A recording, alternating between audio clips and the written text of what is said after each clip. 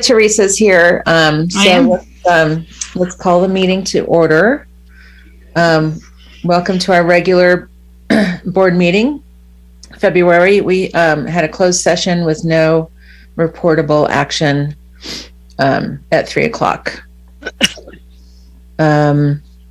Okay, Kevin, do you want to take roll call? Yes. Vice President Diamond. Here. Director Hetherington. Here. Director Odette. Here. President Rolfe. Here. Director Stevens. Here. All right, special orders of business. Hardy, is this something you want to address? Yeah, Hardy will help us out here with this one. Yeah. It's the Jedi item. Yes, thank you. I missed that part of the agenda. So I am going to get to this tab item. Justice, Equity, Diversity, and Inclusion is a statement that was adopted by the Nevada County Board of Supervisors. It was a partnership that transpired with the town of Truckee, the city of Grass Valley, and the city of Nevada City. And so we assembled an ad hoc team, got together, talked a lot about the principles. It was a great opportunity for a lot of us to learn and talk about the concepts that have been floating out there that we've all talked and thought a lot about, but didn't know a lot about. So it was a lot of interpersonal discussion. And so Kevin asked that we put this on for, and I think Director Diamond, for potential adoption by the Truckee Tahoe Airport District. And essentially it's a representation of the values that we have as an organization, and staff will attempt to thread this language through different strategic and tactical documents, goals and objectives that we have. And so to be determined how exactly it will be placed within the framework of our operation, but it's good to do. I think it's the right thing to do, and it makes a statement about who we are as people. So I'm really proud to be presenting that to the board today. So essentially, I don't think we have an actual resolution to adopt, but we wanted to bring this concept up that we think is really important, and how we, start using these principles, or continue using a lot of them, but formulate and organize them. And so we could come back with a formal resolution. And Hardy, maybe you could give a little bit of input on how the town and others, have they done a letter of support to the county, or have they actually adopted resolutions, or what have they done? Yeah, Oh, you went mute, Hardy. Thank you. The Board of Supervisors for Nevada County adopted a resolution and directed staff to integrate the language in all of our contractual documents. So that was what the county did. The towns, Nevada City and the town of Truckee, I think the town had a resolution adopting this language as well, and the town of Nevada City wrote a letter of support. And then Grass Valley, I think, is pending for a meeting at a later date. So kind of three different variations. Some have a resolution, some just gave a letter of support, and then the county took it with full integration into some of our contractual documents, and our mission, vision, value statement that's on the wall was amended to include this language. So I think with that, we were looking for a little bit of board input about how you'd like us to, we could come back with a resolution or a letter of support, or other thoughts you have on this Jedi concept.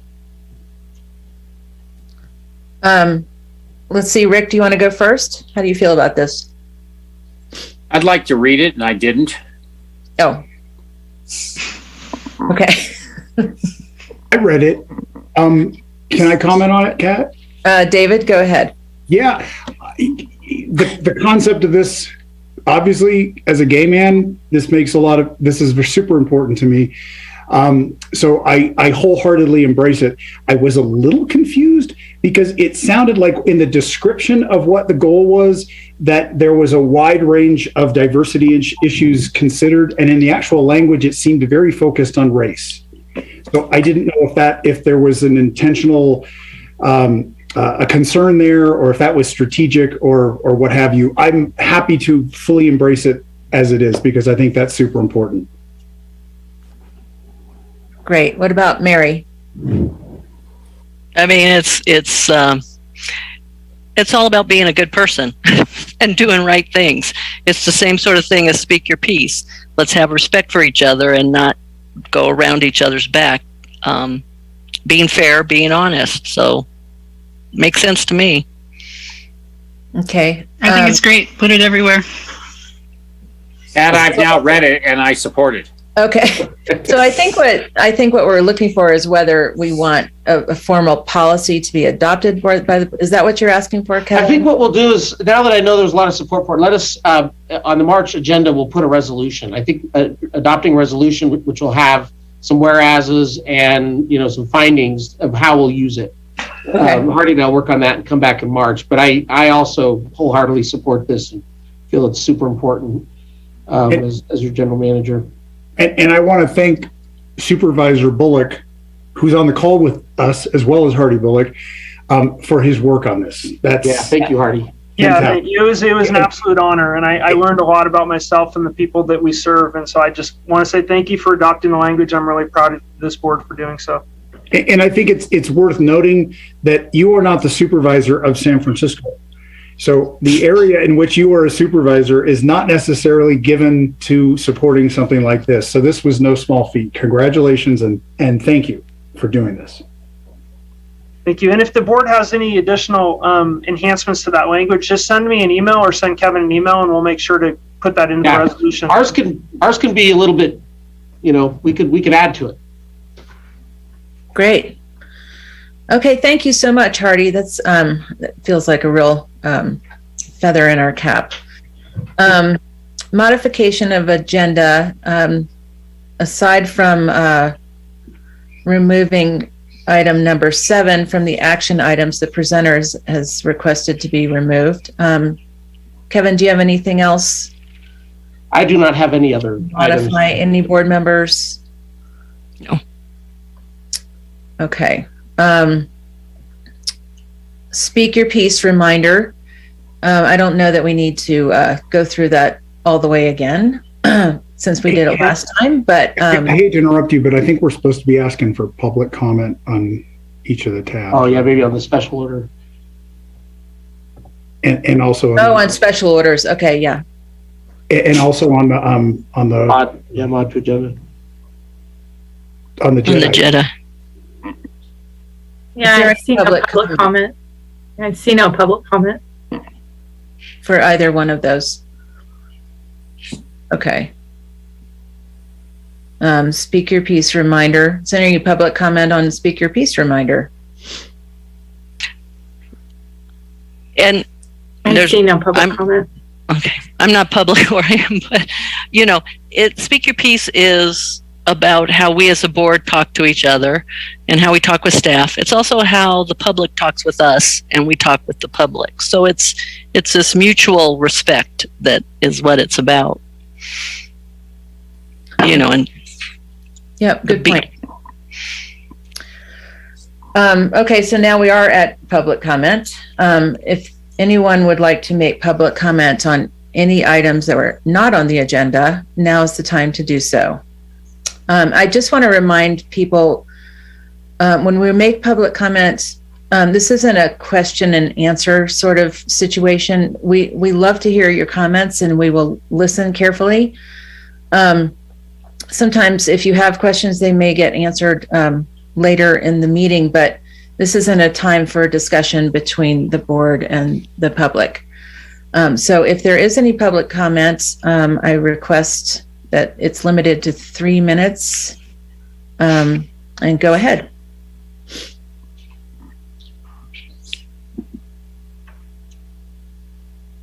All right, I don't see anybody wave. I have one public comment. Oh, Jamie, okay. Jamie McJunkin, I think, is on the call. Yes, thanks, Hardy. Just a couple of quick comments. I read through the goal memos by the directors, and I just wanted to highlight what I saw as one inconsistency that I think is fundamental, and it relates to whether the airport is subsidizing the community, whether it is a net benefit, or whether the airport and its operations are being subsidized by the community. And I think that's a fundamental and central question. And I read Teresa's memo, and she references the economic impact study, $80 million of benefit. We don't know exactly what that is now. And then I think also Director Hetherington's memo would imply that that actually it's the other way around, that the airport's being subsidized for the community. So I think the first comment would be, before getting down into the weeds on specific goals, I would urge the board to have real clarity on that question. Which is it? Who's subsidizing who? The second comment that I just wanted to make is I do, as a community member, a longtime community member, really appreciate the new mission statement. I think it's awesome. And I wanted to highlight, a recent experience that I think goes counter in almost all ways to that mission statement. And this has been common on many winter mornings here, where the airport does not open in a timely fashion. And the consequence of that is traffic gets shoehorned into a short window safety, as you have more and more operations trying to get in and out, many of whom have over an hour wait times, they're told by ATC, and they get impatient and they blast off under visual flight rules or come in VFR. So counter to safety. And then on the greenhouse gas front, that not getting the airport open results in aircraft sitting on the runway, aircraft sitting in holding patterns, and unnecessarily burning fuel. So I wanted to highlight that and would urge this group to contemplate measures to work to get the airport open, in particular on peak periods. Those are my comments. Thank you, Jamie. Is there any other public comment? Okay, moving on to consent agenda. Would anyone like anything pulled from the agenda? Should we move forward? I just have one question because of the resolution. Do we have to pull that in order to make a formal motion on that? We do not. We can accept one motion to approve the entire consent agenda. Gotcha. Okay, and I guess I have a question too, since we just did this 2 days ago. Remind me why we have to do it again. I thought it was for like a 30-day. It's for a 30-day period, and if we do it now, it'll get us all the way to the March meeting, even if we don't have a special meeting. Okay, that makes sense. Okay. Well, then I move we approve the consent agenda. I'll second. Roll call. Do you have to public comment? Oh, I'm sorry, public comment. No public comment. Seeing none, we'll go Vice President Diamond, Yes. Director Hetherington, Yes. Director Odette, Yes. President Rolfe, Yes. Director Stevens. Yes. All right, motion carried. Action item number 5, consideration of approval of airshow agreement and budget. Yeah, so before you today is a request by the Airshow Committee to evaluate a proposal and a budget for the airshow. There's also an agreement. The board had asked for that at the last meeting, that we also include what a one-year agreement would look like for an airshow. So this is much like the other 2 presentations that the board has had on this, where they've come forward with some more information and answered, the Airshow Committee's provided some more information on sponsorship funding, and staff has provided some more information on the staff commitment to do the show.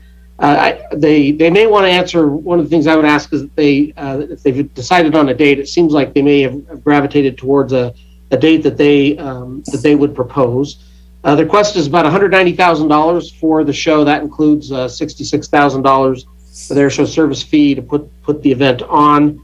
It would be essentially a smaller event than what we've had in years past that we would do this summer. And so with that, there may be one other thing. I know there was quite a bit of some questions on insurance on the air show that I thought I would carry or just mention a couple of things, and then Josh can answer any other questions that may come up later. But we have bought a $10 million rider policy for the last 3 or 4 years for the show.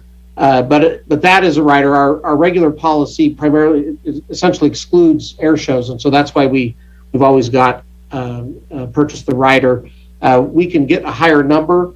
We did check with Scott Galt with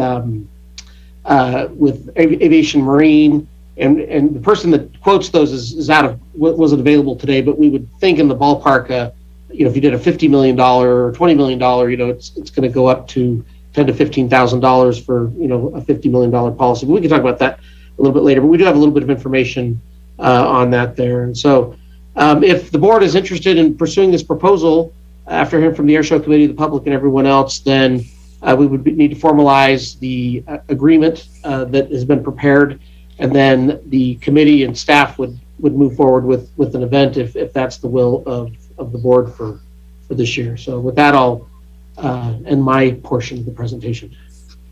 I have a question on insurance. Sure. That the Air Show Committee could answer perhaps. In the budget, there's a liability insurance, a line item of $3,000. And I would like to know how much insurance is that buying, and does it name TTAD as an additionally insured? Yeah, so I can answer that question. So the last show that we did was $3,400 for $10 million, and the airport purchases that, and then we're obviously the primary insured, and then we name the air show partners as additional.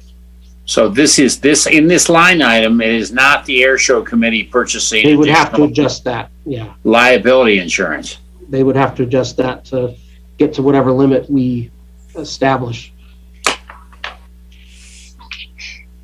Okay, so David Love, are you presenting to us today?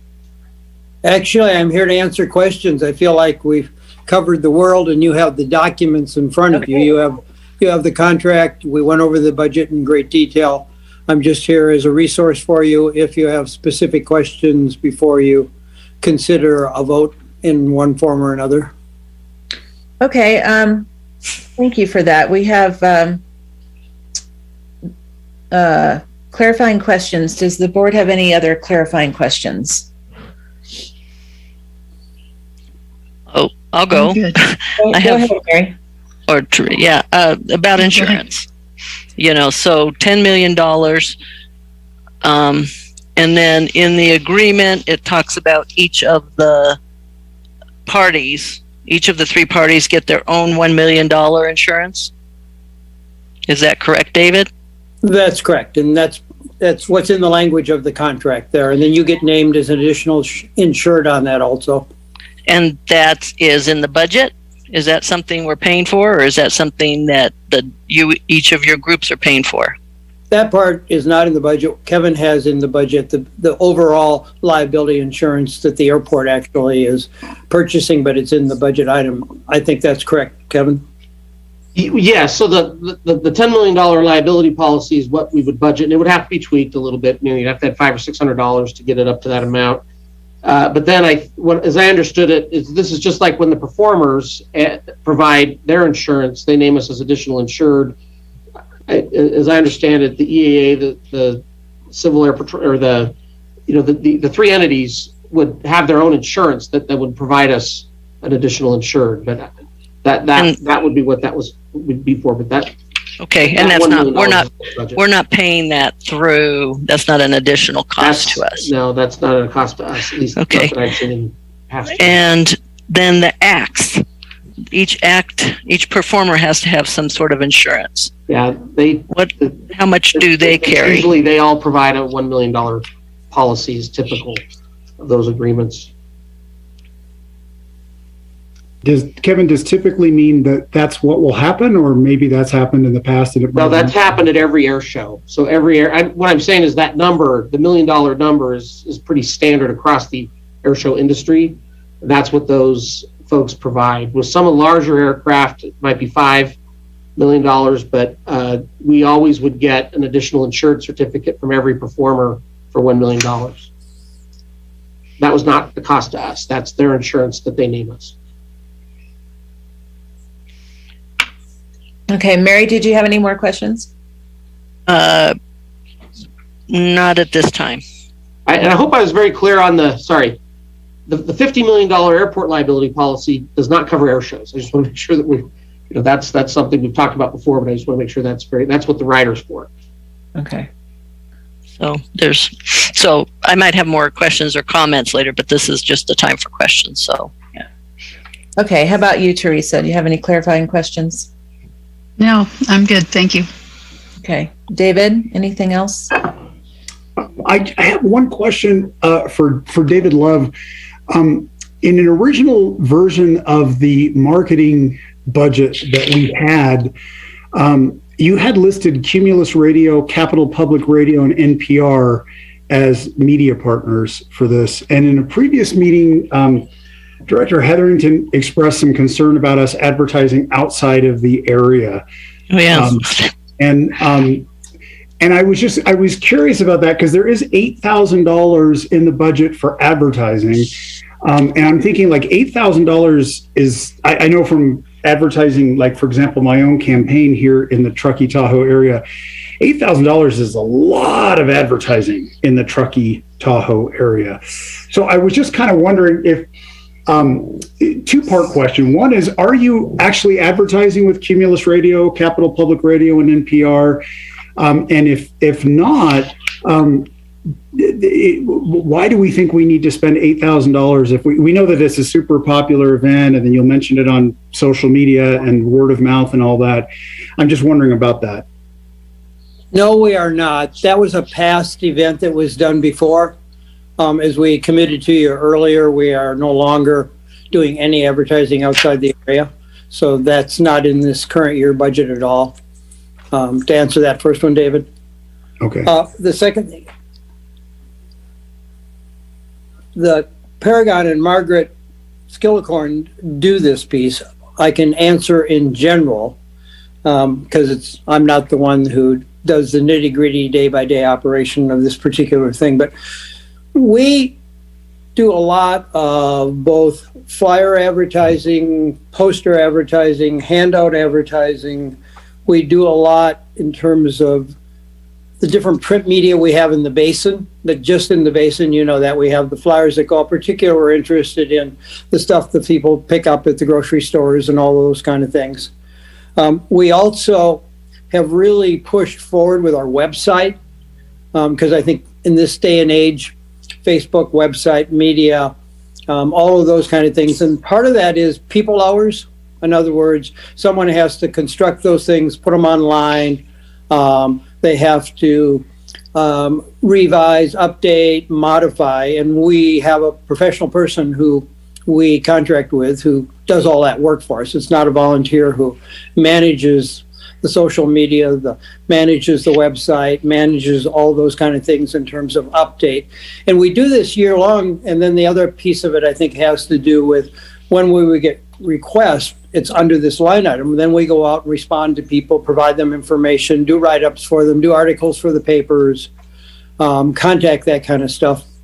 If you want it more nitty-gritty than that, I apologize, but I'd have to go back to the folks who do the day-by-day activity of that. So that's my general understanding. And when I read through, you have a 2-page document that Kevin included in your packet, which is Truckee Tahoe Air Show Family Festival, and it has to do with event planning, marketing, and production. And that's as much detail as I have is what you have. There's 2 pages of about 25 items there that compose the entire budget, the 20-some thousand dollars. Best I can do for you. I appreciate that. Thank you. All right. Rick, do you have any questions for David? No. I asked him last month. Okay. So we'll open it up to public comments. I'd like to remind anyone who would like to make public comment on the air show to keep your comments to 3 minutes, please.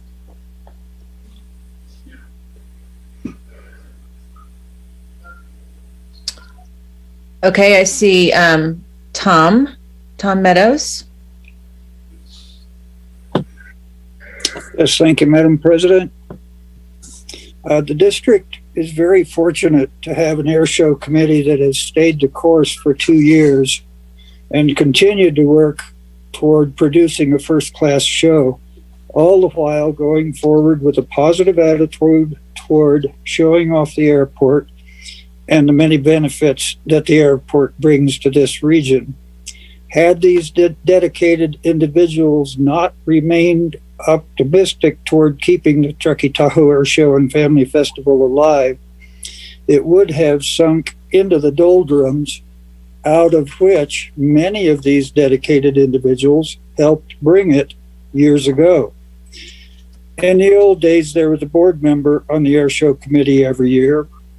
Sometimes that director was the president of the committee, and I chaired the committee once as board president during my time on the board. In the recent past years, I have seen the same professionalism of the old days that has continued within the recent air show committees. You have an extremely competent general manager, and you have an extremely competent air show committee. They know what their marching orders are, and they will bring the district another community event rivaled only by the 4th of July, but they can only do it if you approve their doing it. As they say in the entertainment world, the show must go on. Thank you. Thank you, Tom. Is there anyone else on this call who'd like to make public comments?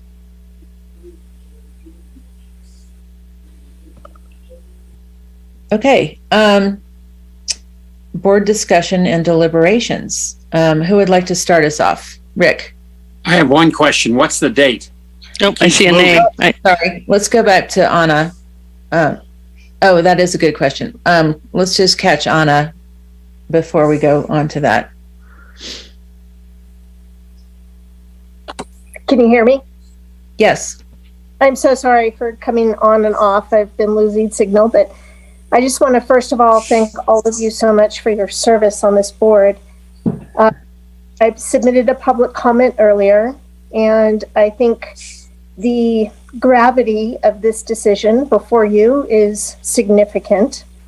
I would really like all of you to seriously consider the financial as well as the environmental impacts, and consider reformatting this, as you've talked about before, to a more of a land event. And that's all. Thank you, Anna. I think a land event meant static. Is that what she was suggesting? I think so. Yeah. She said that in her email to us. But I would like to see something that the community can still participate in. We can still do an education process, engage our youth, but not have the environmental impacts, the risks, and the huge financial outlay. Okay, thank you. Rick, you were going to ask a question about the date. Yeah, the date keeps moving. Oh. What is the date?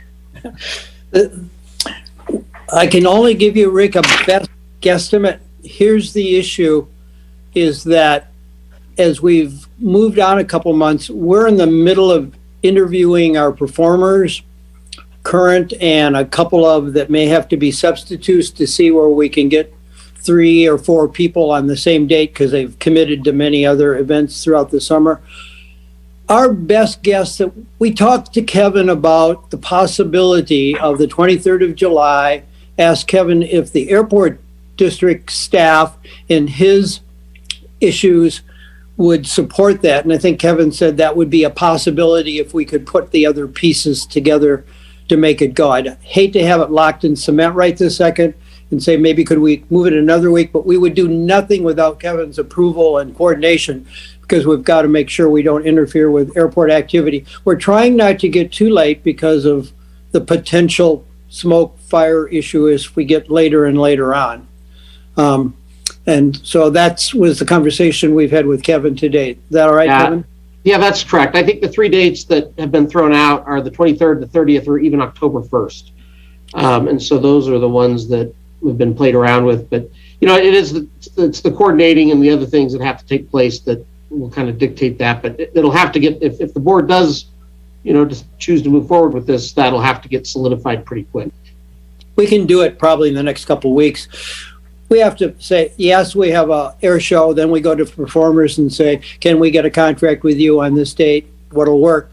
We haven't done that because we don't feel that we're in a position yet to offer air show performers the opportunity to come, as well as contracting for equipment and materials and carts and all that kind of stuff, because you're competing with everybody else who's wanting the same stuff. Kevin, or actually David or Kevin, I guess. Sorry, I should have asked this when I had the opportunity earlier. We were given a draft of an agreement, but I never actually heard whether the air show committee had also approved and agreed to the terms on that agreement. We have. Okay. We have all three. It's not for me, but that was given right after Kevin did it to each of the groups, and their boards took a look at it. And their directors took a look at it, and they all said back to me, David, you can say overall that we have approved this and we would sign it if the board agrees to go forward with the show. Thank you.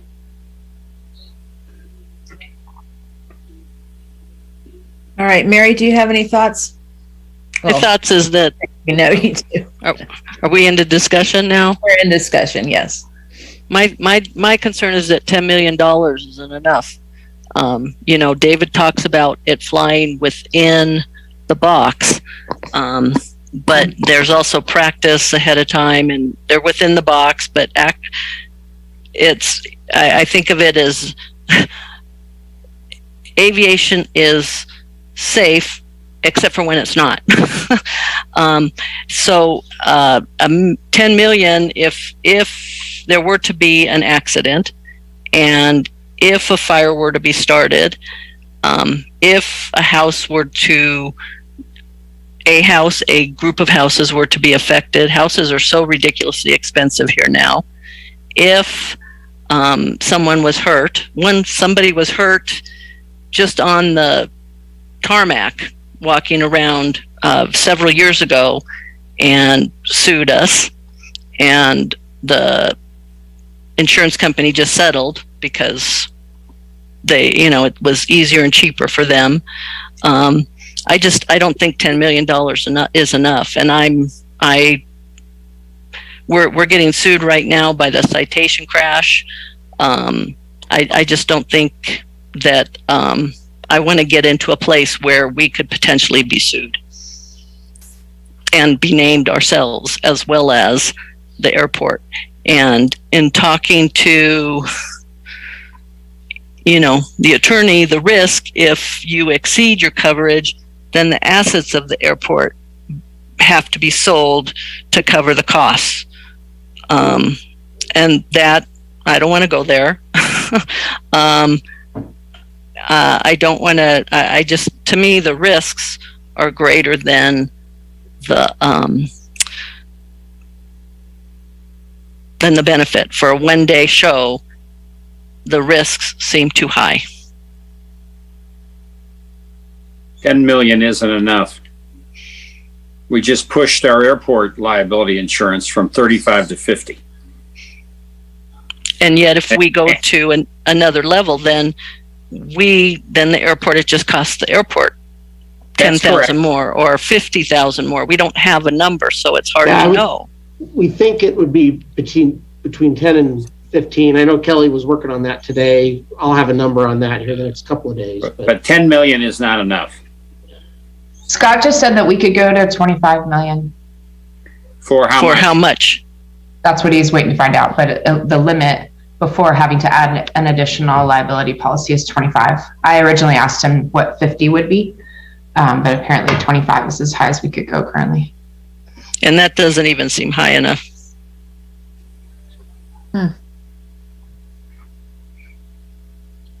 if it happened to drift over towards Marta's Camp, if it went into Olympic Heights, again, I know people when the snow is on fire, and I'm very concerned. We were very lucky last summer when we had those 2 accidents and no fire started.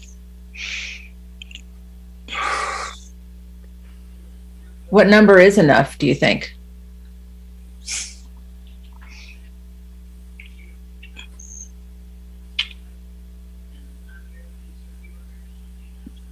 Certainly 25. I don't know. I don't know. 25 still seems low to me too. Yep. With last year or the last time we had it, there were 18,000 people on the ramp. There are 18,000 that attended through the course of the day. There's probably peaking out around 10,000 at any given time. 10 million is not enough. I have 10 million. Mm-hmm. It's good to know. Well, don't coming after me, Don't Kevin. go to his property. we can get a list of rates, of what it would cost if the board chooses to pursue this. We will get better information from Scott on what all the insurance options are.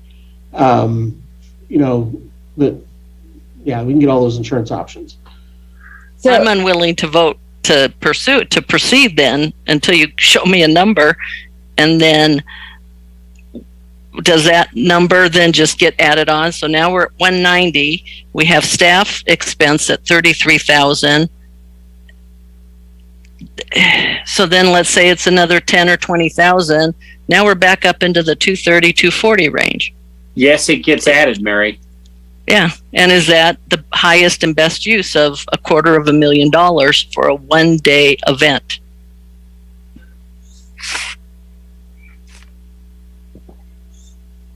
And I'm going to vote no at this point at this service agreement. Convince me otherwise. I don't know where everybody else is landing, so to speak. I don't have an answer for you yet. I was looking forward to this debate. I mean, I see the positives and negatives of both sides. Obviously, there's a ton of community support. Yeah. And I understand that, but if we redirected 250,000, what good could we do with it? There's that thought. What else could we do? And then we got that public comment earlier from that town council person who said that the town is getting letters saying, please shut down the air show. I'd like to see that. See if, what percentage of the population is saying that. David, what are your thoughts? I've got a few thoughts. And I kind of wrote notes for myself because I didn't want to misspeak or misrepresent where I was coming from on this. Overarching, that I feel like we're an airport. We're not an entertainment promoter. And I think that fact is why we have such a hard time making a decision on this, because it is really not native to what we do here. I feel like the money, as was just mentioned by Teresa, and not to paraphrase what you said, Teresa, but we could do other things with this amount of money. Our mission statement does say that we are looking for ways to provide sustained benefit to the entire Truckee Tahoe region. I'm not sure a one-day event provides sustained benefit. I understand that there's $66,000 of this that is going to these 3 nonprofits, and presumably from that they will do more good than just a single day event. So I do appreciate that. But I do feel also, when I look at our agency partnerships, we give money to groups who are providing year-round services to the community and to kids with even less money, which makes me kind of wonder about that. I think it's an unnecessary risk which opens the district and the district's taxpayers to what could be potentially very long and expensive litigation. We do not have anything in the budget right now for how much it would cost to defend ourselves in a lawsuit or multiple lawsuits that might come from this. And we know from recent experience, something that was really a trivial issue was estimated to us at being quite expensive to defend. And I think I would like the board to think about that. This could potentially end up not just costing us $250,000, but maybe many millions of dollars just trying to get out of it. If that were the issue there. It's also, as Mary mentioned, it is also however remote it might be, when we think about the amount of insurance that we've got coverage here, it does expose the five of us to personal risk. We could be named in a lawsuit.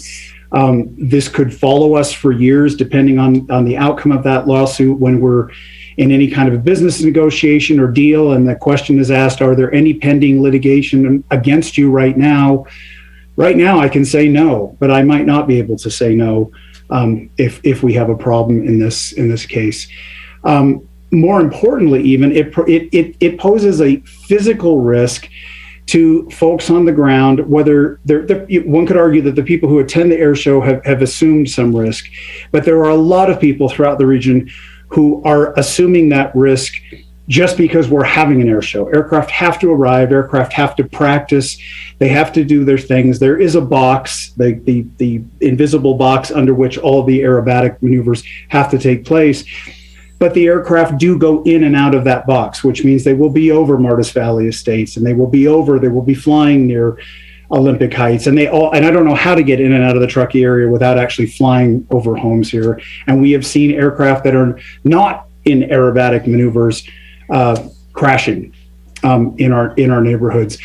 I don't feel like it's my place to assume this risk on behalf of people who are in the community.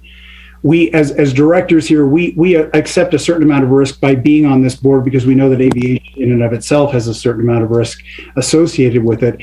But these are normal operations of an airport. The air show is not normal operations of an air show. It's an event. It's an entertainment event, which is kind of a concern for me. I do have a suggestion, though. At the Reno Air Races, there is a company that was created, maybe not exclusively for that, but there is a company that puts on the show. They rent the airfield from the Reno Transit Authority. They assume the liability for this. They also have a $100 million liability policy. I would suggest that the cleanest way for us to do something like this would be for the Air Show Committee to form an LLC or to form a company where they are capable of absorbing all of this, and then come back to the board and ask us to rent the airfield for a day or two. I feel like that's an ask of this board that we would be able to answer very easily, and that would be more in line with the kind of business that we run here. That's just my feeling on it. I'm just not comfortable with this. This goes way out of where I feel like we are as a district. It's an entertainment thing. We're not an entertainment company. And again, like I said at the beginning, I think that's why we keep stumbling over this, because we're trying to do something that is not native to what we do.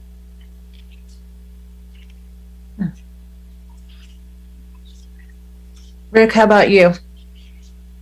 Well, I'm more in favor of doing it than not doing it. Insurance worries me, but that's where I am.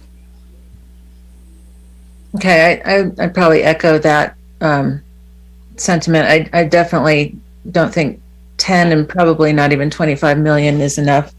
I like the idea of the air show. I think it's been really successful in the past. I think the risk is probably no greater and maybe even less than just the regular aircraft coming in and out on a daily basis. I don't have figures to back that up, but I do think that, when air shows are not safe, it's very sensationalized. For the most part, air shows are safe. But I also, the insurance thing does bother me. So I don't know if we move forward by trying to pursue that, or, maybe the question is if we can come to a number of that we all feel comfortable with, insurance wise, do we still want to move forward with the air show, or is that just a deal breaker and no number is going to be high enough? For me, Kat, two thoughts on that. One is that with regard to the safety of an air show, aviation usually goes right? But our standard insurance of $50 million specifically excludes air shows, which does suggest something about added liability from an air show. And for me, the financial concern is a genuine concern, but I'm also concerned about being in a lawsuit, named in a lawsuit as an individual that is related to the injury or death of spectators at an air show or in the community that was outside the normal operations of what I signed up for as a director. That's how I feel about it. I'm concerned about liability and money. I'm also concerned about people, and I don't want to do anything. I fight for the tower because I think that it's a safety benefit. I fight for increased flight procedures because I think there's a safety benefit for there. I feel like in something like this, it is the opposite of an increased safety benefit. It's an increased risk factor, and it's more than just the money for me. Okay. Just a real quick comment on the insurance. We did hear from Scott. We don't have Scott Galt, by the way. He's our manager, our aviation insurance manager. It looks like 25 million is the highest that they would actually write a policy for a air show. The figure that David put out is accurate. I think the Reno Air Race Association, they get $100 million policy, but that is for air races, which is, the actuaries and underwriters look at those differently. But for just a one-day air show, we would be able to get something for 25 million. There may be ways to add a second one on top of that they would have to talk about. But yeah, we'd be in the $10,000 to $15,000 range probably for a policy in that range. But I probably tomorrow or the next day I'd have an answer on what the actual number is. Just food for thought. Going to Rick and Kat, does 25 million feel safe? Again, houses are, even the cheapest houses in town are what, 750, 800? One house, fire. I wonder, Josh, I wonder if you could just sort of highlight what the personal liability of the board members would be in something. And I think it's really important to distinguish between being named in a lawsuit and then having, a realistic possibility of potential personal liability. I think we've talked in the past. Unfortunately, anyone can be named for any reason in a lawsuit. But then, on the question of actual liability, under the government code, the airport district is generally required to indemnify and hold all directors harmless for actions they take as directors. So if for some reason board members were named in their personal or official capacities in a lawsuit related to the air show, generally the airport district would be required to indemnify and hold them harmless so that any legal costs to defend that lawsuit are paid through our insurance.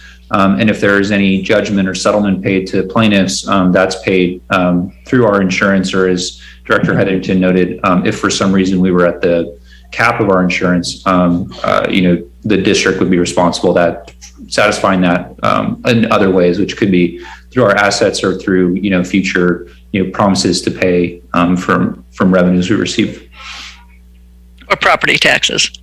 Yeah, that would be the most question on that. Yeah, I know, like in the state of Nevada, they have like a $75,000 limit of liability for things like that. What does California have anything like that? Yeah, that's correct. So California does not have a similar cap. So what Kevin's referring to is each state has special rules about when you're suing a local public agency, and some states have placed caps on damages figures that can be asserted against public agencies. California does not have a similar provision. It's good to know. Yeah. I am in the camp with Rick, and I would say I'd feel a lot more comfortable if it was 50 million, but I could live with 25. Meaning I think it's a good thing, and I'd like to vote yes on it personally.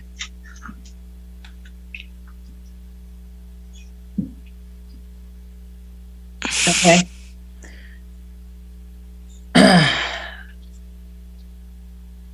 Somebody want to make a motion? Can I ask David Love one more question? If this ends up costing us an additional $30,000 in insurance, can you find $30,000 in your budget to cut? I couldn't answer that because I'm not the person who represents each of the three nonprofits. I'm here as a spokesperson. I would say that 30,000 out of the budget that you have, which is only 120,000 for the event, would basically pretty much destroy the event as we have presented it to you. Thank you.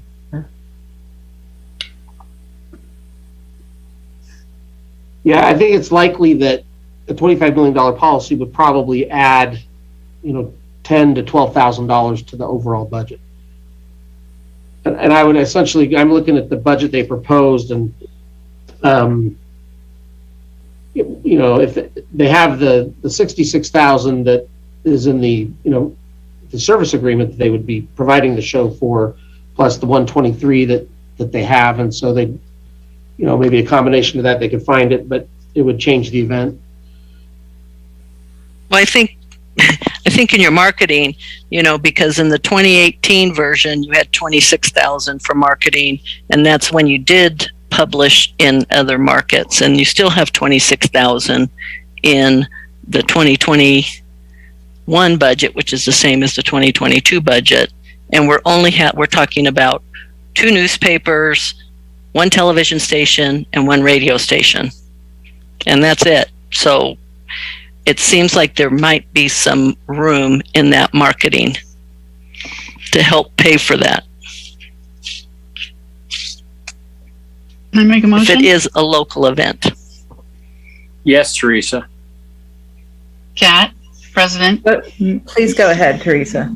Okay, I'd like to make a motion to approve, continue, whatever the right word is, that we move forward with the Truckee Tahoe Air Show and Family Festival proposal and budget and service agreement contract for our 2022 event based on the following findings and conditions. And I would like to say, I want a $25 million liability policy, and I want them to split it with us.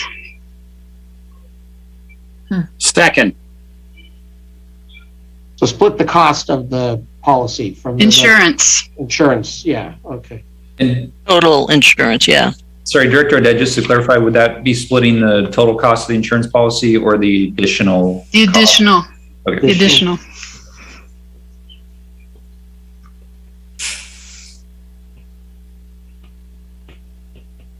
Okay. With that. Okay. Should we do roll call? A motion and a second. All right. Vice President Diamond. For the reason I said, I'm not willing to accept liability on the behalf of others. I'm going to vote no, and I wish my fellow board directors would not be assuming liability on my behalf. Good to know. Okay. Director Hetherington. I would ditto what David said, and same sort of thing. The risk is too great. Director Odette. Yes. President Ralph. Yes. Director Stevens. Yes. The other thing I'd like captured is that I think that the money could be better spent for children over the long haul.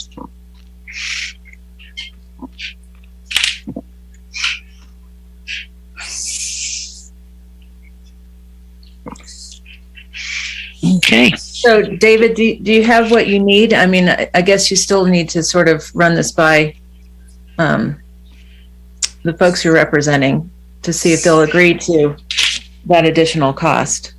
I can tell you based on the way it was put in the formal proposal that I'm sure that it's a yes, because I've had communication. I'm actually getting texts from people on my other device here saying from the three nonprofits. So my answer is yes, we could, as proposed by you, support what you have recommended, and we would be happy to split the difference of excess insurance, whatever that turns out to be.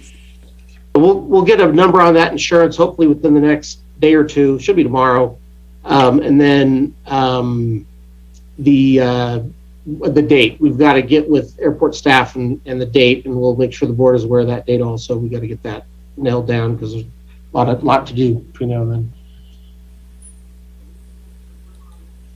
Okay. Yeah, you're going to have a fun board book week on either side of those July dates.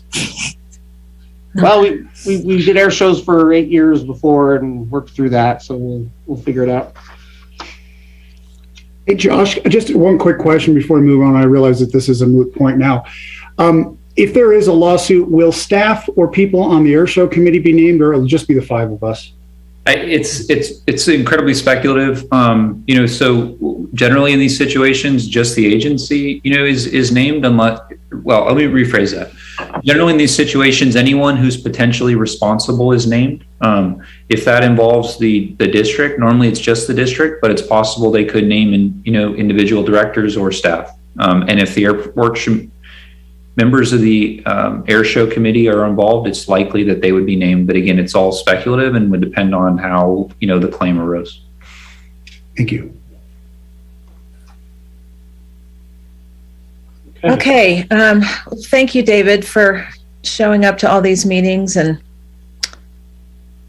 Thank you all for listening. I realize it's a contentious question for many of you, but I do appreciate your professionalism and willingness to listen to the things we had, and it was nice getting to know and meet you, and maybe someday we could actually do that more in person in a relaxed area.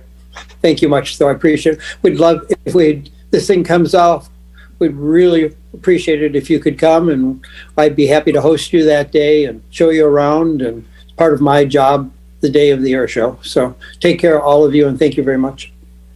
thank you, David. Okay. So Kevin Sloan, you are up next. Yeah, we'll start off with a presentation on that one from Hardy Bullock. Okay.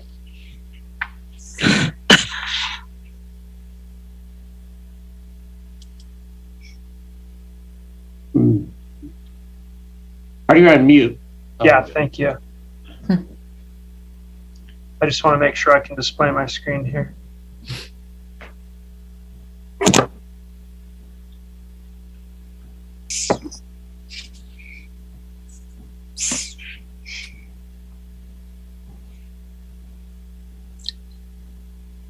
Okay, so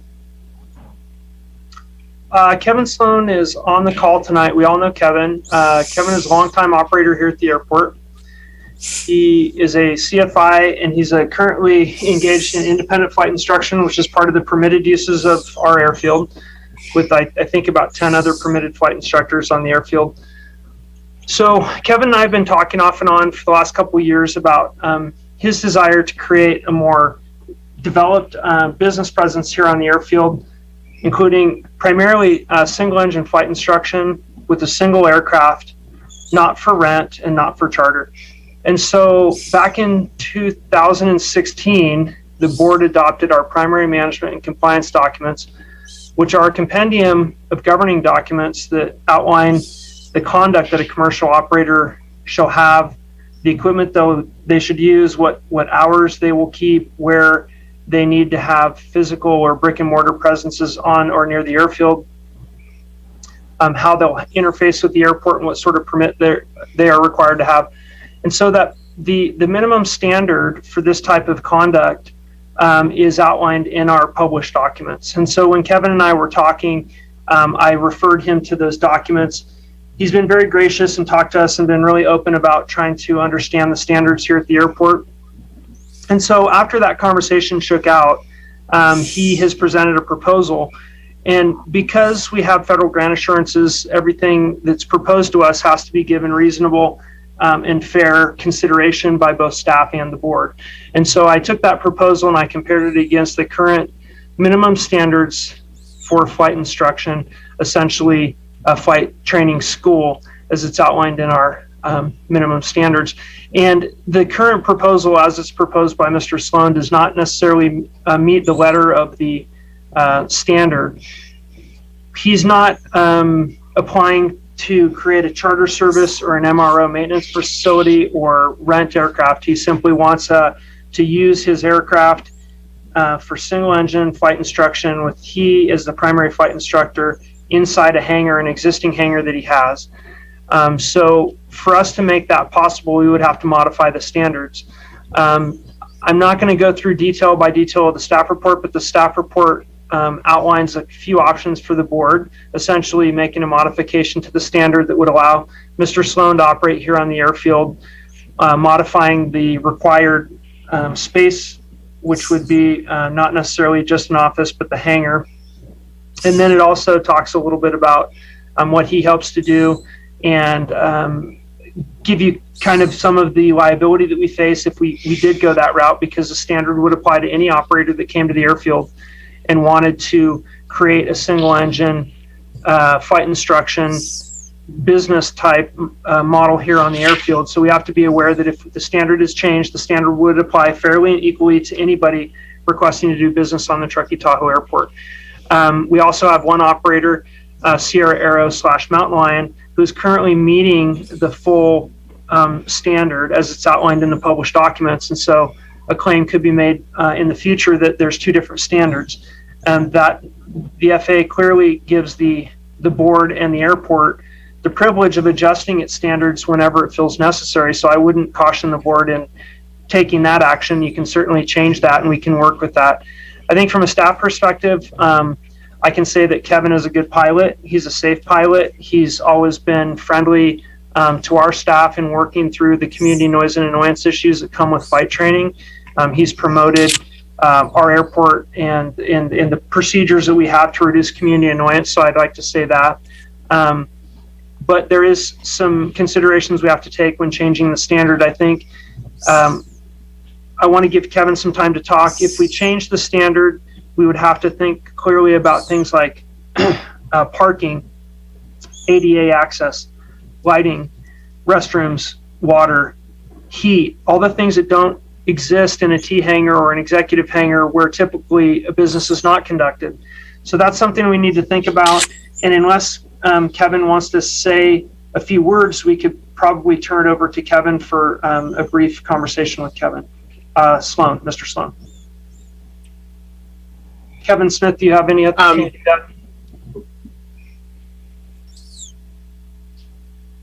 No, that was good. Thanks. Yeah, there you go. Okay, Kevin, up to you. Kevin Sloan, thank you. Okay, thank you, Hardy. I just want to make sure I'm not on mute. Is that correct? Good. Correct. Okay, thank you. I want to thank each of the members of the board for meeting with me individually over the last 3 to 4 weeks. Everybody's had a chance to review the proposal that I've put forward and the attached documents from the FAA as well as the tower regarding how I do teach and prioritize certain things here, especially teaching out of Truckee. A couple of things that Hardy mentioned: parking, ADA, restrooms, water heat. As part of the independent flight instructor program of the last decade or so, all of that stuff has taken place in public domain. For example, the public restrooms, parking in the public areas, which the public terminal provides ADA access and everything like that. So really what I'm hoping to do is to continue teaching in the manner that I've been teaching for the last decade or so, simply having the ability to use my own aircraft in addition to the 2 existing aircrafts that are already on the airport available to teach in. It's not to substitute, it's to be in addition to. Yeah, and I will note, Kevin, thank you for describing that. Kevin, I'm going to use Mr. Sloan because there's 2 Kevins on this call. Mr. Sloan has not renting aircraft for people to pick up the keys and go rent the plane like Sierra Arrow or Mountain Lion. I just want to be clear about that. The student can only access the plane when they're with the instructor, which is Mr. Sloan. That is different than the existing business. So based on your explanation of the facility requirements, that is valid. It is much more akin to what the independent flight instructor community is currently doing at our airport. Can I ask one question on that? Just clarifying, are we at that point? Or maybe, Go ahead. This is part of the presentation. So Kevin, when students have to do solo work, how do they do that? Or do you not have primary students? Is that one of the things that you... I do have some primary students. Solo work would be operated to achieve the minimum goals that the solo would be needed, and it would be treated in the same manner where the pilot departs from Truckee, goes elsewhere, for example, Sierraville or Nervino or the Sierra Valley, and returns when the solo is completed. It would be dispatched in person, and it would not be available to be rented as far as anything beyond that. Okay, so you will have some students that will fly your airplane solo for their solo requirement, but once they got their pilot's license, they couldn't go to you and say, I'm taking my buddy's flying, I need your plane, and I'm taking it for a day. Absolutely not. It is that would, not available for rent. That's clear. Thank you. Okay. Does anybody have any clarifying questions? Teresa, why don't we start with you? Sure, I do, and I think it's not for Mr. Sloan, but more for our attorney and our staff. And that is, anyone can fly on this airport anytime. We really can't stop them. So why does he even need this permit? Yeah, the FAA is very clear in that when you offer commercial services, they use the term holding out on an airport. The airport is the buffer of protection from the unknown and uneducated consumer. So when somebody comes onto the airport, they assume that that business has been vetted from a credential perspective, a safety perspective, a financial perspective. And the FAA kind of asks that all airports do that. It's considered a best practice for any commercial operator on an airfield to have a permit based on a standard. And so it kind of goes. Yeah, go ahead, Kevin. Yeah, it goes to the same thing we were just talking about with the air show is, we need to make sure that they have the proper insurance, for what they're doing. And so you bring a business onto an airport and you have a minimum standard that they have to meet to be able to hold out and provide those services. And so that's how we vet those. It's the same reason that you don't allow people to roll up in their pickup truck and do an annual in a hangar. And we don't know who they are. We don't know if they're certified. They've got no insurance, and then they leave and they compete with the businesses that are on the airport unfairly. And so you have to make sure everybody's on that level playing field. Yeah, and the other piece. I understand that, but that's not really my question. It's, do we have any teeth or any authority to say? Yes, we do. Yeah, like if he shows up with his plane and his student. We do. We can not allow that if they're holding out on the airport. So if somebody flies in from Stead and they do touch and goes, with their student, they stop here and have lunch and then they leave, that is kind of what you're getting at, Teresa. That we can't stop that. But they're not holding out at our airport running a business. They flew to our airport as part of a training flight. But if they're operating off our airport and advertising that this is where we're going to operate from, then we have the right to regulate that. And where the FAA expects us to. Okay, that was my first question. Thank you for answering it. The next one, and Hardy, you said you weren't going to go through all the reasons why he didn't meet the minimum standards, but I kind of want to know if you can give me a bullet point list. If it's just office space in our new post-COVID world, I'm not sure that that's reasonable, and we probably should change it. Sure. Yeah. No problem. The minimum standard has requirements for office square footage. It has staff member requirements that mostly are met in this case. It has aircraft requirements, and if you'll see that it has multiple aircraft requirements. So for flight school, that's 2 aircraft, not 1 aircraft, 1 IFR equipped and 1 with 4 seats. There are other requirements for the time of day that the business is open. So somebody can go knock on the door between this period of time and this period of time. There's also some weekend, holiday night and call out requirements for some of the other pieces, not necessarily the flight school. So those are some of the basics. So office space and someone knocking on the door, I do think post-COVID we have, most of my staff works from home now, and I don't see any reason to force them to drive up here. So I think that piece, it's not a good enough reason for me to say no. None of those are really earth-shattering, but I understand if we change the policy, we have to take whoever comes next, and I believe Mr. Sloan is a great guy, but the next guy might not be, right? And this is how we ended up with some of the people we have on the airfield. Airports have debated for a long time about having flight schools and aircraft rentals in T hangars. So this is not unique to our airport. It's just coming before us today because we have an operator who's ready to do it. So I will say that what you just described is definitely occurs off and on at airports. And I would agree that the office component is not a big piece about, kind of considering the way we do business today, certainly. Okay, that's it for me, Kat. Okay, Director Diamond, how about you? I have no clarifying questions. I have a lot of comments. So when we get to the comments part, I've got something to say, but nothing. Hold on to those. Okay. Mary. Just curious because Sierra Aero right now, they have their aircraft and then they have the diesel aircraft that the airport purchased for them. And they manage it, right? I mean, they've got 2 aircraft, plus then they also manage the simulator, right? They've got 1 aircraft, they've got our aircraft, and then they manage the simulator. Well, they manage the simulator and our aircraft for us, yes. For us. Okay. And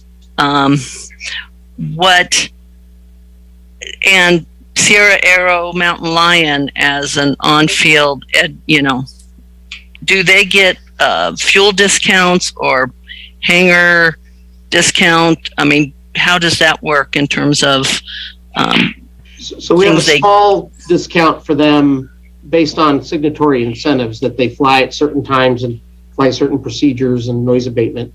So we do provide what we call a signatory incentive. I think for 100 low lead it's 20 cents or 22 cents, and then for jet fuel we have a small discount there too. That's definitely only connected to their commercial operating permit for charter services. Yeah, so it's the charter service. Charter, not for flight. Okay, so they don't just the diesel and the other aircraft, they don't get a fuel discount on those 2. No. Well, yeah, because especially with the diesel, we cover those costs, and so we're putting fuel into the diesel aircraft at our cost. Yeah, and we're looking at that aircraft because of the high cost to rebuild the engine and that, whether we'll still have that or not. So we have about 10, as from what I understand it, different CFIs. The other one is a question for Kevin. Is this the time for Mr. Sloan to ask him a question? This is the time for that too, right? So currently you pick up your students probably, like you say, this is your office, right? Our phones are our offices now. But you want an office, but you really don't need space on the field, correct? As far as need, it wouldn't change the business that I do today. As far as want, it would be nice to have a private place that I always had access to hang my hat. But again, it wouldn't change anything from my day-to-day operation. So let's say this was changed and we've given, you've met the criteria then and you've rented an office from us somewhere on the field, then somebody else comes in and they want to do this. Do we have to continue to be able to, if they meet the criteria, I'm trying to understand, if we provide office space that he rents from us and then another flight instructor comes in, do we have to provide that office space for them too? No, we do not. Okay. Do we have to provide office space for Mr. Sloan? We do not have to. So I'll give you an example. So if the board said, Kevin, go back, Hardy, and amend our minimum standards to allow an operator similar to what Kevin Sloan is proposing, we would have to come back and show you what that policy would look like. And if it did require office space that we have, we wouldn't just be able to lease it directly to Kevin. Our policy is we make it available for request for proposals of who wants this office space, just like we did with Hangar 1. And if he's the successful flight instructor to get that space, then he would be able to rent it from us. And then when that lease ended, if it was a year or 2 years or whatever, then we would bid it again. Sierra Aero, when their lease ends in 15 years, will do the same thing, or when another 7 years, halfway through it, we'll do it again. That's what we're required to. We're required to make those facilities accessible and equally to everyone, but we don't have to build new facilities for new people that come in just because we rented something to somebody else. Okay. And so then, Mr. Sloan, as I understand it now, you're meeting people up. You're teaching now as a CFI, and that you meet, you fly out of here, you go out to Nervino or Sierra or out to the desert because you've got the fat tire, or you go to the lakes with your pontoon plane. Would you be doing more flights at our airport if you do have this COP? Absolutely not. It wouldn't change the volume of my flying in any way, shape, or form. Okay. So get that in writing.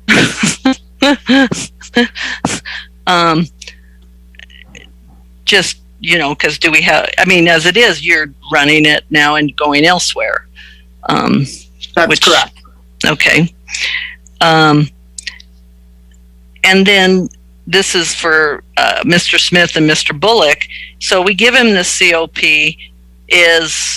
Are there fees associated? Do we make any money? So we would make the same kind of funding that you'd have from another operator based on the square footage that they're leasing. So Kevin has an executive hangar and a T hangar that meets our current standard when you combine those square footages. And then if we leased an office, there would be that. Our current standards requires ramp space that you have to rent. We would have to go in and restructure that minimum standard for flight training, and then whatever revenue you could attach to that is what it would be. But if we do decide that we don't need office space for flight instructors anymore, if they have a 4,200 square foot hangar, then they can operate, or whatever standard we put on hangars, that would be something we would have to look at. But that would be how that would be monetized. So we would not, he's already got 2 hangars. He already has an exec hangar and a T hangar. So there's no additional money coming into the district unless we rent him office space. And that would be... The permit fee is negligible compared to the cost he's going to assume with the hangars. So there's not much else in addition to the hangars. Okay. This is not a get-rich business. I just want to really make that. This is really not a very large income business. It just isn't. There's a saying in aviation: if you want to make $1 million, spend 2. Yeah. Or buy a boat and pour money into the lake, right? I think that's my questions for now.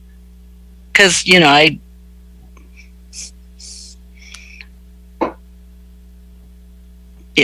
for now. Okay. Rick, how about you? How many commercial operating permits exist at Truckee Tahoe Airport? That's for Mr. Smith. Yeah, we're counting right now. That was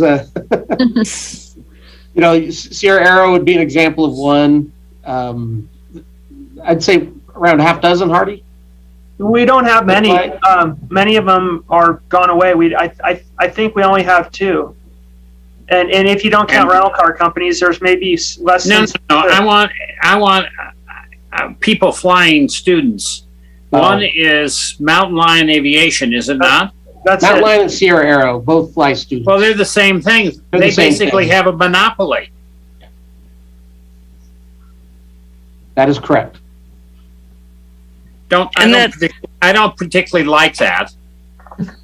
The other comment I had is I find it hard to believe that Mr. Sloan could spend any more time than he does now flying students and teaching them at this airport. He's always there. Yeah, he's here a lot. Number 3, I think we should make more money on him by leasing him Mark Covey's old office and charge him a lot of money for it.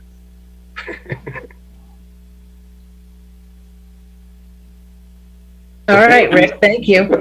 I'm done. I just had I had a question, Kevin. Mr. Sloan, you talked about you were using, there were 3 different aircraft that you were using, one, 2 that belong to the airport and 1 that belongs to you. Is that correct? The airport owns the diesel that Sierra Aero manages. Then they own 10 Hotel, and the 3rd aircraft is the one that we're discussing now, which I own. Right. So if you were to get this this operating permit, would you just be using yours, or would you still be able to use the other 2? I certainly hope I could use the other 2 because they each offer a little bit different experience. Okay. All right. That was my question. Okay. If there are any other questions by board members Yes. or board members? One other question is, right now you have 3 planes, 4 planes. You have 4 planes. If we were to give you the COP, does it apply to all 4 aircraft, or does it only apply to your trainer? Or are you going to be train? You know, what's your vision? One of my aircraft is a family machine that would not be involved. That's the twin engine in any flight training whatsoever. I do off-airport training up in the Nevada desert on land that we own, as well as seaplane training, typically on Tahoe.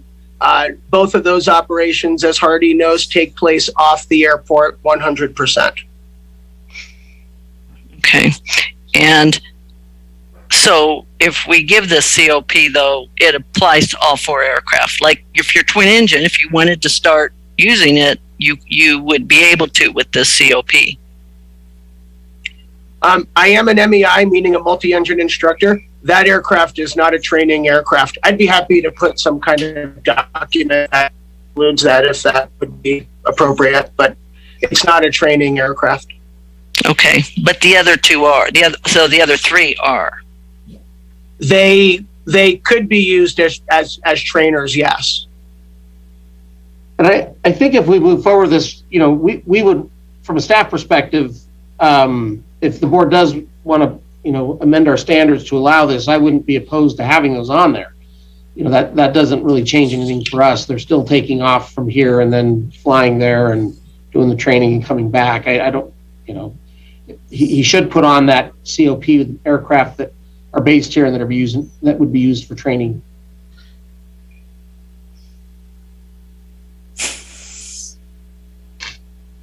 Okay. Is there any public comment?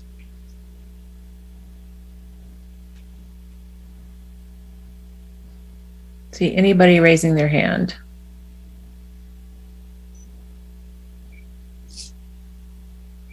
Okay. So let's open it up to board discussion. Who would like to lead us off?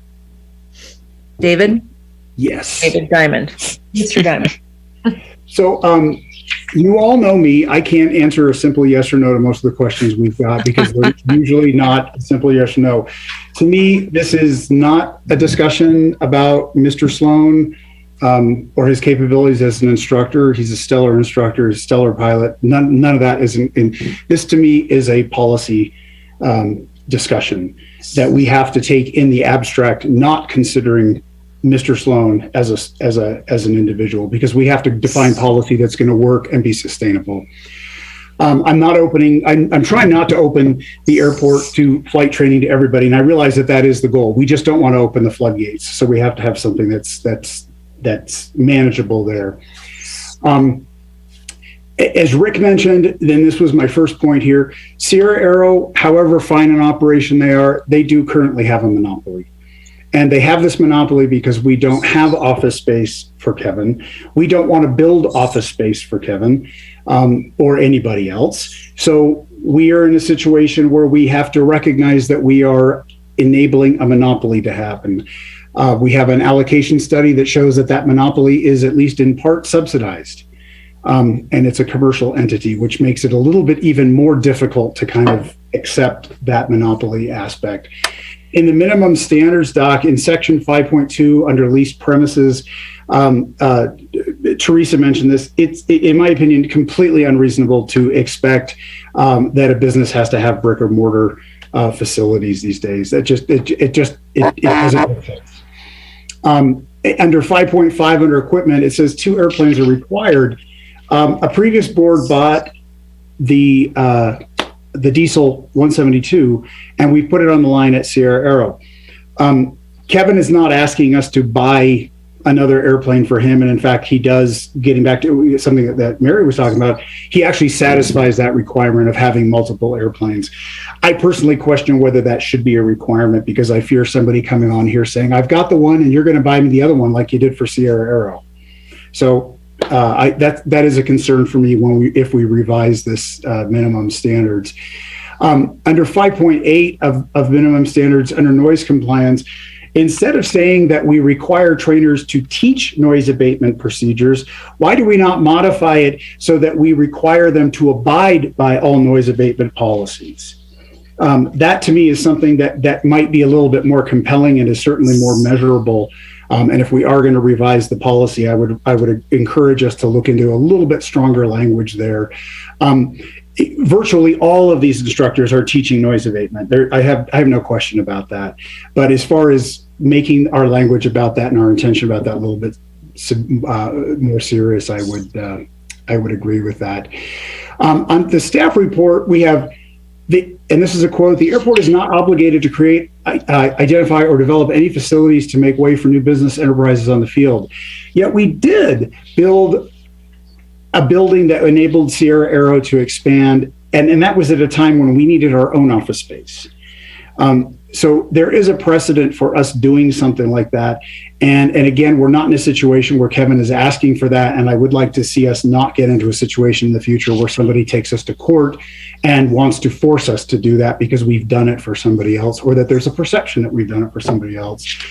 The staff report goes on to say we are obligated to make sure there is open and equal access to the facilities we have through a public RFP process. And if the FAA requires that we provide equal and fair access to our facilities and we're concerned about expanding operations, I would advise our board to remember this in the future. If we're ever asked to build more facilities for any purpose, maybe we should not build those facilities, because then we get into that situation. A few ideas for proposed solutions here. The overarching goal that to me is that we should not be supporting a monopoly, nor should we be perceived as supporting a monopoly. That's a real concern for me. Another idea, if we're concerned about increased traffic, is that we provide some sort of a master scheduler that controls across all of the flight trainers the maximum number of flight training operations that could be handled or that could be going on in a given day, regardless of who owns the aircraft or who, which flight school or whatever it is. That's a little awkward, but if there's a concern about increased operations, that is a possibility. As Kevin said, which I think is completely, he personally won't be doing more flight operations than he's doing now, but there is a reality that if he's doing them in a different plane, that does leave the other 2 airplanes open for additional scheduling. So there could be an overall increase in operations because of this. The other option is that the district could require the spaces we have to be shareable between different lessees. This could generate more income for the district. It could reduce or maybe even eliminate some of the tax subsidies that are going on there. And I kind of think about that, like, for example, the EAA building. I don't know what they do with the EAA building during the day, but maybe that's something that Kevin could sublet or lease from the district. So that we could recoup some of the money that we lose each year in letting EAA occupy that building, and then that would satisfy the consideration for having office space. As Rick mentioned, there's Mark Covey's office space. To me, this is a short-term solution, but it's not sustainable because we're going to run into the problem again the next time somebody comes along for this. The other idea I had, and I think Kevin said that this is not an option, is to adjust the minimum standards so that if we're going to require that office space be leased, that it say that if we cannot provide the space, that the applicant leases the space at a nearby facility. So down the street where we've rented office spaces, maybe that could be considered something that would prevent every Tom, Dick, and Harry from coming onto the field and doing flight training, because there would still be some sort of barrier to entry there. And the other thing that I thought was requiring a minimum financial return from the permits. So if it were known that based on operations that the airport or the lease was that there was whether it be a commission or some sort of a scalable fee that was related to the number of operations that the person was doing for the airport, this also might discourage people from coming in here who just wanted to do a few operations. That's it for me. In summary, I don't see how we don't figure out how to make this work, mainly because of the monopoly thing. I think that's a big issue.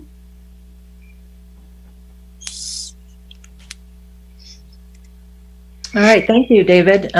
Mary, how about you? I want to go back at Kevin Smith in terms of, excuse me, there's that latent COVID cough. Sorry, and doing that in your ears. Can he, and this is, a Kirsch type question. I mean, if he rents his office space off the field, is that a through the fence thing, and are we opening a door? So that is opening a door, and that is a through the fence agreement that the FAA extremely frowns upon. And it's partly because then, and I can give you numerous examples. One of the most recent was at Livermore with Ahart Aviation that was there 5-6 years ago, where you end up having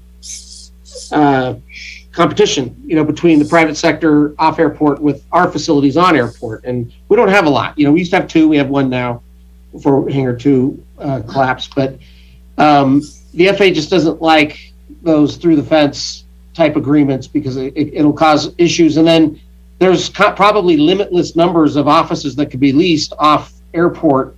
And so you could end up in a situation where that loss of control is there, because I know control is important. It's the whole reason that the policy exists the way it is because the board, when we adopted it at the time, did not want a proliferation of flight schools. And so there was only one facility that would actually meet it, and that's why it's there. But I get what you're saying, that there's some advantages to having competition on the airfield so that people have multiple options. But yeah, the through the fence and renting office space off airport is not a best practice at the FAA. I can't say that it's prohibited. That would be a Peter Kirsch, but I know it's strongly frowned upon.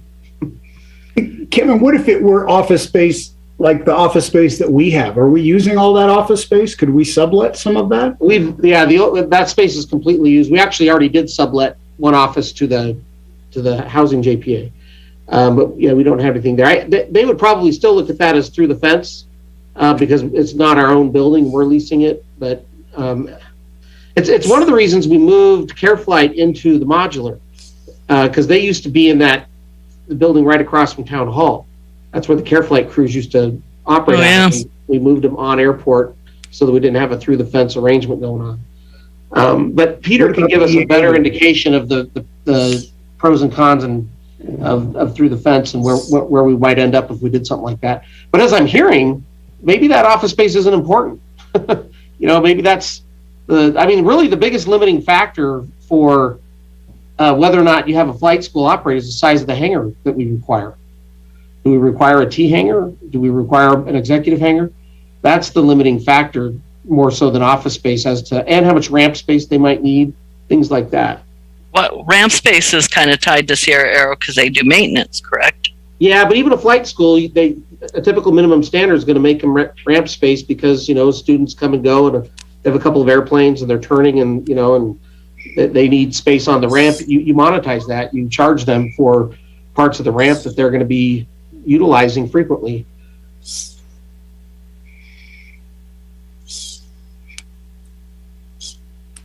So I guess I don't know, when you're ready for a staff suggestion, I'm ready to make it. Should we hear from Mary? Are you done? For now, yeah. Okay. Teresa, how about you? I don't have any comments other than to say, assuming we can scratch the office requirement, I don't have any objections at all. And I think it'd be great to have some competition. Okay, Rick. I second that competition thing. I'd love to hear Kevin's idea, but I'm ready to make a motion to do this thing. Well, I think I really like leasing Covey's office because that's outside the area, and charge a premium for it. Could I make a quick comment? We plan on rehiring another position, so that office, we're already out of office space, and I would not recommend. Let me tell you that when we rent out their space, you moved everybody out of cubes into offices upstairs, and I thought that was bad business. Well, so I can't comment on that. I'm just telling you, we have an employee in there. He quit. We want to rehire an employee and put him back into the office. Well, you got my comment on it. It was a bad business to move people out of cubes into offices. We'll talk that through. So. And I see Kevin Sloan right now is in the pilot lounge. Yes, I am. He's a pilot. And he's not paying rent for it. No. I'm willing to.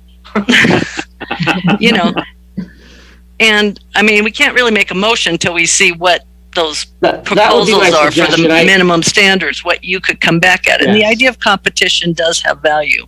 I just don't want to get into a place where, and this is something where you need to go talk to Kirsch about grant assurances and through the fence, because I don't ever want to be in a place where we have to build a building or provide an office space. I want to hear it from the aviation lawyer who knows, right? I can have Peter give you I know what the answer is to that. That's okay. Airport Management 101, and I can give you the answer is that we are never required to build anything for anyone. That's just, particularly at an airport like ours, where we exercise a grant assurance called a proprietary exclusive right that says we're gonna provide all that. But I can get Peter Kirsch to, it'll cost money, but he'll put it on a piece of paper and hand it to you. And that's what it'll say. But I can have him do that. I want that. Yeah. Does anybody else on the board want that?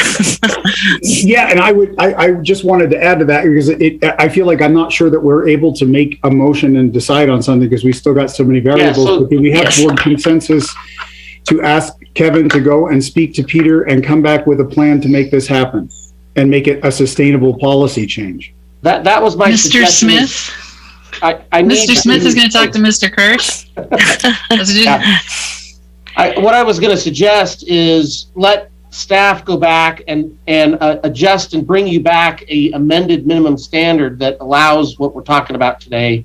And I'll run that through Peter. I'll get the memo, from Peter and go through that process. And then in March, you can take action on it.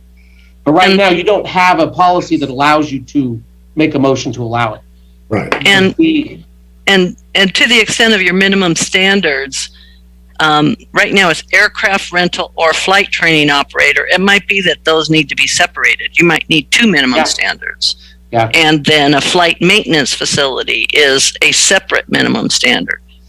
And so, this is opening up that door to all of this, which, I think this was AMCG that helped us develop these, and then they were run by Kirsch. So we are going to incur those. Yeah, we're going to incur costs. I have a call with Peter on Friday. Okay. We can bill Mr. Sloan. No, we can't. I wish we could. What happened to our Madam President? Did she fall off? Oh, yeah, where is she? Because she hasn't given us her thoughts. Kat? Hang on a second, let me see. Oh, Kat's not here. I'm in charge. So, and I have one other question. Everybody sit down. There's going to be some changes around here now. Ooh, new sheriff. I am curious in terms of, does Sierra Aero, Mountain Lion, because they're together but they're separate. They're run as separate corporations, as from what I understand. Are they meeting everything that's in a minimum standard? Are they open 8 hours a day? Are they open 6 days a week? Are they open holidays? And so it kind of opens the door to ask those other questions and confirmation from staff that, all this other stuff. Yeah, no, we can meeting double that. check all those things, but I know that I see them here 6 days a week. You know, is there somebody at their reception counter every 6 days a week? I don't know. I don't know that it actually says that. I think it says that they have to have people here. I know that when we have maintenance issues on the airfield and on a Saturday, that they have someone come over and help. So we can check with them. Jessica's on the she's here on the call. I mean, are there separate COPs for Sierra Arrow and a separate COP for Mountain Lion? Well, I'd have to go back and look at that agreement. It's the same entity. So when we did it, I'd have to go pull their file, but we went through an agreement. The board actually looked at it, that they, combine those two entities. But Mountain Lion and Sierra Arrow, their ownership structure is slightly different. So. But then shouldn't they each have a separate COP? It's all, Mary, I'd have to go pull the file and read what we did 3 or 4 years ago. I can't remember but we went through a whole legal process that Josh had gone through, that we all went through. It went to the board, but it meets our standards. But I can pull that file for you. Does anybody else have any questions? Or you, Kevin, you have? No, I got it. We'll bring back an updated standard, and and we can do both these at the same meeting. I mean, the first item will be adjust the minimum standards, and then Kevin Sloan can have his item right after that of asking for a COP, and then you can do them both at the same meeting. Okay, that sounds good. Let's move on. Thank you, Mr. Sloan. Let's move on to action item number 8, tab 9, flight procedure. I'm out. Public comment? Oh. We did that before we had our, Kat's back. We did public comment before we had the discussion period. Okay, sorry, my bad. Didn't Okay, mean Kat, to interrupt you. My reign of terror is over. That's why it's hard to get used to. Sorry about that. My internet kicked me off. Hopefully it won't happen again.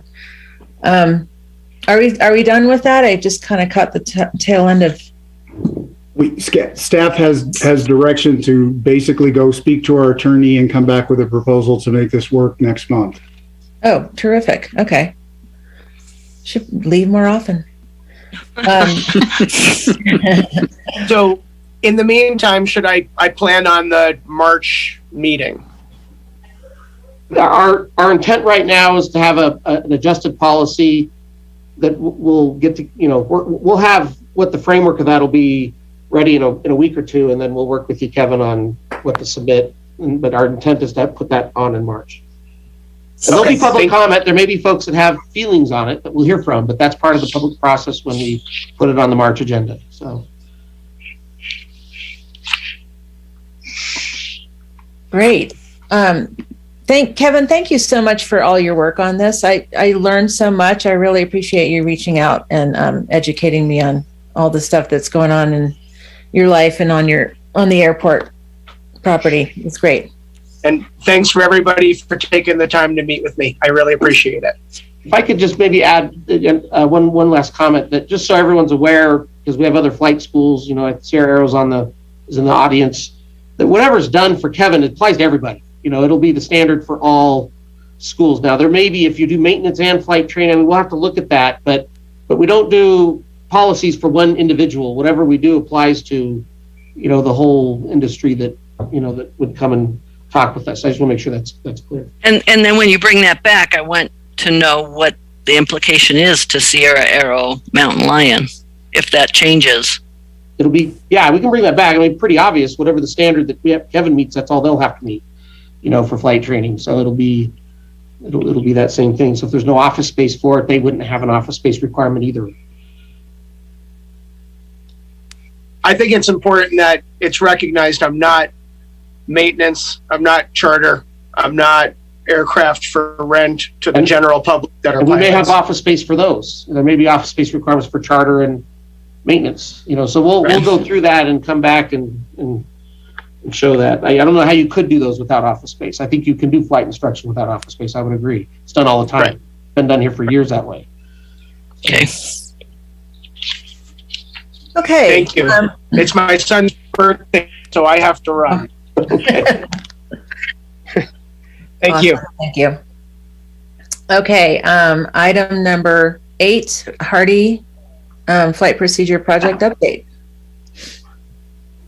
Okay. I'm going to keep this pretty brief. There's a lot of technical information in the staff report. And essentially what we're asking of the board tonight, I wanted to do a couple things. I wanted to give you a flight procedures update, just a technical update on where the project is. And then we also have our first amendment. And so in general terms, the flight procedures project has a couple components. It had a assessment component, and then it has a development component, and then it has a maintenance or an ongoing component. We've finished the first component, which is the assessment, whereby Flight Tech Engineering, Alec and Richard looked at our entire airspace. They came up with potential solutions for each runway, and they vetted those solutions in a graphical format with the FAA. They met with the FAA and they came back to the airport and they gave me the assessment report. It is a little confusing at times because early on in this project, we provided a lot of information to the board about the alignment or the course that the aircraft will travel over as it's departing or arriving. And those course alignments are essentially exactly what the assessment showed. So Alec made a professional observation that he thought the course alignment would be ABC, and after he's done the full assessment, talked to the FAA, the course alignment is essentially identical. So the information may look a little bit repetitive and duplicative, but I am giving you the final assessment presentation. I'm not going to go through it line by line. In that presentation, or in the assessment time period, the criteria used for a couple of our procedures changed, and those are the RVFPs to runway 29 and the Darner Lake West arrival. And so the cost for administrating and certifying those procedures goes from $40,000 to $42,500. So that's for those two, that's a net $5,000 change. And then we also understand, and I believe that we're going to have to keep a close eye on this, but the flight evaluation portion of the project was estimated between $13,000 and $20,000, and that's coming back at $35,000. I think $35,000 is a fair figure for us to look at right now. The net change of those would be a $20,000 cost increase. So tonight we're asking the board for an additional $20,000 to continue the activity. We're looking at doing a flight procedure evaluation with an aircraft in March or April. That's a very official, structured type of procedure that includes the FAA. And then I wanted to mention, so that's the basic portion. I did want to mention, and I can give you a quick PowerPoint, or I can just tell you that we have an option to create a new departure procedure. It's called Asta. And I'm going to share my screen briefly with you and show you that alignment.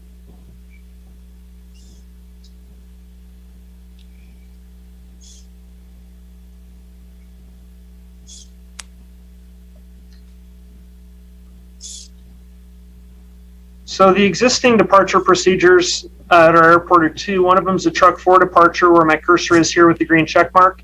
The other one is the Tahoe 1 departure procedure. The Tahoe 1 has conflictual airspace issues.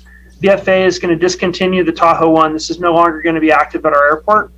We will continue to have the Truck 4 obstacle departure procedure. And what we talked about implementing is the Asta 1 departure. And it's difficult to see, but I'm going to go down to the map. And if you can see my cursor here, this is runway 29. The departure procedure takes off, flies runway heading out just shy of the freeway, turns right, and then climbs on course to Asta waypoint. I flew this last week, and this course alignment is west of the existing Truck 4 departure, so it takes the aircraft away from Prosser Lakeview, but it also overflies the Alder Hill neighborhood and Prosser Heights neighborhoods.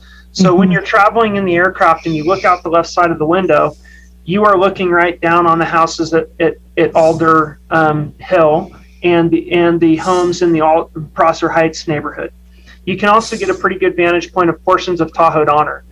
Now, that's different than the Truck 4, which is aligned more along slightly east of that, where when you're flying in the aircraft, you look over the right wing and you'll see the Prosser neighborhood. So just giving you, this is the initial piece. The FAA has signed off on this.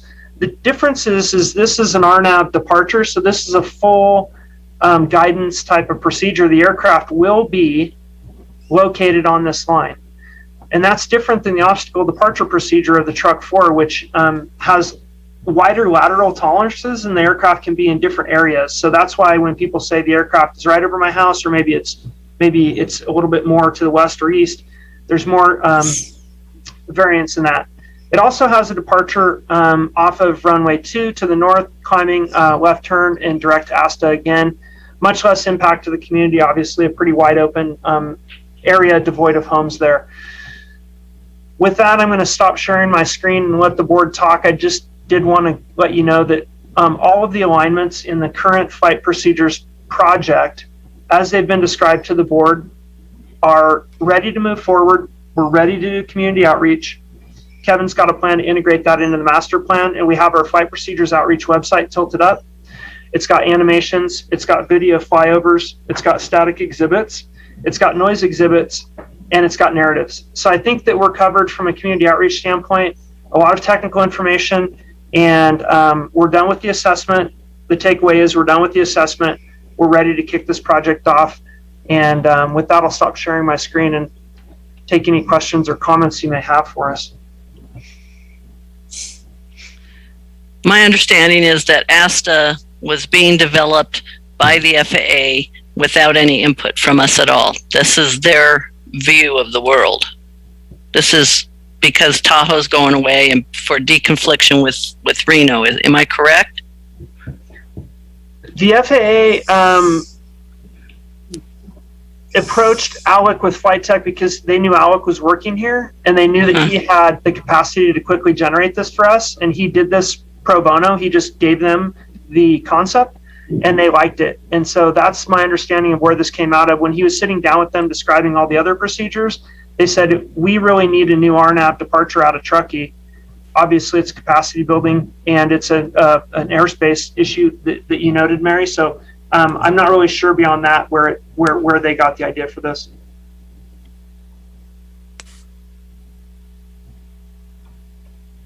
David, do you have questions?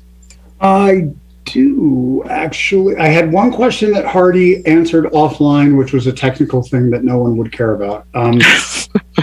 And the other question I've got, Hardy, is as we're looking at increasing our investment in here, can you speak a little bit to what, if we move forward with 1634, would we be ruining what we're doing now, or will that be somehow, is it good in alignment? Are there any advantages to that, or are there any disadvantages? Are we wasting money, or are we actually doing something that we would build upon?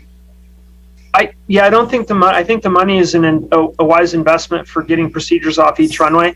If you added a runway and that runway came with additional procedures, you could still use all of these procedures.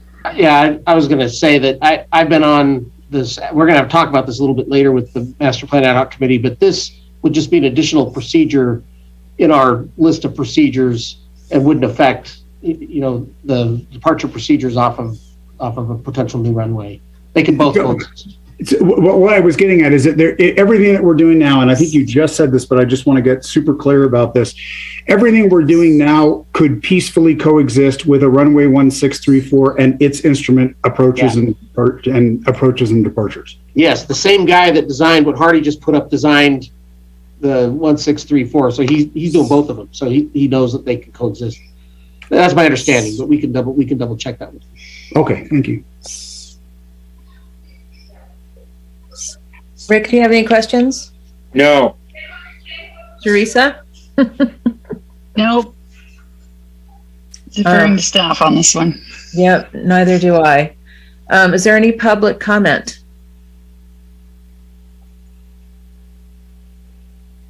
All right, doesn't look like it. And Chair Rolfe, we're looking for a motion to support the First Amendment to the contract in the amount of $20,000. There's a sample motion in there. I'm sorry. I move to approve the Flight Tech Engineering First Amendment to Exhibit B fee schedule and authorize the board president and general manager to execute a final agreement. Second. Okay, roll call. Vice President Diamond? Yes. Director Hetherington? Yes. Director Odette? Yes. President Rolfe? Yes. Director Stevens? Yes. I just also really quickly wanted to compliment Hardy. He's worked very hard on this, and there's a lot of progress on this, and we're seeing the fruit of our labor of more than years of work on this. And so things are going to start happening pretty quick. And we're going to talk about master plans here in a minute, and I'll kind of give you the outreach schedule for some of these things Hardy was talking about. Both Hardy and Supervisor Bullock are awesome. Appreciate them both. Yeah. Thank you. Thank you, Hardy. All right, Rick, do you want to promote yourself here next? Oh, God, do I have to? All right, last April or May, you nominated me for LAFCO. They had an election, and shockingly, I came in second to Joshua Alpine, who was president of LAFCO from Placer County Water.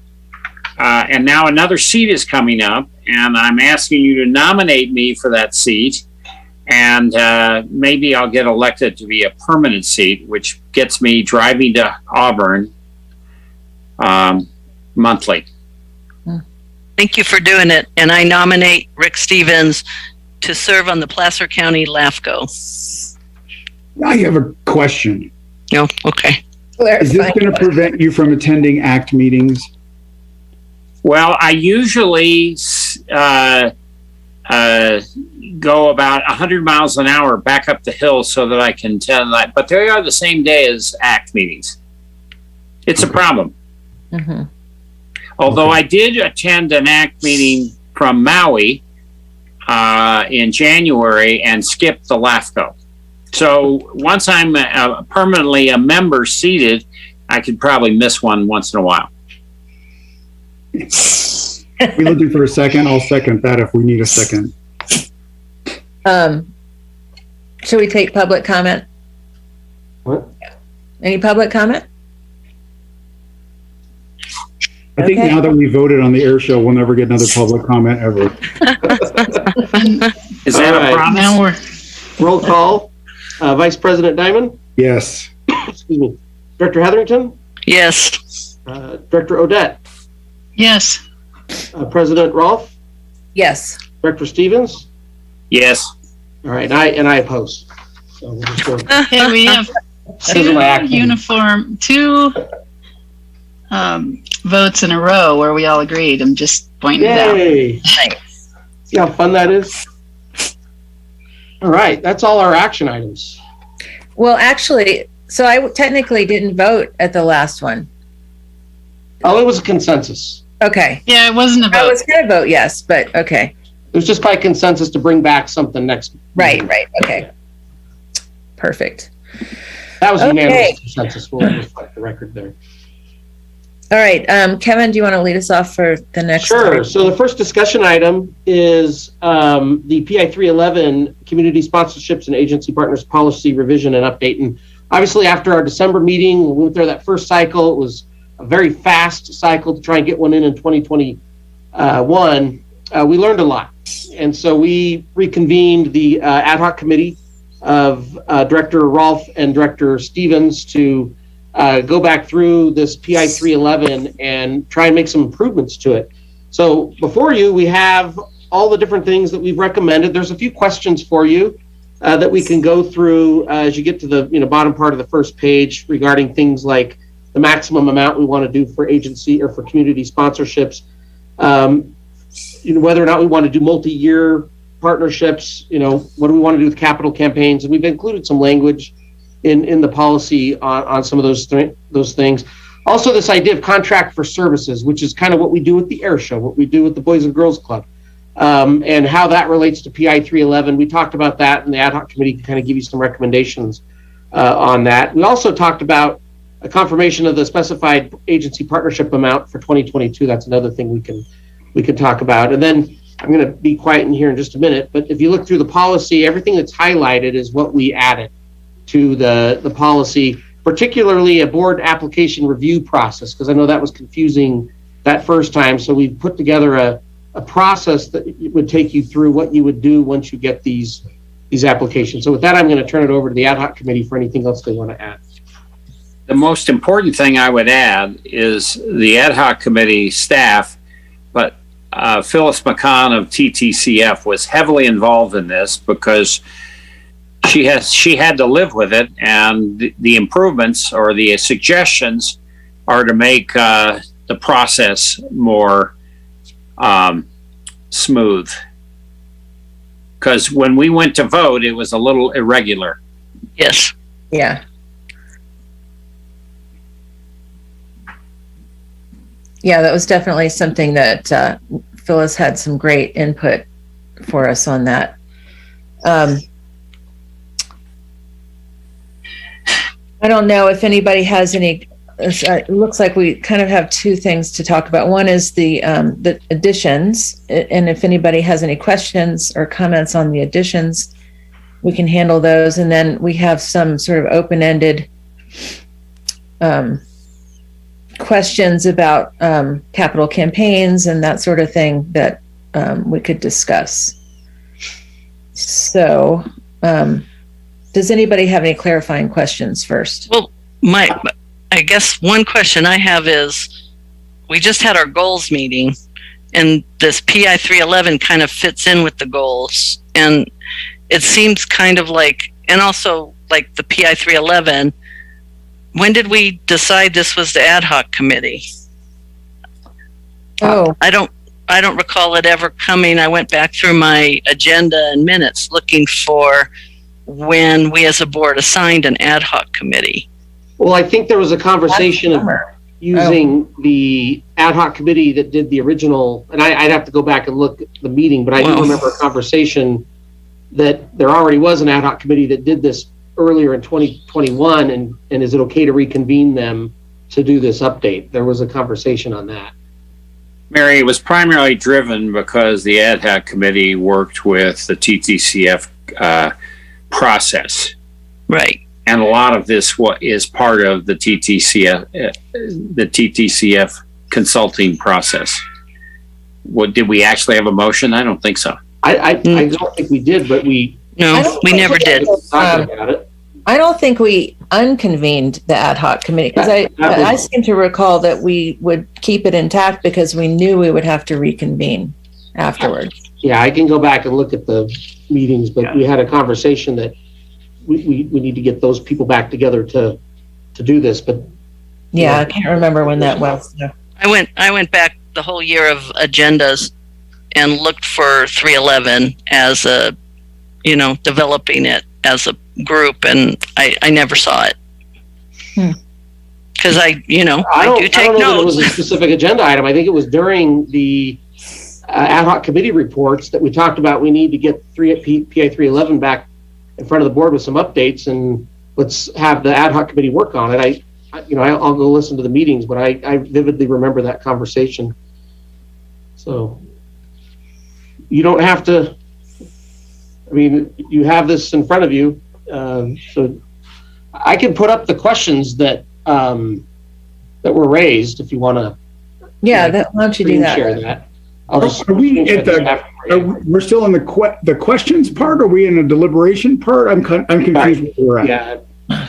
Okay. We're still in the questions part, but in the meantime, Kevin could put those deliberations up. So, are there any other questions about the document as been amended? I've got comments. I have no questions. Okay. I do not have questions. All right.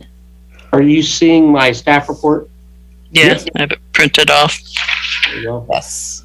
So the questions are just right down here. It's I'll try and make these a little bigger. Some of the questions that came out of this process was, these questions about one of the recommendations that Phyllis had is that maybe we look at a 5 or even higher. I don't feel any comfortable, and this is community sponsorship, so these are the things that staff has our little committee that we review these smaller sponsorships. So there was one recommendation of maybe looking at a $5,000 limit versus 3. The 3's been in place for a long, long time. So that was the first question. I guess I'm looking at it, and I have a list at one point of that Mark Lamb had provided, and it's, buying uniforms and You know, and then the optimists provide uniforms. You know, I'm not sure that I agree with continuing with these small ones. I think that, you know, that's $150,000 in the budget. And I think, would we be better off doing big things with $150,000 than having, you know, it's fun to be Santa Claus, but I think that we can do more good with a big grant than these little ones. And I think that I'd even written that in my goals. And so that's why I'm asking how this was developed, because not sure I even agree with the little grants. Okay. Well, this is the policy we've had in place for a long time. I know, but yeah. And I think when I wrote it in my goals and review, it's like a lot. People see this as I have been told by many people that we're just trying to buy quiet. We're trying to buy goodwill so that people don't feel comfortable calling in on these little ones. And I can afford to buy my kids' uniforms, and there are scholarships. In fact, I pay more when my kids were doing events so that people who couldn't afford it would be able to buy them. Or they were provided through soccer, through baseball, through all those activities. And I think this goes back to goals, and are we better off with a big $150,000 addition rather than all these little ones? That's my thought. Okay. David, how about you? Why don't we just take them one at a time? And I'll just say that the reason the $3,000 limit was raised was because we thought 5,000 would be more impactful. But I definitely take your point, Mary. David? Yeah. So, and just keeping it specific to this point, because I've got comments on the other things too. I don't understand the benefit of handling this differently than we handle TTCF. You'll see my comments on 311 will have a common theme, which is let's get consistent about the way we do this. And I would just wonder if we could just have, if say, for example, we did the $5,000, couldn't we just have the same application process for $5,000 with just maybe different criteria so that people could go to the online portal and just go for that, ask for that, and then just have that handled in, through the same people that we're trusting to do the rest of the stuff. That's basically it. It's like I question the necessity for handling this in a completely separate way, other than as Stacey Caldwell would say, other than right sizing the expectations for that. Okay. Teresa, do you have any comments on this one? Yeah, I think it's great. I think I understand David's point and Mary's point, and consistency. I get that, but this grant cycle is so long, and it's significantly more work for them, because I don't know how many we give out, but the $3,000 a piece and $150K, it's a lot. I think the community has come to depend on it, and I think, I don't know, it's fast and easy, and it's a small contribution that we can make, and I have never heard anyone tell me we're trying to buy quiet. Well, you live at the lake, and it's a different animal. I hear it a lot, or I have heard it a lot. I understand that, but if you're saying I'm on the lakeside and these are the people I represent, then I haven't heard it from half of the homeowners. Okay, 30%, 40%. What's your 30%. Number? Yeah. Okay. So I've never heard it, but I like the program. I think we should keep it. I think it should be $5,000. And I mean, we have written criteria that people need to meet. It's not subjective. They either meet it or they don't. Okay. So that's it for me. Rick, how do you feel about this? I agree with Teresa. We should continue to do it. We should raise it to 5,000, and putting these on the TCCF, that's a whole different ball game than when they went through and did the last year with big numbers. I'm not sure they want to do it. I mean, this is a lot of work. That yes, Mark Lamb does it, and yes, our people go through it. And no, he doesn't give the maximum to everybody. There is some goals there, some standards there. And so I definitely think we ought to do the 5,000 and continue the program as is and not put it onto the TTCF.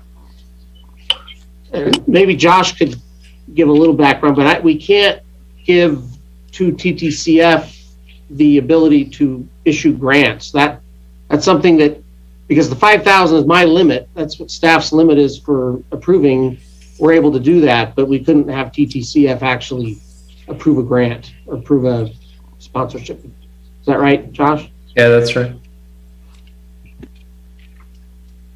Well, as a staff member, Kevin, how do you feel about this?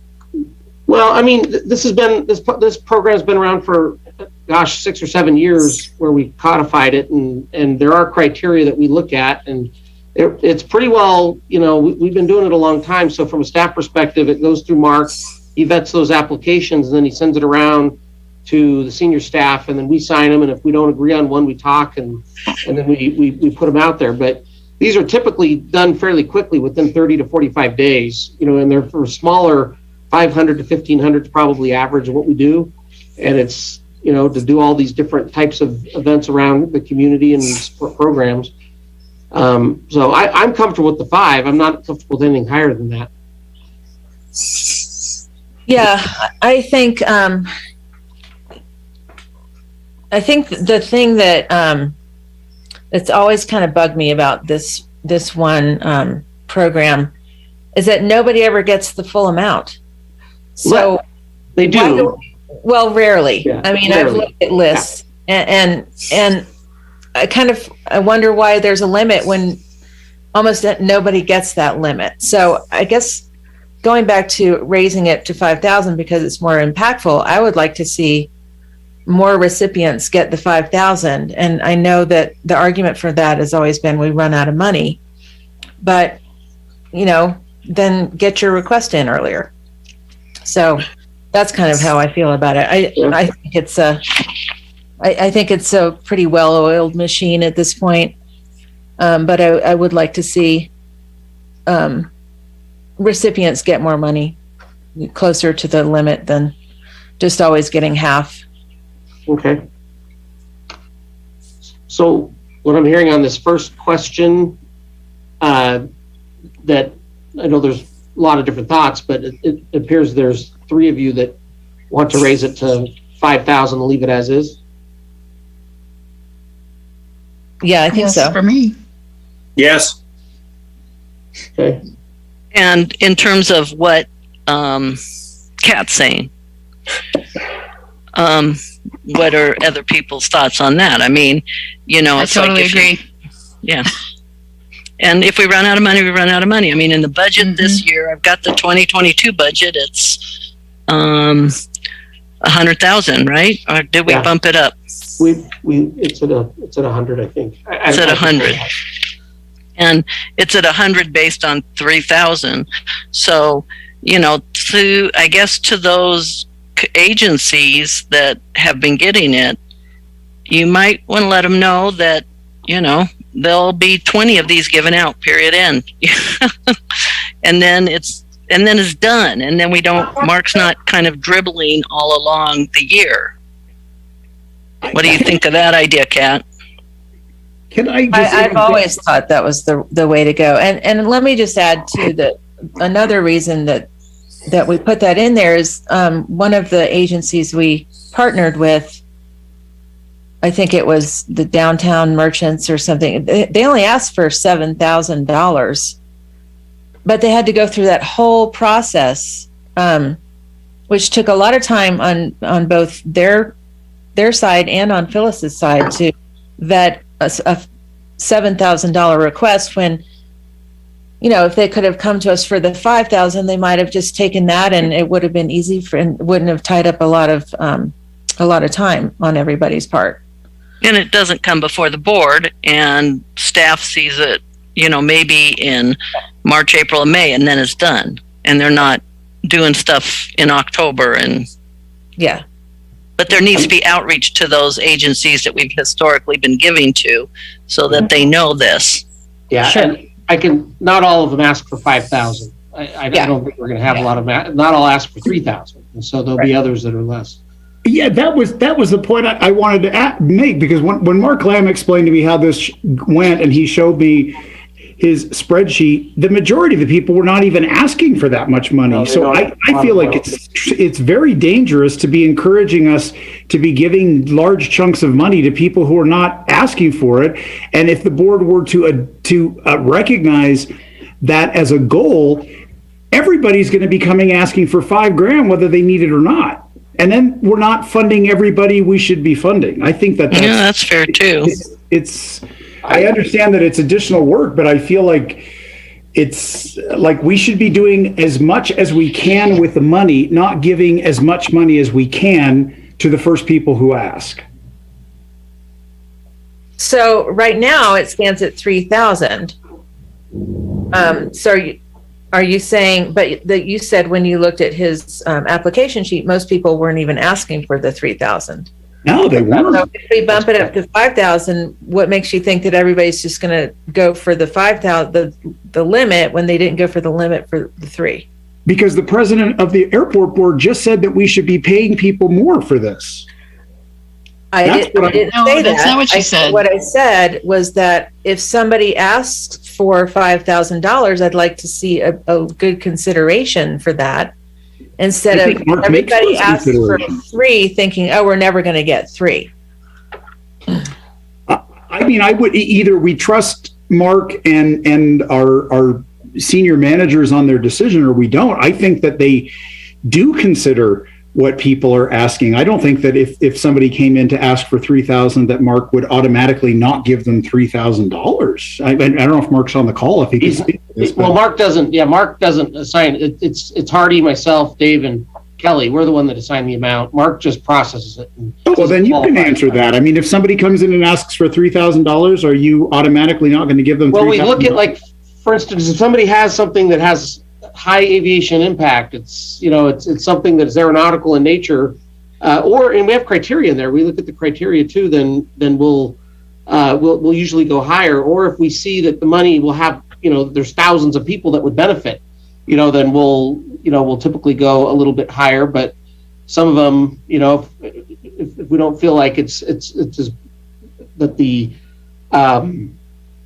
that the impact of the money is going as far, we sometimes do a little bit less. I mean, we go through the criteria that's in the policy. Can I make a suggestion? I haven't got any. Yeah, okay, that's fine. Can I make a suggestion? Yeah. Go ahead, Teresa.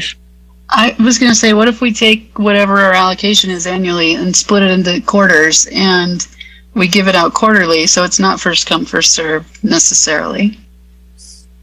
And even if you wanted to see it, Mary or any of the board, before the final answer is given, we could do something like that. Yeah, there's anywhere from 6 to 8 of these each time they come through, usually monthly. So, but Mark keeps a pretty elaborate record of them and what we're doing with them, and we periodically have sent that out. Yeah, I've seen it and I couldn't find it right now. But yeah, it's like what it's buying. Yeah. Just a thought, so that it's not, I always hated the first come, first serve thing. Yeah, I think you got a point there in terms of the quarterly. Yeah, and that's kind of how we do it. I mean, we watch, when I get my list and there's a binder and it's got who we've done for the whole year, how much money we've spent, how much is left. We all have used that as a kind of a guide as to what we have before us for that month. So, well, I think last year you didn't even spend anywhere close to it. We didn't get it. Yeah, we didn't get a lot of requests because of COVID. There was a lot of things that just were canceled the last 2 years. Right. We haven't had as many.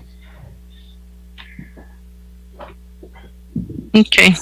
All right. So what I'm here, by the way, this is a discussion item. So we're going to take all your notes. We're going to put a new policy instruction together, and then it'll be on the March agenda for approval, depending on, what comes out of this discussion. Yeah, that's all big stuff. So the second question there was, does the board want to allow multi-year agency partnership requests? That was one of the things that came out of what we were talking about. And is that like the Boys and Girls Club? No, see, the Boys and Girls Club has been a service agreement. That's something, contract for service. Multi-years would be like the trails, like the when we've done trail work with North Tahoe PUD, where we funded trails over 2 different years. And there's been a couple of them that are like that, where people say, well, we need, $500,000, but I can do it over 3 years. And then it commits us to some of those things. We've got some transit things we've done. Aim High was like that. Yeah.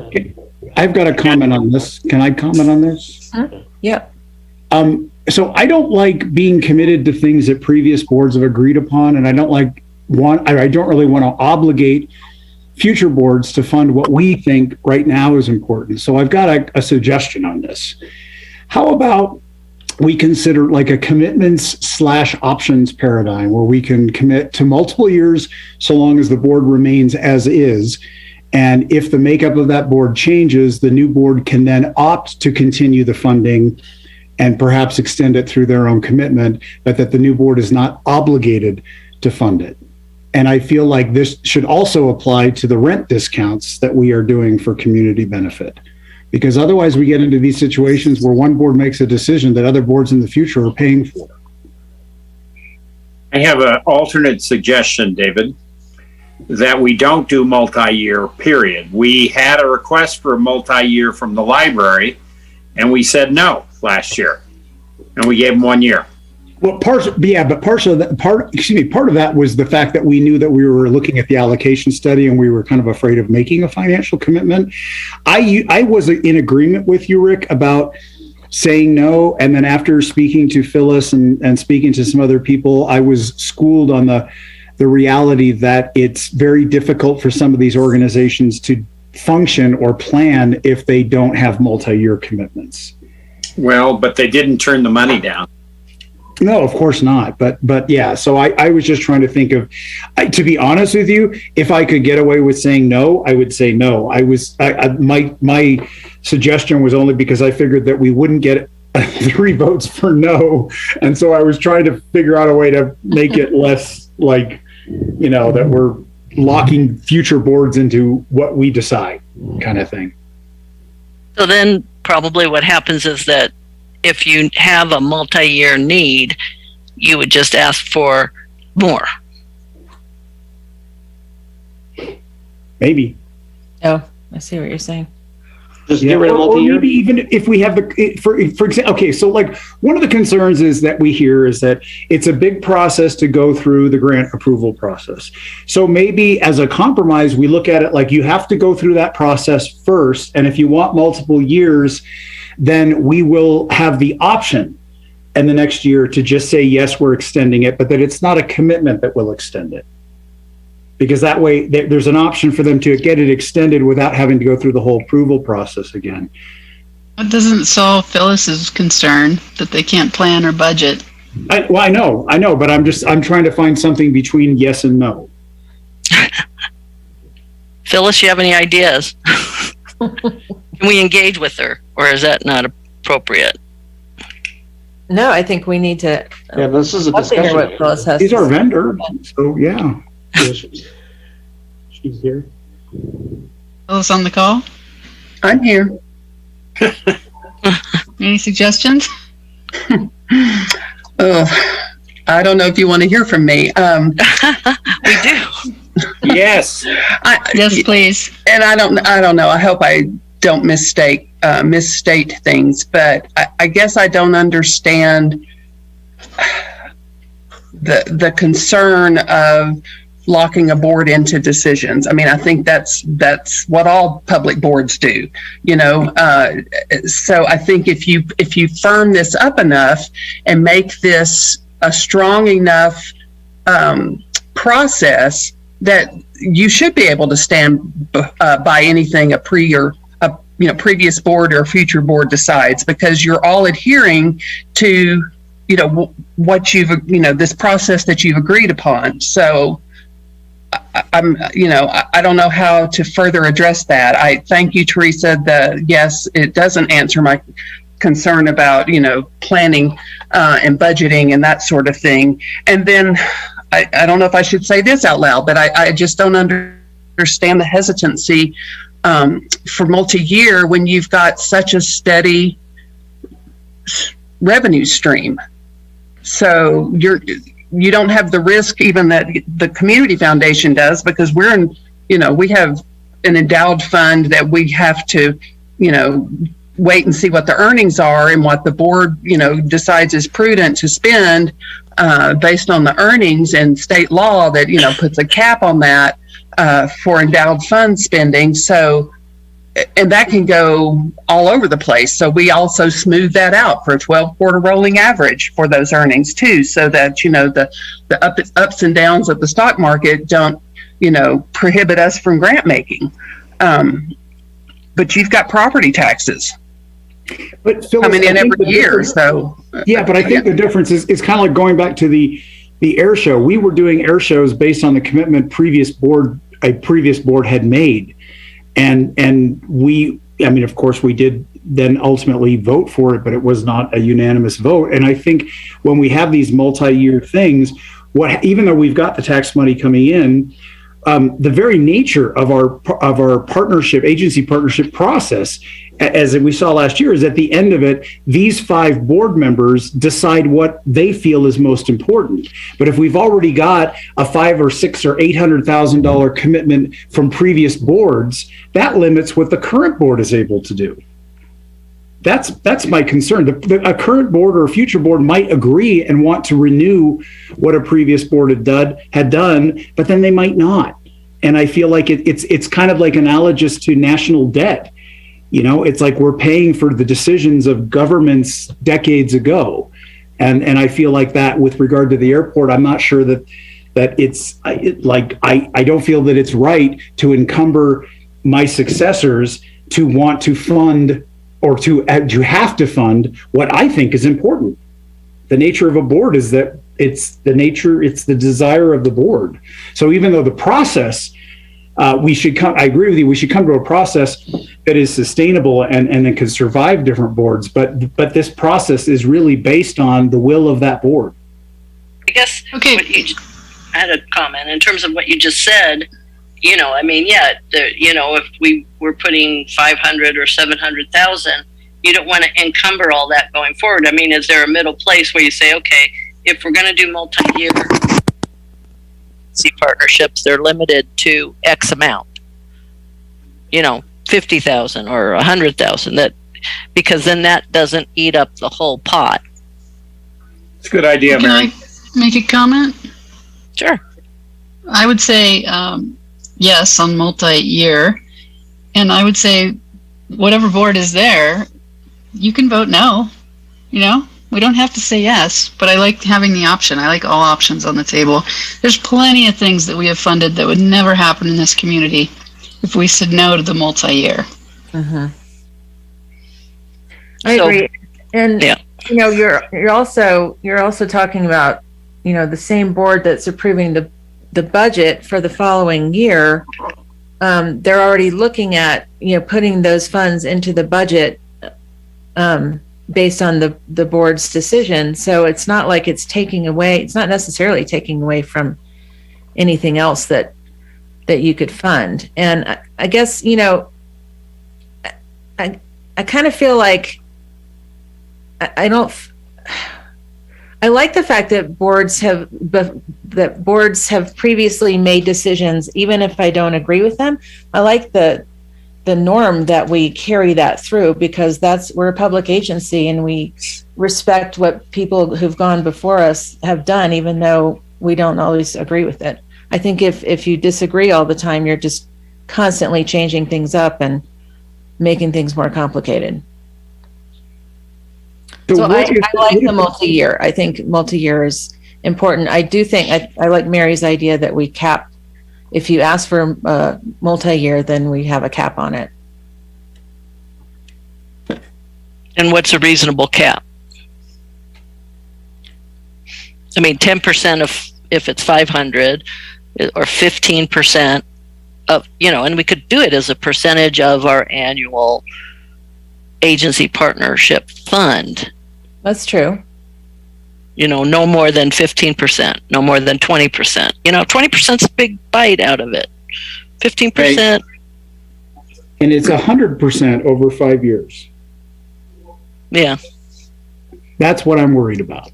I don't think we ought to do 5-year commitments. I don't either. I think 5 years. That's not what I'm saying. What I'm saying is that over 5 years, that 20% each year going to a long-term commitment, by the end of the 5 years, you're paying 100% of your budget is now tied up. Only if we say yes. We don't have to say yes. We're not committing to anything. We're just keeping options open. So we like the idea of multi-year. We don't like 5 years. Correct. Those are the two things I'm hearing. So multi-year, 2 years, 3 years, 3 years, and instead of a percentage like 50K, 75K, or a 15%. I can go either way. 5, yeah.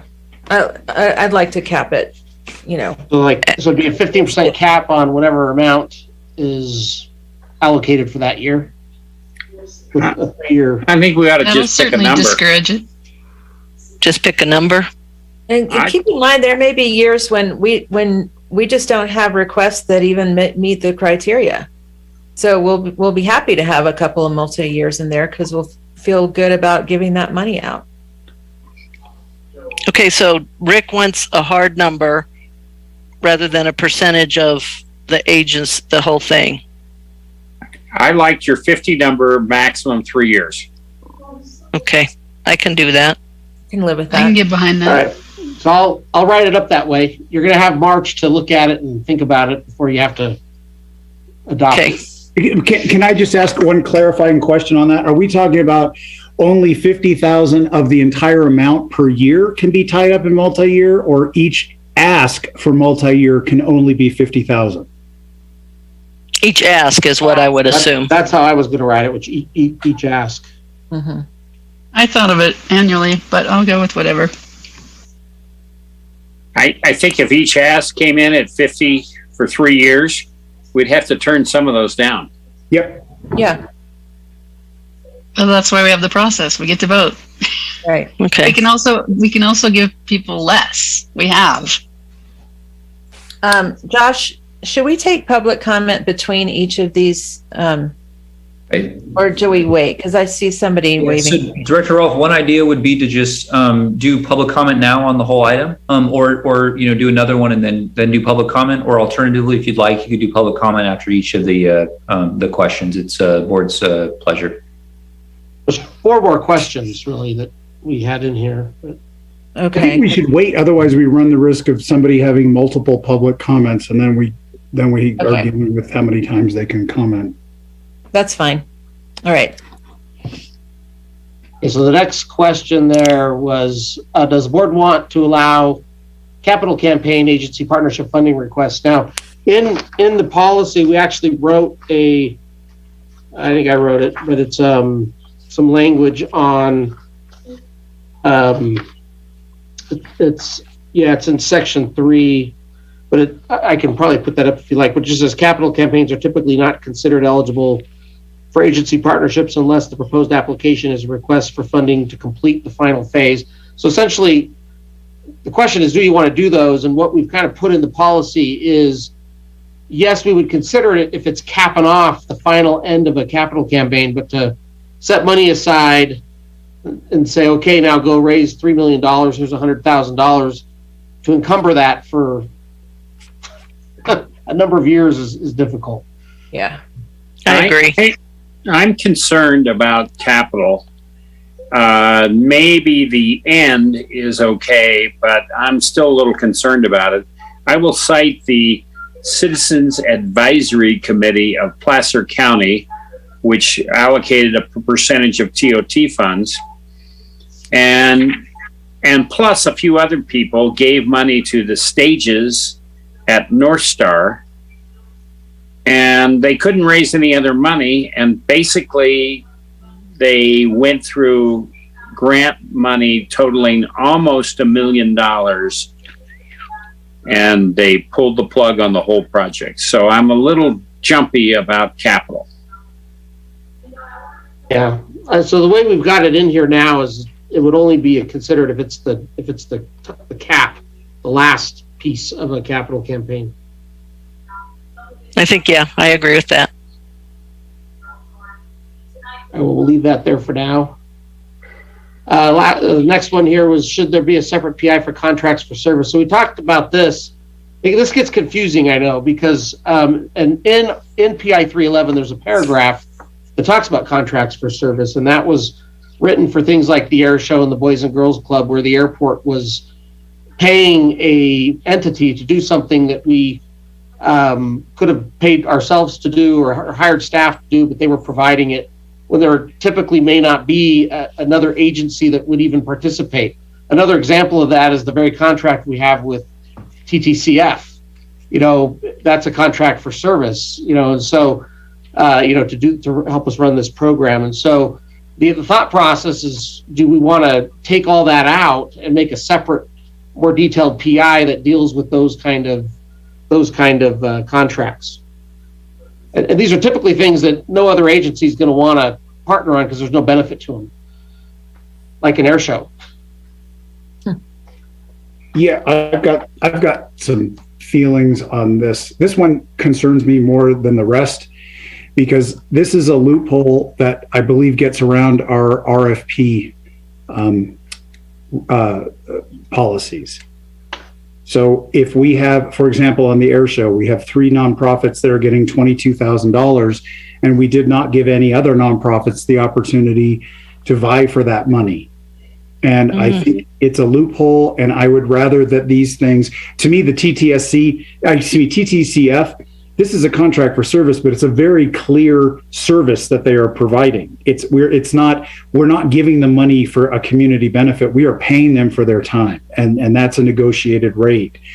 To me, that's different than what we've got with these other organizations. I would rather see all of those things again go through TTCF.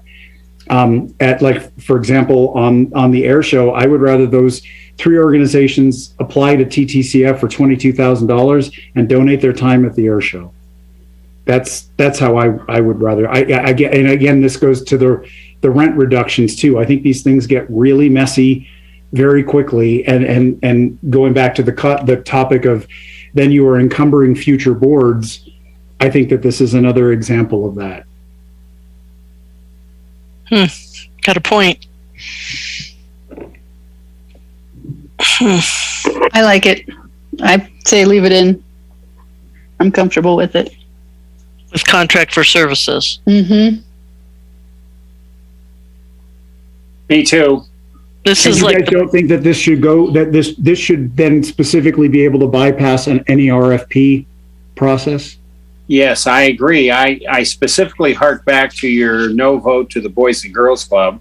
Mm-hmm. We have invited them to do stuff for us, STEM programs, etc.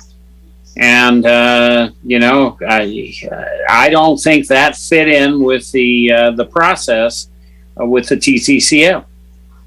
So I'm in favor of this separate effort on a specific service thing. And again, we get to vote every single service, time. Yeah, what services? Give me more, Kevin. Give me the list, or in March, I want to see what these are. Yeah, I can give you some more. I mean, there's not a lot of them, but it's Boys and Girls. The Boys and Girls Club, the air show would fit into that. And again, if it's a contract for service, it would be all encompassing for anyone that we've contracted for services for. So we would put the TTCF thing in there, and anything that we're essentially, the thought process of this going back a number of years was, if we're paying people to do a service that we don't have to hire staff to do ourselves, then it would fall under that category. And so, but I get David's point that some of those are, fundraising efforts like the air show, but there's certain things that people are not going to be able to go out and get a public agency sponsor, because you won't qualify under PI 311 without a public agency sponsor, another 8 public agency that wants to do it. So then you'd have to decide if you'd fund it or not. So how would you feel, at least in trying to control some of this, that if somebody qualifies for contract for services, that they cannot additionally apply for a agency partnership grant? And that's not theoretical. That makes sense. No, I think that's good. That may be a good idea That's a good idea. Yeah. Is don't let them apply to a sponsorship. And then also, Kevin, to expound about what you were saying, isn't the rent reduction that we've got with EAA, Store Truckee, and some folks over in the warehouse, isn't this also under this? So yeah, that one it's not. So those go back to before I was here. So some of those have been in their contracts for 10 or 15 years when we're offsetting. So we have a policy that we did for the warehouse. That's it's a rent deduction for nonprofit community benefit. And so the EAA, CAP, some of those are primarily historic agreements that we've had in place for a number of years that allow them to offset, or have allowed them to offset their rent for community benefit. And so that's one that when those agreements come back up, which they're on the list, we'll be tackling those a little bit later this year. We'll have to decide if they're going to fit under this, or if they're going to fit under the nonprofit use or the community benefit for nonprofit use, or we don't do it. That's the other option. So yeah, some of those are just legacy agreements we've had in place for a long time with the aeronautical. Not in the warehouse. No, the warehouse is different because it's non-aeronautical. So the non-aeronautical one's very clear. There's a very clear policy on that. But with EAA and Store Truckee, which are the only 2 really we have, those were in place for even before I got here. Right, but I think that to bring up that point, they are examples of agreements previous boards made, and that it's. We'll clear that up. We'll need to clear that up. I think it's a slippery slope to be getting into these, where you're making decisions for future boards in that regard. I think we've had conversations about this in meetings where I remembered us all agreeing that everything had gotten very messy. Well, and I think to a certain extent we're clearing those things up. I mean, I know the one thing that when we adopted, I believe it's PI 505 for the warehouse, that essentially made that very clear as to what, why, and how we're doing all those things. And I think we've made a lot of progress with this PI 311. But I do agree that, and I think what I'm hearing, and we haven't heard from Kat, I think, on this, but if you wanted to, I can bring back a separate policy on these contracts for services, and you can see what they look like and see if that adds that clarity that we're talking about. That would be good. I would like that. And I would also, if the rest of the board would entertain it, I would love the idea that you can apply for one of these things. You can't apply for. I agree with that. Of these things. Right. That's got to be clear. Yeah, agree. I think that's good. Can I ask a question, Kevin? Yeah. Under fiscal impact, you said will be determined by the board's agency partnership budget, blah, blah, blah. But you're anticipating 600,000, right? It says 500. Oh, 500 plus 100? Yeah, that's what's in the budget. It says 600,000, and then you break it down. Next paragraph, there's 700,000 earmarked for housing, transit, and general agency partnerships. That's separate, correct? It's all the same. No, it's all the same money. And so what we were talking about is that we would leave 100,000 for some of these other things. If you did the 500, you leave the 200. Yeah, you'd leave the. Okay, so Mary, to your question earlier, like, is us sponsoring TART a contract for service? That's true. These are a multi-year commitment. We have 363,000 going to. I personally agree with that because they're not going to move forward if they don't have some sort of commitment for at least a few years. So Yeah, and this is the Mountain Housing Council gets 55, and the Workforce Housing gets 30,000. And the JPA gets money. I mean, yeah, and then the Boys and Girls Club STEM program is 85. I don't want to be hogtied to not be able to do those things. And I hear what you're saying, David, but I think that for these agencies to, ourselves included, be able to plan, we need to be able to make multi-year commitments. And Right. Phyllis is right. We have consistent revenue stream. Mm-hmm. Which is true, and not, again, not to take anything away from the organizations you just mentioned, but neither Kat nor I ever had an opportunity to make those decisions. And in November, there could be 2 new people on the board who never had any opportunity to weigh in on those decisions. So that's what I mean about, like, when we start stacking these multi-year commitments up, you start eating a lot of the budget that's available, and then does it limit what future boards might want to do if they might want to do something differently? That's why I was thinking in terms of the commitments and then options. Well, okay, so just for the record, because I know you're getting to this point, Kat, I do like contract for services, bottom line. And I do like multi-year. Mm-hmm. So I agree. Oh, okay. I would like to revisit the number because this was important to for these partnerships. I thought when we voted to go in January of 2021 to go talk to the TTCF and we made a deal with them, I thought we were talking about 500.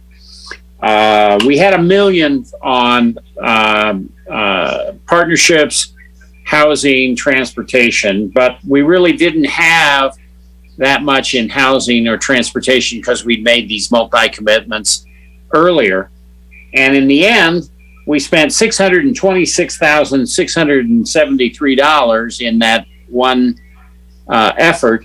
And one thing that Phyllis said in our discussions about all this is she'd like to have a number that they can make recommendations that will cap us, and maybe that would be good from controlling ourselves. Yeah. I agree. And you know, I hear all these different numbers. I thought we had $1 million for all this, and I don't think we need that much for housing or transportation because transportation's already been taken care of.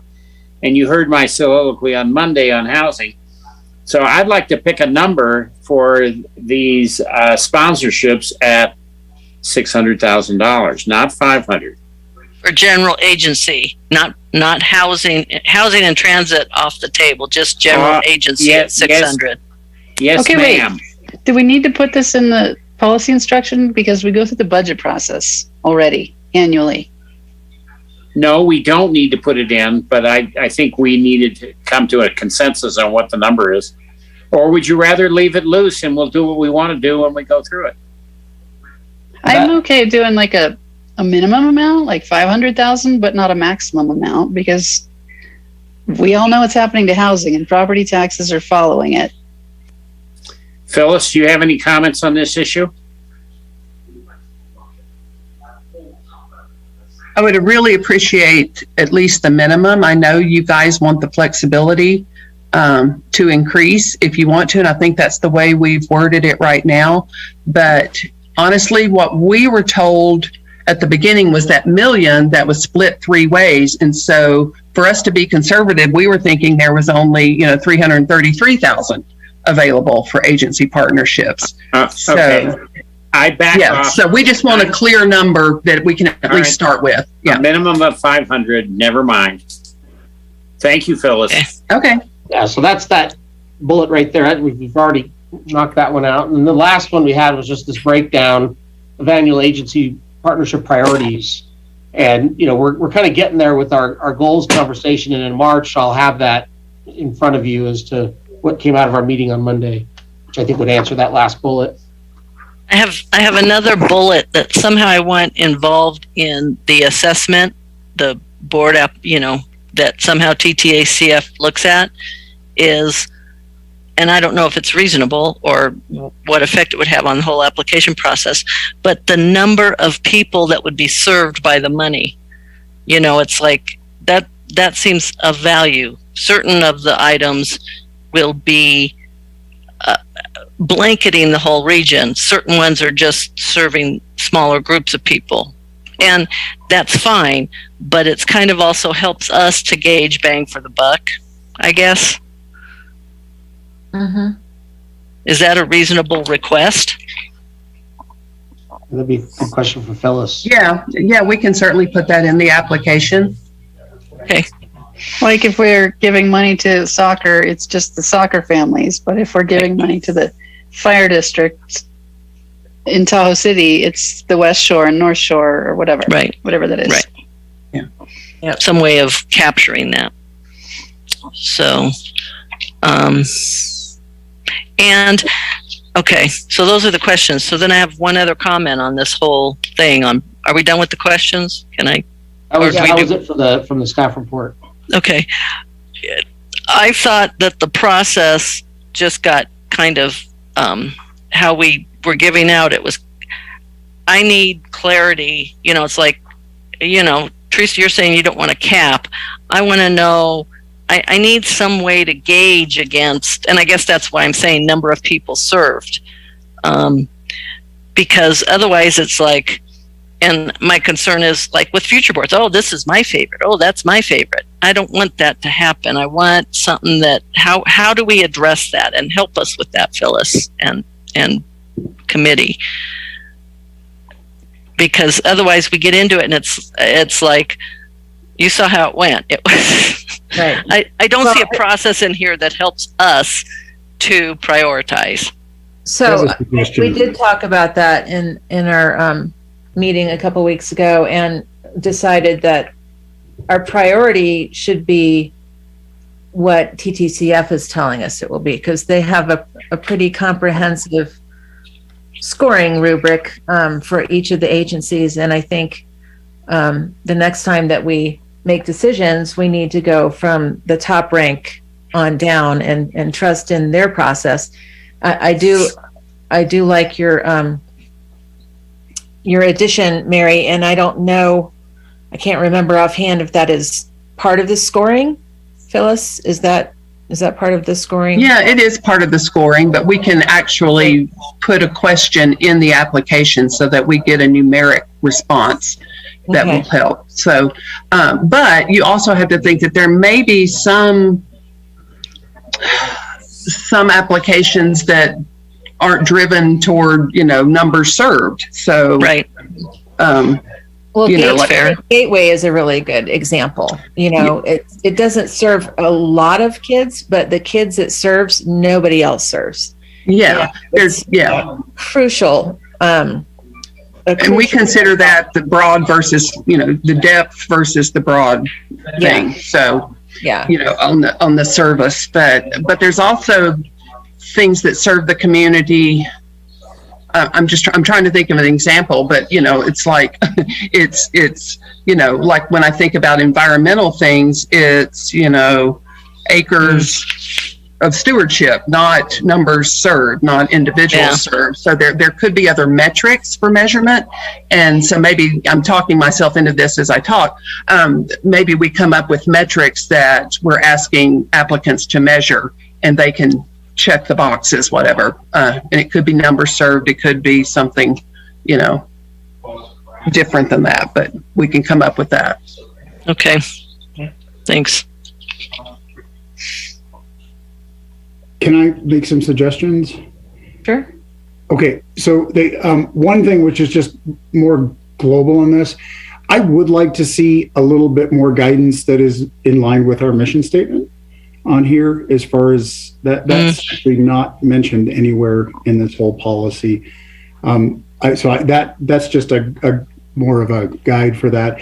And then on the board application, well, actually, let me get to that second, because this is an easy one. On item 13, It says programs or events must be open to the public where appropriate and charge only nominal and reasonable participant fees, where such fees and associated revenue are used to offset program costs or are part of the fundraising effort. How does this affect events that receive sponsorship dollars? I'm just throwing that out there because I think that should be factored into that paragraph. If an event does receive a certain amount of, like, if we're making some sort of a grant to an event and that event is pulling in $30,000 or $40,000 in sponsorship dollars, that doesn't really qualify as only a nominal fee because it's revenue generating for them. So I would just put that on maybe for the committee to think about that on item 13. The other thing, and the last question or suggestion I had on the application process, and this is based on the last one we had where I thought the rough edges were. The first part of this is I would love to have a mechanism for the order under which things are considered to be completely random, maybe on the fly decided during the meeting based on an algorithm that we can determine, so we don't know which is coming first and which is coming second and that sort of thing. And the second part, which feeds into that also, is I feel that it should be a two-stage thing. The first pass should be the discussion and the indication from any director whether she or he is interested in funding that. And then we put it aside. And then we go to the next one. And then we get to the end, because what we found in the last one is we have X number of applicants, but only a subset of those were of interest to any one of the five or more of the five of us. I would like to get to that subset before we start making motions on the amount of funding. And the reason I say that is because in the last round of funding, I was hesitant to move forward with things because something I wanted to fund still hadn't come up yet. And I didn't know if when we got there, I wanted to know whether there was a chance in it. And if there was no chance in what I wanted to fund, I might have wanted to put more money someplace else. So I would like, before we have motions, I guess to summarize, before we start making motions, I would like to know that the subset that we're making motions on is at least championed by one board member. Or should there be more than one? I mean, if you have that filter, that sieve at the front end, should there be three people? Well, I think that might be difficult, and I think as long as one board member has an interest in one of the options, I think it's worth people making the board making a decision on. So I'm not sure I'd want to go to three because we might not find those. Or what about two? I like more than one though, because what? Oh, the thing with one, yeah, the thing with one is that then it becomes everybody's got their favorite partnership, and it's kind of like as a sieve, if you at least have two people who want to champion it. But isn't that what we're doing in the motion? Because I'm thinking that, Mary, that might not solve the problem, because then it's like, I'm not sure I want to vote for what Teresa wants because that might be the vote that I need for my own thing. Yeah. You know what I mean? So I kind of feel like if we can just narrow it down to the groups that somebody wants to make a case for, and then have motions that are based on that, I think it's and for me, it would be a lot easier just to know, like, okay, if I'm not going to reserve any money for organization X because nobody else wants it. That would be kind of the. So David, it was a problem going through last time because I had no idea where we were going. Yeah. So to sum up with this framework, and I think, David, what you're saying is that this board discussion part right here, this is new. This is kind of what we're trying to do to get that you'd have this two rounds or this two phases of this first one, and we could build this up, this board discussion where you can go through and talk about all the applications. And then number 6 is when you'd actually start to get into motions. And this would be after you've taken all your public comment and clarifying questions. Then the 7th part there is a part, and I think Phyllis was talking to us how important that one is that you may provide guidance to applications of folks that didn't receive funding. So if they had a request and it just never got up for a motion, where does that end up? Yeah. We So can what, definitely build where I that. was going at with this, Kevin, is actually, okay, so you go through all the beginning of this thing, you go through the public comment, you have the board discussion, that there is maybe a 5.5 in that, would any directors like to include this in the final batch? And then if so, it goes into the batch, and that number 6 doesn't happen until that batch is finished. Okay. Because at number 6, we can start making motions on what we have, and then we know what we will be voting on, as opposed to holding off on something that we might not even get a motion on. Yeah. I think Rick, that's kind of how we did it in the Capital Projects Advisory Committee. I mean, it was in 2 different meetings, but it wasn't that different than that. Okay. Yeah, and the other aspect of it is just, I really think it, just because of the nature of this process, if the items could be presented entirely at random, then I think that's fairest, because I think we did definitely see the things that were at the beginning got a little bit more attention than the things that were at the very end. That's worth talking about just for a minute, because there's 2 schools of thought. Is one, you take them from an order of the highest ranking because they most meet the program guidelines down to the ones that are less. So you can either do it that way, because I think there's some logic to it that way. The random thing also works. You'll still see the score.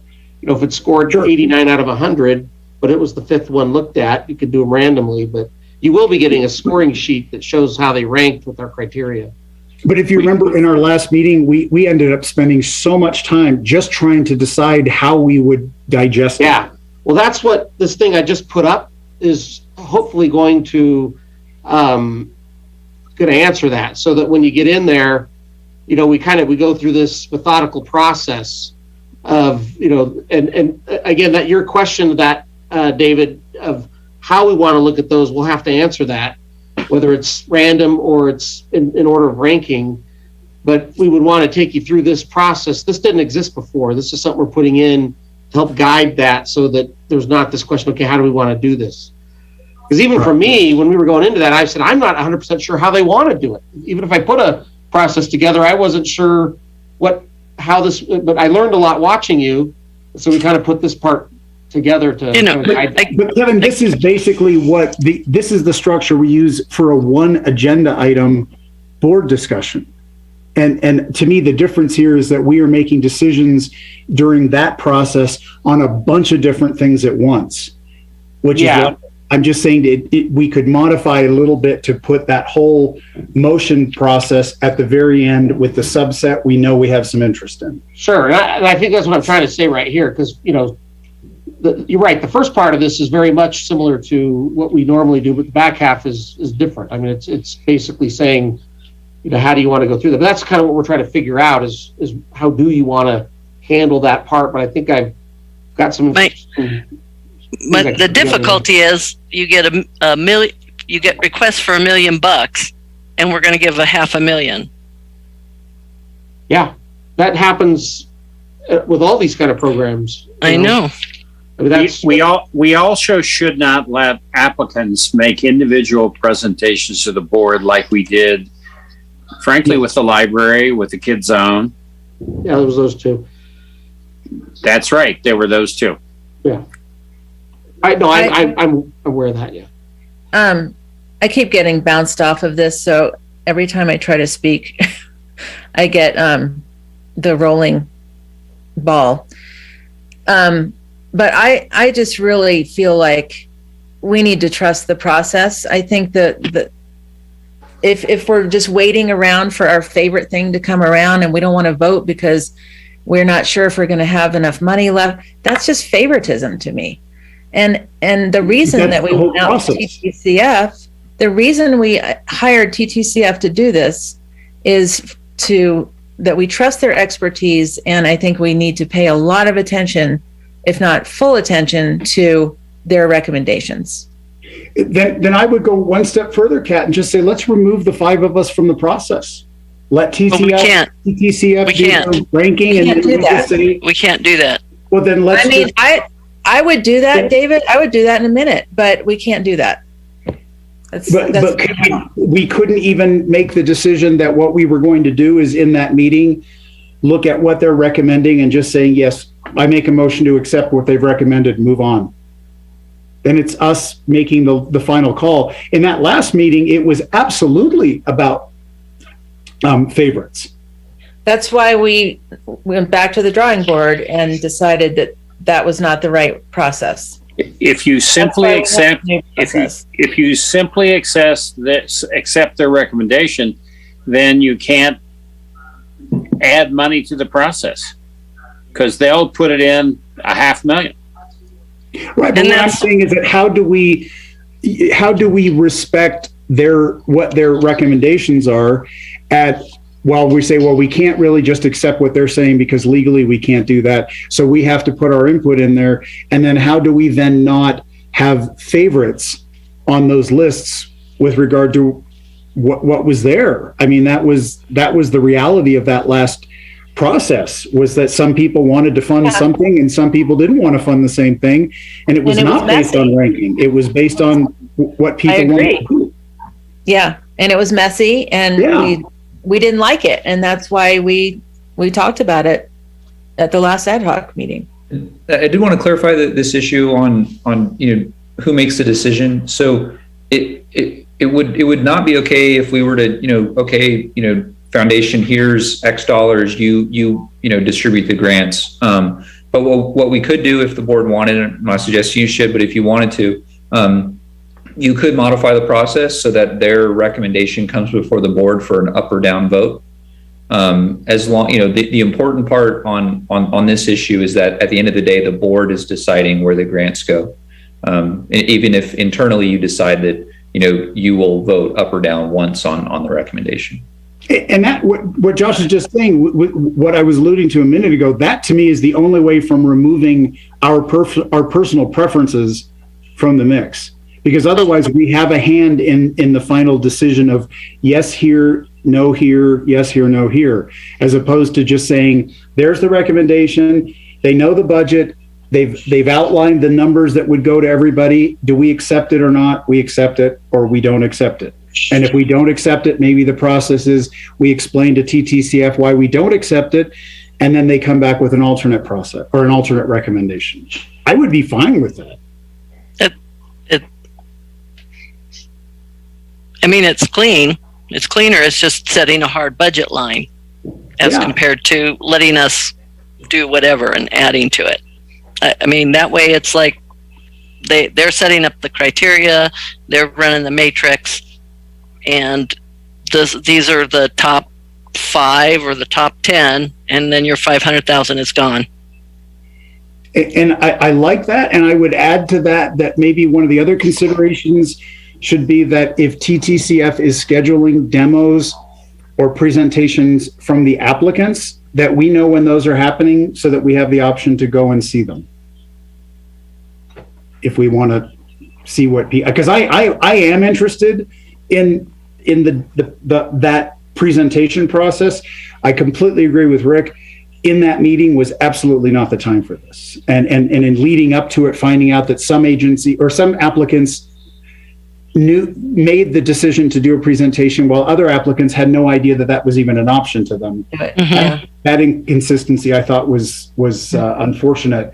But in some cases I would like to, granted I've seen the Kids Own Museum presentation about 100 times, but I'm glad I at least saw it, right? So to understand what was going on. So I feel like the same thing with the other applicants. If I'm not familiar with the organization, I would love to see a presentation from them. What I also like about that idea is it's a hard number, so it's fixed, and it's a 5 or 10 minute discussion, not an hour and a half or 2 hours. You mean you are concerned about the hours, Mary? Hard to believe. Yes, it is. And I'm not sure I agree with David. I like the idea of going through and making decisions. I think that's our job. Okay. But then you have to accept that we will have favorites in that. There's nothing wrong with that. It's why we're elected. But I, Teresa, I'm not saying that there is something wrong. I'm going back to what Kat was saying before when I think that there was a discussion about that going through with the motions at the end. I don't want to speak for you, Catherine. You said, well, that's basically just favoritism. And I said, that is essentially what this process is, favoritism. Unless we are going by an algorithmic decision, which is based on a score. If we're not going to do that, if we're going to circumvent an algorithmic decision, it is opinion and favoritism. Well, I'm on the camp of I want to vote on them. I want to pick. Okay. It could be So a you got special 2 and meeting. 2. That's where I'm at. Yeah, what do you think is the best way to go? Well, I do Or want Phyllis. I do want to pick, but I guess I wasn't thinking that people were withholding votes on like number 1 and number 2, despite the fact that there were really just 2 or 3 that were really above the threshold, because they had one way down here that they really wanted to vote for. And that was part of the reason that I suggested a random discussion order. Because that way, you know, if we've got, like we did last time, we had all the ones that were heavily weighted at the top. That's why we're hiring TTCF to do the objective rating. Right. But my point, Mary, is I did for some of the ones that were lower. I'll give you an example. The Humane Society. I had no idea Teresa also had an interest in the Humane Society. I had an interest in the Humane Society, and I wanted to give them some money. But if nobody else was going to approve that, I might have wanted to give that money to somebody else further up on the list. But I was thinking to myself, well, we don't want to get through everything before we get down to that level, because if there's money left, I'd like to give it to them.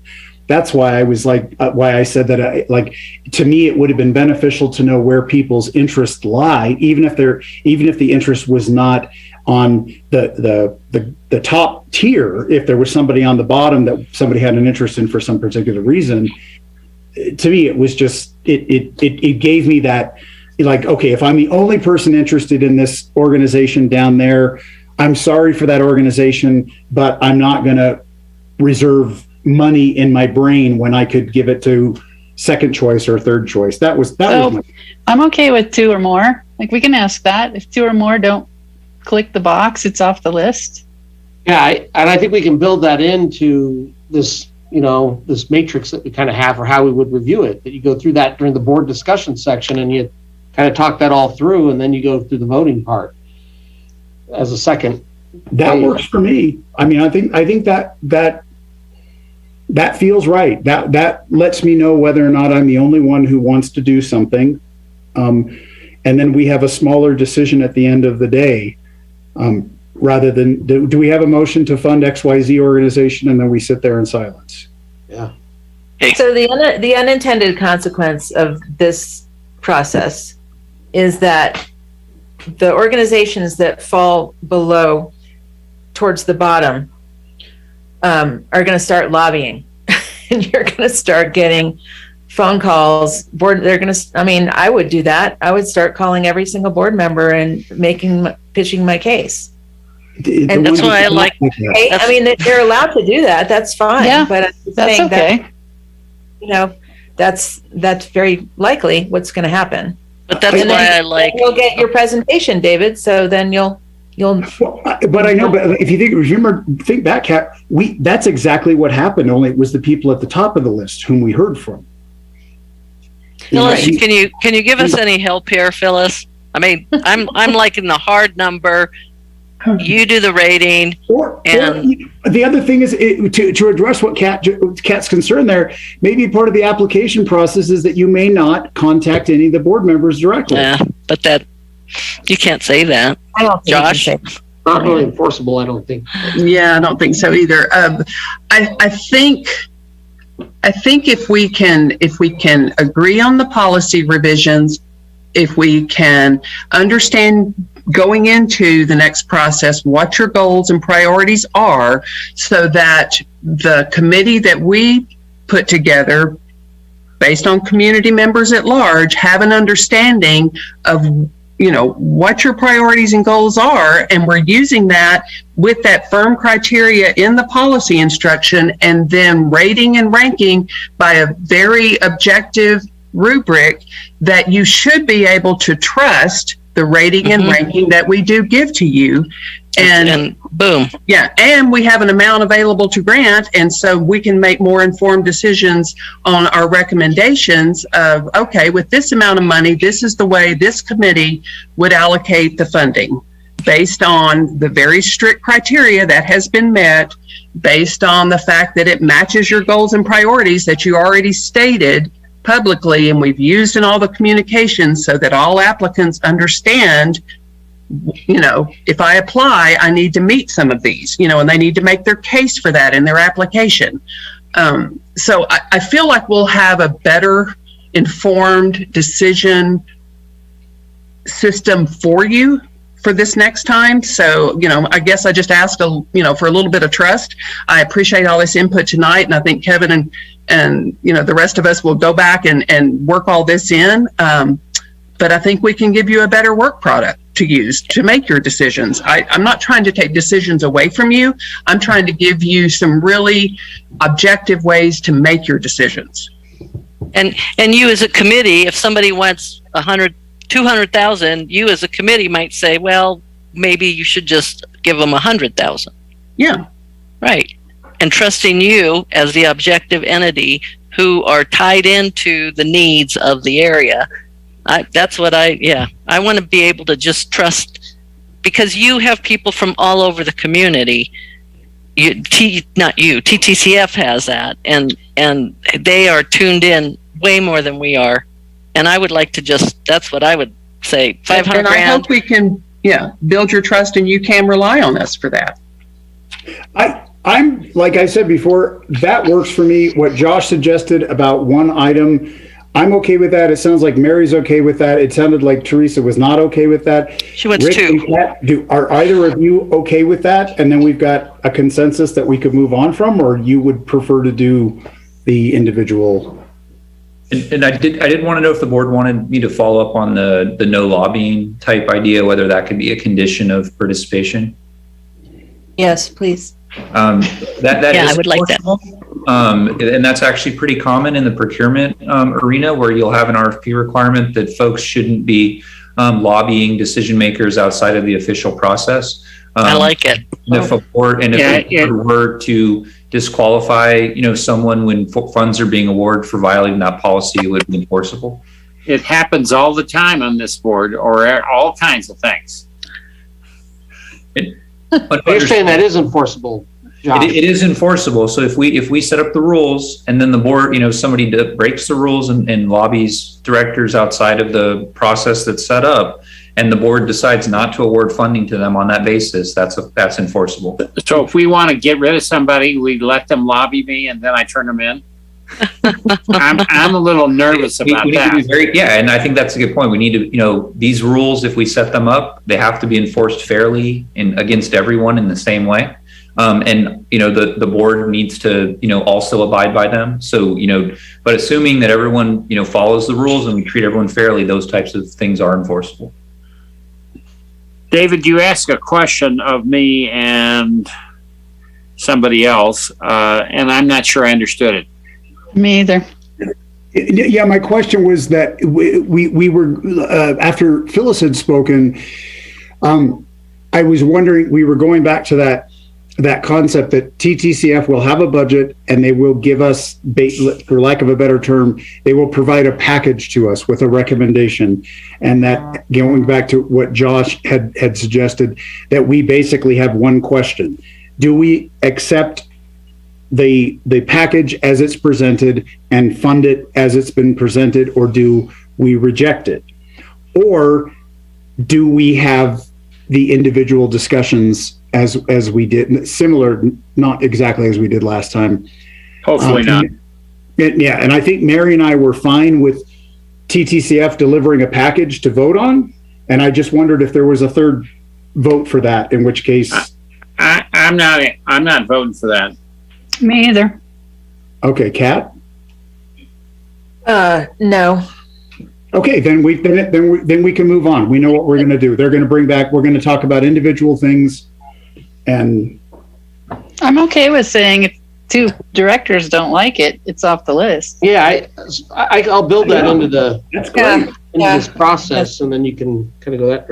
I think that'll still work. And then just one other thing to clarify, and this was a recommendation from TTCF on this committee, which we didn't have last time. It will have TTAD board and/or staff representative along with TTCF staff and community volunteers, and so that would be new. That would essentially be Kat and I being part of that committee.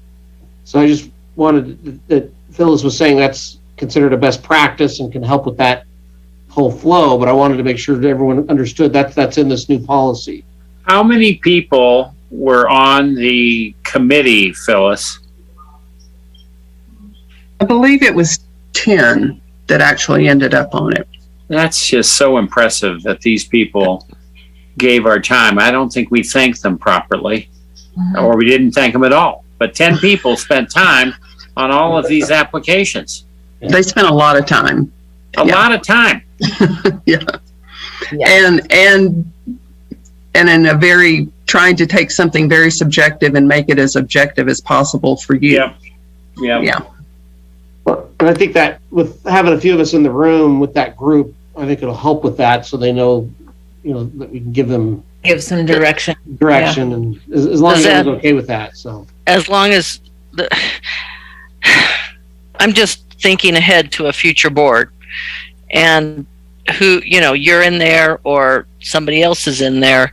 Isn't there a favoritism component of that could come in? That was one of the reasons that we originally didn't participate. But right. I think what Phyllis was saying is that it's better that we're actually in the room. It doesn't have to be me. It doesn't have to be Kat. But the idea is that there's a couple of us in there that help.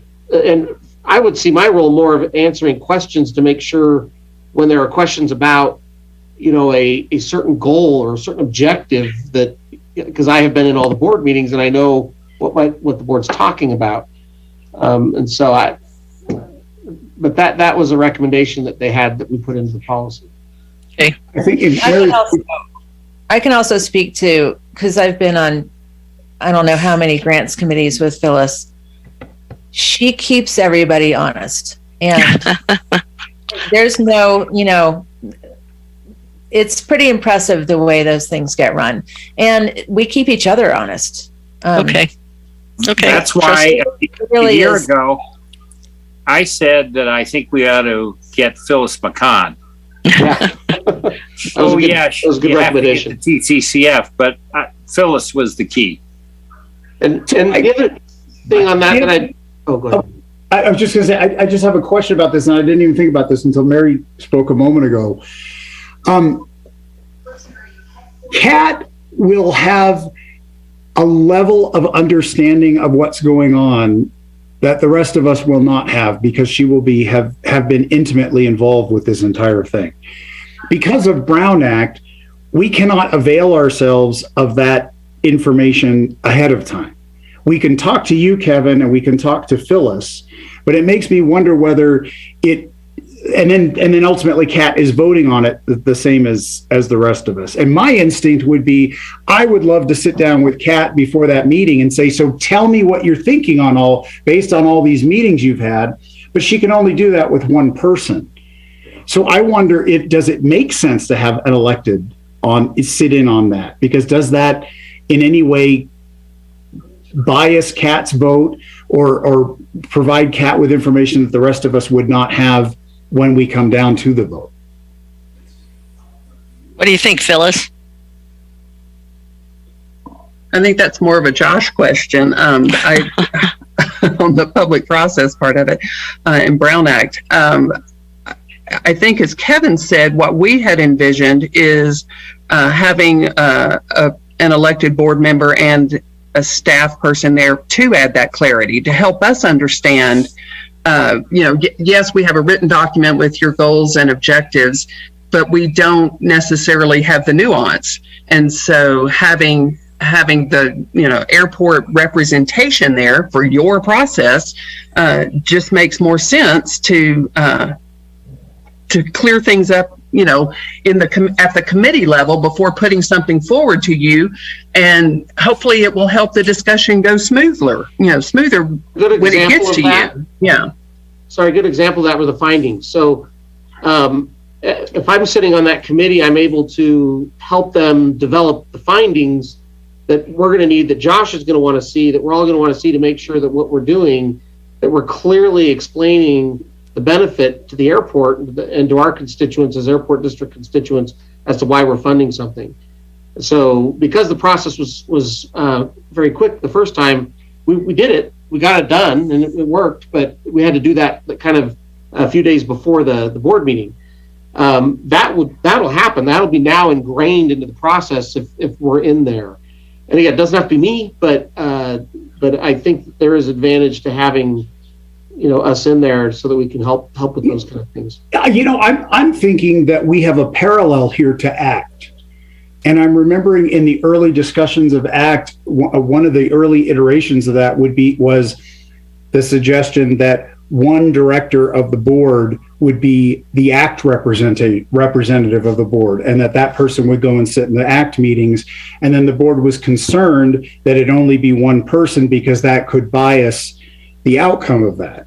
And now I'm thinking that in a way, although maybe a little bit inverted, this is a similar thing. And I'm not recommending that we each month a different board member go in there, but I am thinking that maybe it does make sense, Kevin, that only staff represent the airport. As you were saying, I mean, you can explain the procedural issues, and you or Josh could answer the legal questions. And I'm just wondering, it's like, do we want board representation in there, knowing that board member will ultimately be voting, both in the committee and in the final decision? That seems like it makes me feel the same as we felt about one representative being on ACT, like this could be biased. Staff only. That's my vote. I would agree with that. Well, what was that? Sorry. Staff only. Oh, staff only. Not I think what I would do is just have Mark Lamb and I would probably then just go, I'm whatever you guys want to do, but I would take two of us. So frankly, Kat's the only one who I would be comfortable doing it, because she's done grants for 15 years. Yeah. No, I mean, I agree. No, there's no question Kat has crazy experience in this field, but it is that she's voting twice. She's voting on the committee about what is getting, or participating, maybe not voting, on what is getting given to the board. And then when it's given to the board, she's voting again on, I mean, maybe that's a Josh thing. I don't know. But it just seems like it's a little rotated every strange, year. And it's not sustainable in future boards, because you might not have somebody on a future board who has the experience that Kat has. Staff only. That's my vote. I could see it either way. I'm not hard over either way. I'm still holding out for the $500,000 and their list. And Kat could be in there. Kevin could be in there. I'm depending on their expertise. I'd even go to 600,000, and they'll give me a list of 1 through X. And boom, we're done.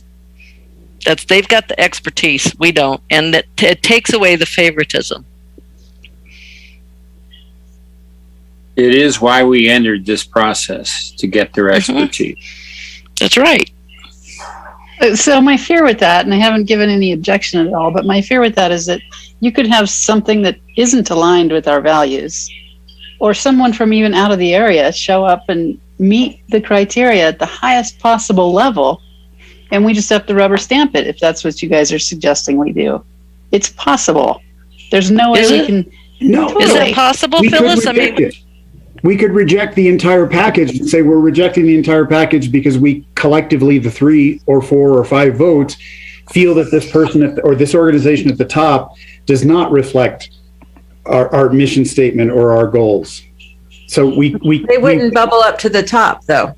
Well, yeah, probably not. Well, I'm not saying the top. I'm just saying the ones that qualify, because obviously we had more that qualified than we could grant, right? So if someone else qualifies, and I don't know, that's, I think, one staff member, and we get.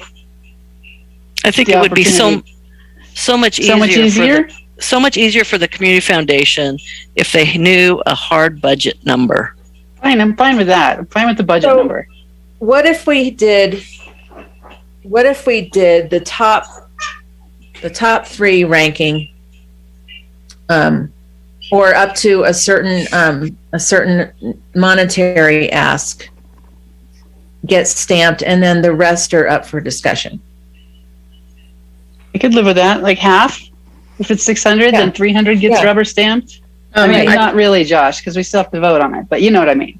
I think our rankings might, I don't know that I'd want to put that hard and fast, because the way the rankings fell out, we had like a 3-way tie for the overall scores. And there, and if we need to go deeper into the rubric and explain, oh, well, they scored higher in this category than that one, but it averaged out over here because it flipped over here, and this one scored higher this way, Right. That's why I think we need to do it. Yeah. I'm not trying to take we're doing it. Yeah. We're giving you enough to make informed decisions. And, if you give us the information going into it that you want us to abide by, and the hard criteria that has to be met, and, as Kevin was saying, with staff and or a board member in the room to give us that clarity on, exactly how this, fits the airport mission and nexus and, the benefit to the airport. If we have a better understanding of that going in, you'll have better results from us. Right. But we spent more time on this. I know. It's like, I'm done. I know, me too. Let's move on. 1 staff member, 2 people have to like it to be on the list, and 600,000. I mean, I'm good with that. I'm good with that, but we don't have a third person saying that he or she is good with that. I'm good with that. All right. So we're going to have to go through and assign it. We've spent more time on less important things. I'm having PTSD from the last meeting we had where we gave the money away. I thought that was a great night. I mean, it was champagne. We did a great thing for the community, and I felt really good about it. Public comment too on. Okay. Is there any public comment?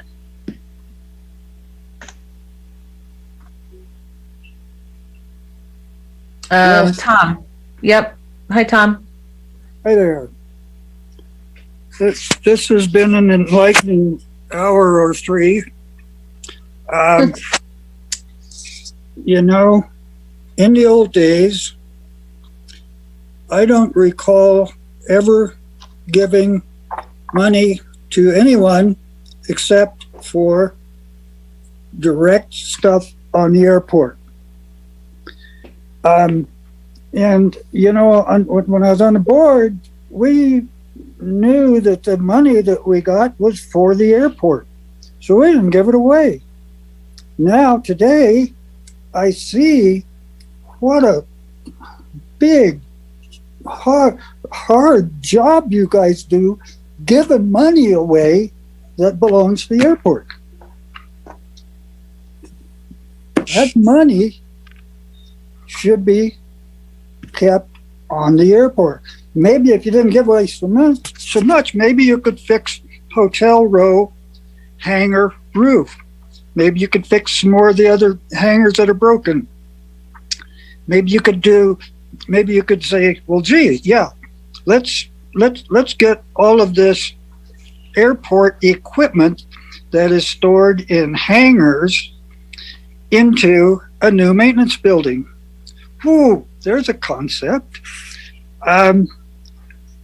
It's very disheartening to a person that loves this airport to see the airport.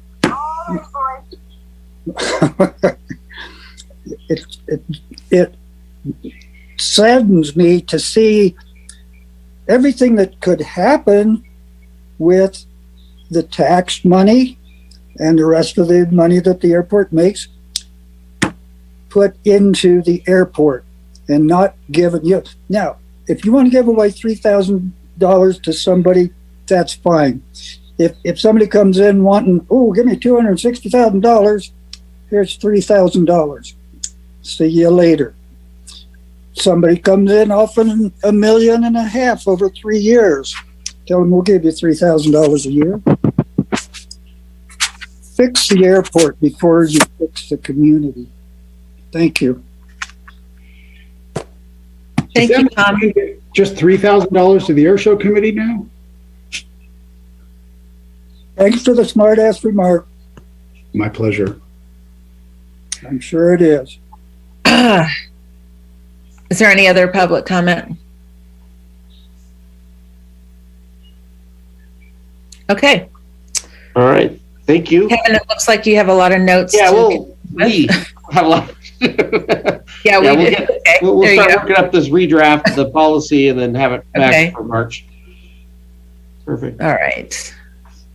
Okay, so on to number 11, review of proposed goals for 2022 discussion. So that, I just put that item on depending on what happened on Monday, but essentially in case there was something to report, but I think everybody, attended that meeting. The goal is to, for us to craft those 3 categories and put all the goals that came up into a framework, a matrix, and then we'll have that on for March.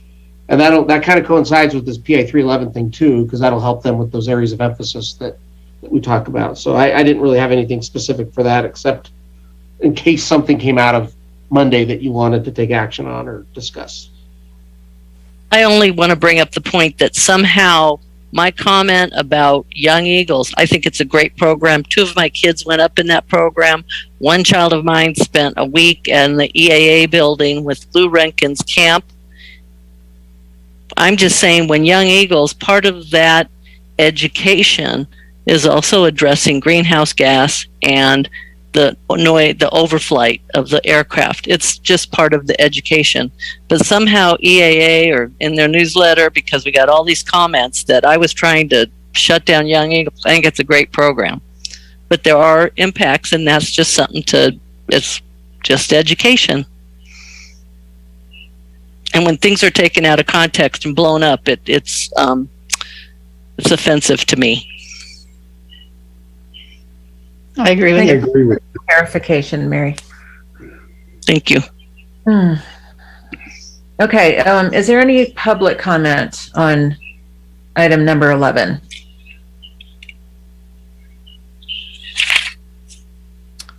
Okay, doesn't look like it. All right. Item 12, board committee assignments and ad hoc committee reports. All right, so maybe just real quick, I'll report on a couple things, and if the ad hoc committees want to report on anything, you all have received copies, and they're actually posted with the board book, the the revenue and cost allocation study. So they're essentially complete. So those are the final drafts. They're actually on the website. If people want to get to them, they can go see them right there. And there's 4 different scenarios. I feel very comfortable with this study. I feel like it was very fair and unbiased, and as we went through that, and I think you could see that because there's 4 different scenarios you can look at. I think one of the challenges but one of the opportunities we'll have as we start talking about different rate setting methodologies, it may be important to know which scenario are you using for your numbers. Because, for instance, staff's going to come forward with some rate setting recommendations, and we're going to be using data from some of these different scenarios. And so I think as we are talking about these, it would be important to know which scenario you're referencing if we're using, the numbers. But it gives us some perspective. And the reason why, and I'll say, the grant monies, why it's important to have one without the grant monies is it helps us understand what it would take to run the airport without federal funding. But then it's also important to see what those costs are with federal funding. So anyways, that's out there. Does the ad hoc committee have anything else? Because this is really our last report from that ad hoc committee on these 2 products, or these this study. Since it was 184 pages, and I figured people wouldn't want to flip around between the various scenarios, I know I didn't. I put together this Excel spreadsheet, which is distributed to you all, and that's the crux of it. It shows Greatly you. appreciated, Mary. Yeah, it's summarized, and it shows. Thank you. That there isn't a lot of variation in some of these things, and so it shows the sensitivity. And I'm glad Kevin's got this to work from. I know for me, I'm referring to it all the time. So. Yeah, no, it's a good product. Yep. At least it was, it's something, it's something we can use, because you can argue over methodologies, but it's something. I think that's what Kathleen Egan said back in 2012 when we did this, that you can argue over all the different assessments, but it's something. It's something that you have that you can base some decision on. It is just over those 3 years, but it does give us some perspective as to, where we're at with certain things. So it's good stuff. Kevin, I've got a question for you on that. I can't remember if it was the last or 2 meetings ago when we went through and identified some areas of concern. And I just wonder, are we scheduling each of those areas of concern for? Yeah, I have a memo that we had put together, and I think the ad hoc committee has seen it, but we need to look at it one more time. And so, yes, I've got in the bottom of that memo, it's got kind of scheduled out when we'll be trying to tackle some of these things. And it also answers some of those questions from January 5th or 6th when we had that meeting. So we do need to look at that one more time, because we wrote that about a month ago, and then we realized we were doing this scenario C and D. So let me get that to you and Mary, then we'll send that out to the board, and that'll kind of cap off a lot of those questions, and you can also see when we're going to be. I think you both remember that memo. It was part of that, because I got some edits from both of you on it, but it was about a month ago. So that'll tackle that. Can I ask a quick question off topic? I've got someone wanting. Oh, never mind. Okay. Moving on. All right, Master Plan Ad Hoc Committee, and I do want to just recognize a very patient man. Let's see if he's still. Yep, Brad Buzinski. He's on the call. He's our project manager for this with Mead and Hunt, so he's available too. But Rick and Mary and we all had a really good meeting on yesterday, and a lot of progress. I think a lot of good progress is moving along. I'll let them, comment here in a second, but I also just wanted to put out there that we've got a couple of dates that we're proposing for April 20th and May 3rd for in the evenings. One's a Wednesday, then the next one's a Tuesday, for our workshops. So the public workshops. So if you can pencil those dates in, if you want to participate in one or both, the April 20th and May 3rd are when we'll be doing some outreach, and that'll include Third Runway. We're actually going to start that with our ACT meeting on March 9th, and April we'll be talking about that project, and then these additional 2 meetings. Ad hoc committee, anything else? Rick, you're muted. Yes, I am. The big news is we finally zeroed in on one alignment, and there was a little shifting, but it kept it at 5,900 feet. And, this is preliminary. I understand that, but okay. I think that was good progress that we saw that, and it shifted enough to avoid. Tell me which hill is that, Mary? Boca and Prosser. It's kind of threading the needle on both sides. And it goes right over the bug station. And what's great is, no, it's to the east of you. It's very much to the east. In the meeting, Kath, where your house was. It's not aimed at your house. And I would ask the other board members, go in and talk to Kevin to look at some of these maps. Because I think I can't talk to each of you, but they're pretty interesting in a preliminary way, in that, it's got a continuous descent rather than a step down, no offset on the approach, which is a safer. It's got vertical guidance. So vertical guidance on the approach coming in from the north. That the climb gradient on the departure to the north is much lower than the other ones, and Flight Tech seemed pretty excited about it. So I would, if you are interested, go in to Kevin, because I think you have those diagrams. Yeah, I have. I can show them to anyone that come talk to me. I'll go through it, and we're gonna talk to on the 9th. There'll be an ACT presentation on that, and Brad Buzinski with our consultant will be on that with me, and we can start answering questions and show people what it's going to look like. But it is preliminary. The other question is that Mary and I are noodling is how big a jets are you want to allow in here? Do you want, what's the right word, C level? It's No. the B2, C3 kind of conversation we had, but it to encourage more people to use it. But the question is, does it inquire new people using it? So there's a lot of discussion going on.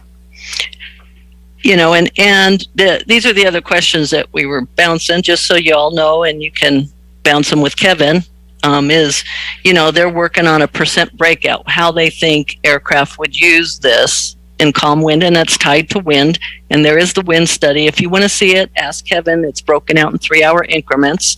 It won't be used when it's windy. We have a tower that will direct traffic.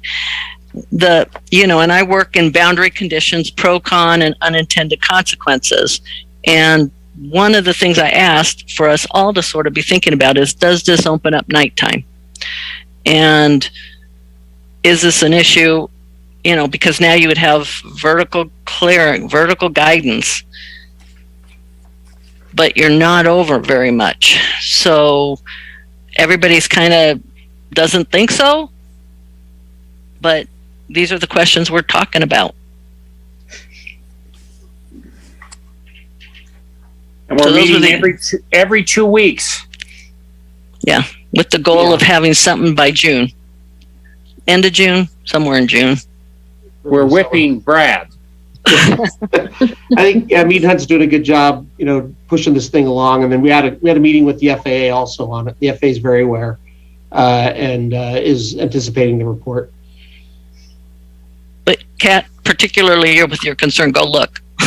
Okay. Yeah, we looked at the number of homes that were underneath that approach, and there are a couple, but it's different than thousands. And again, it's a matter of options. It's a matter of different times of the day. It's a matter of we're developing all these procedures. It's not saying any one neighborhood is going to get all of it, because we're owned by the wind. But if we can share, everybody wins. Good. Okay. Yeah, that I think on the board committee assignments. Sorry, I just lost my report on. Oh, here it is. Oh, that's not it. Those are my comments on that. So that was all for the master plan.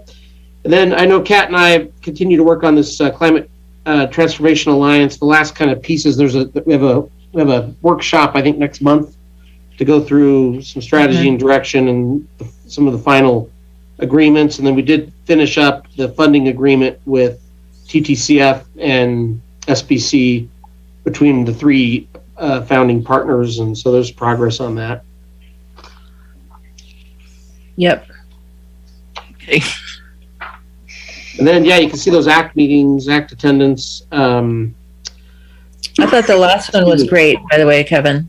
Oh, thanks. Yeah, I think people like that. We tried to make runway design code and airport reference code exciting, but I don't know how successful.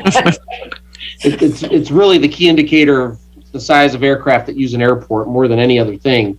And it's what we'll be talking about with the master plan, and it's this B2C3 thing that Rick was talking about. That's what I'm referencing.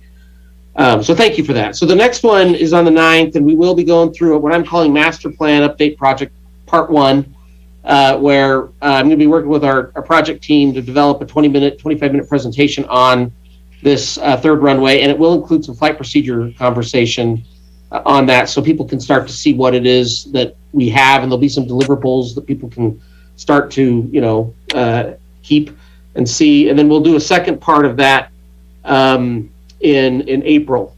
And I'm kind of waiting. I want to talk a little bit about with the ACT team people that are attending about what we want to cover in April. Some of the topics of interest that are going to come out of this discussion, because it's a big deal what we're proposing. And I kind of want to hear from folks as to where they sit on that. So I think with that, just trying to figure out who wants to attend. Do we do that now, or do I do that later? We do that. Who would like to attend?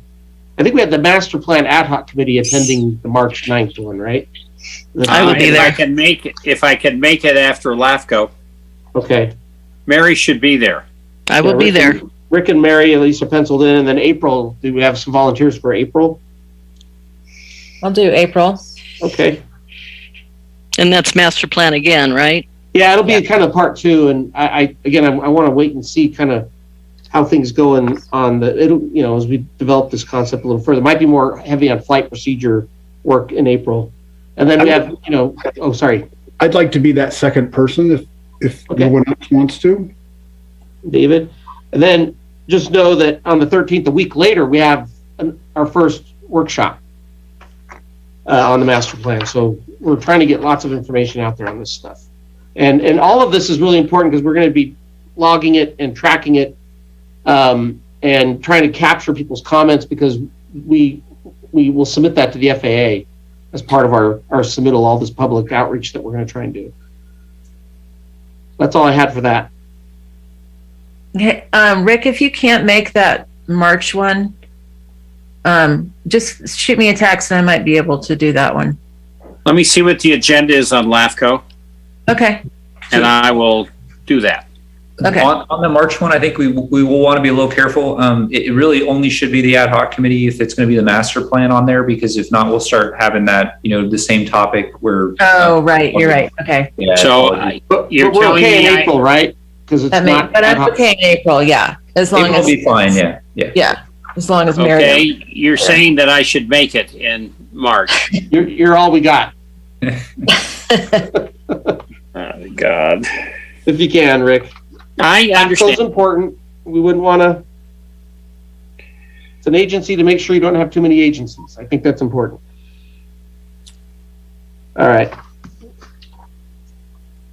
Okay. I guess public comment on that.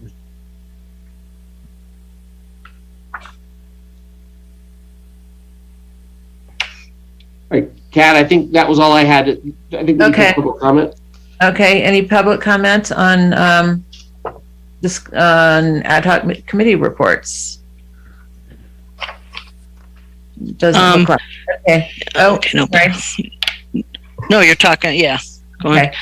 You're doing public comment. I had some comments about, you're going through the general manager's report? That's next if we're done That's with where that. we are now. Yeah. I'm even getting punchy, so hey. All right, so the GM report's before you. We already kind of figured out ACT. And then going through it, I can answer any questions that you have on any of those items. I won't go through each one. I'd like to talk about the fuel discount. Me too. Yeah. It seems really Me big. three. Seems what? Big. Yeah, so what we were doing before, Okay, go ahead. what we're looking at here is we're trying to figure out, what is an option on the CAA discount that we were providing. Now, the CAA discount ended up being a lot. It ended up being about a third of our sales. It was too much. It wasn't what it was originally intended to be, and it was What's CAA, Kevin? CAA was the Corporate Aircraft Association. So that was the discount that we set up 4 or 5 years ago so that we could provide a fuel discount for our local tenants. And so for a while that worked. Our locals got a $1.50 off our margin on jet fuel. It's only jet fuel. We don't do it for 100. But over time that program grew, and so we ended up only having about 20% of all the sales were locals, and all the rest were going to transients. And and per the allocation study, we didn't make a ton of money, and it was a lot of cycles on our trucks and our guys, so we canceled it. We found a much better way to do this, that we can do it just to our locals, and it's about 19 tail numbers, about 19 aircraft that are here, our locals, and use our current contract fuel program that we already have. And so what we would end up doing, and what that does actually, the contract fueling is pretty seamless in that our guys, when they're running it through our point of sale, it's pretty seamless. It's all designed into the AvFuel hub. It's our point of sale. And so from a staff perspective, it works really, really well. And so what we would end up doing, and it can be any amount we decide, but what I had proposed is a 50% markdown from the 275.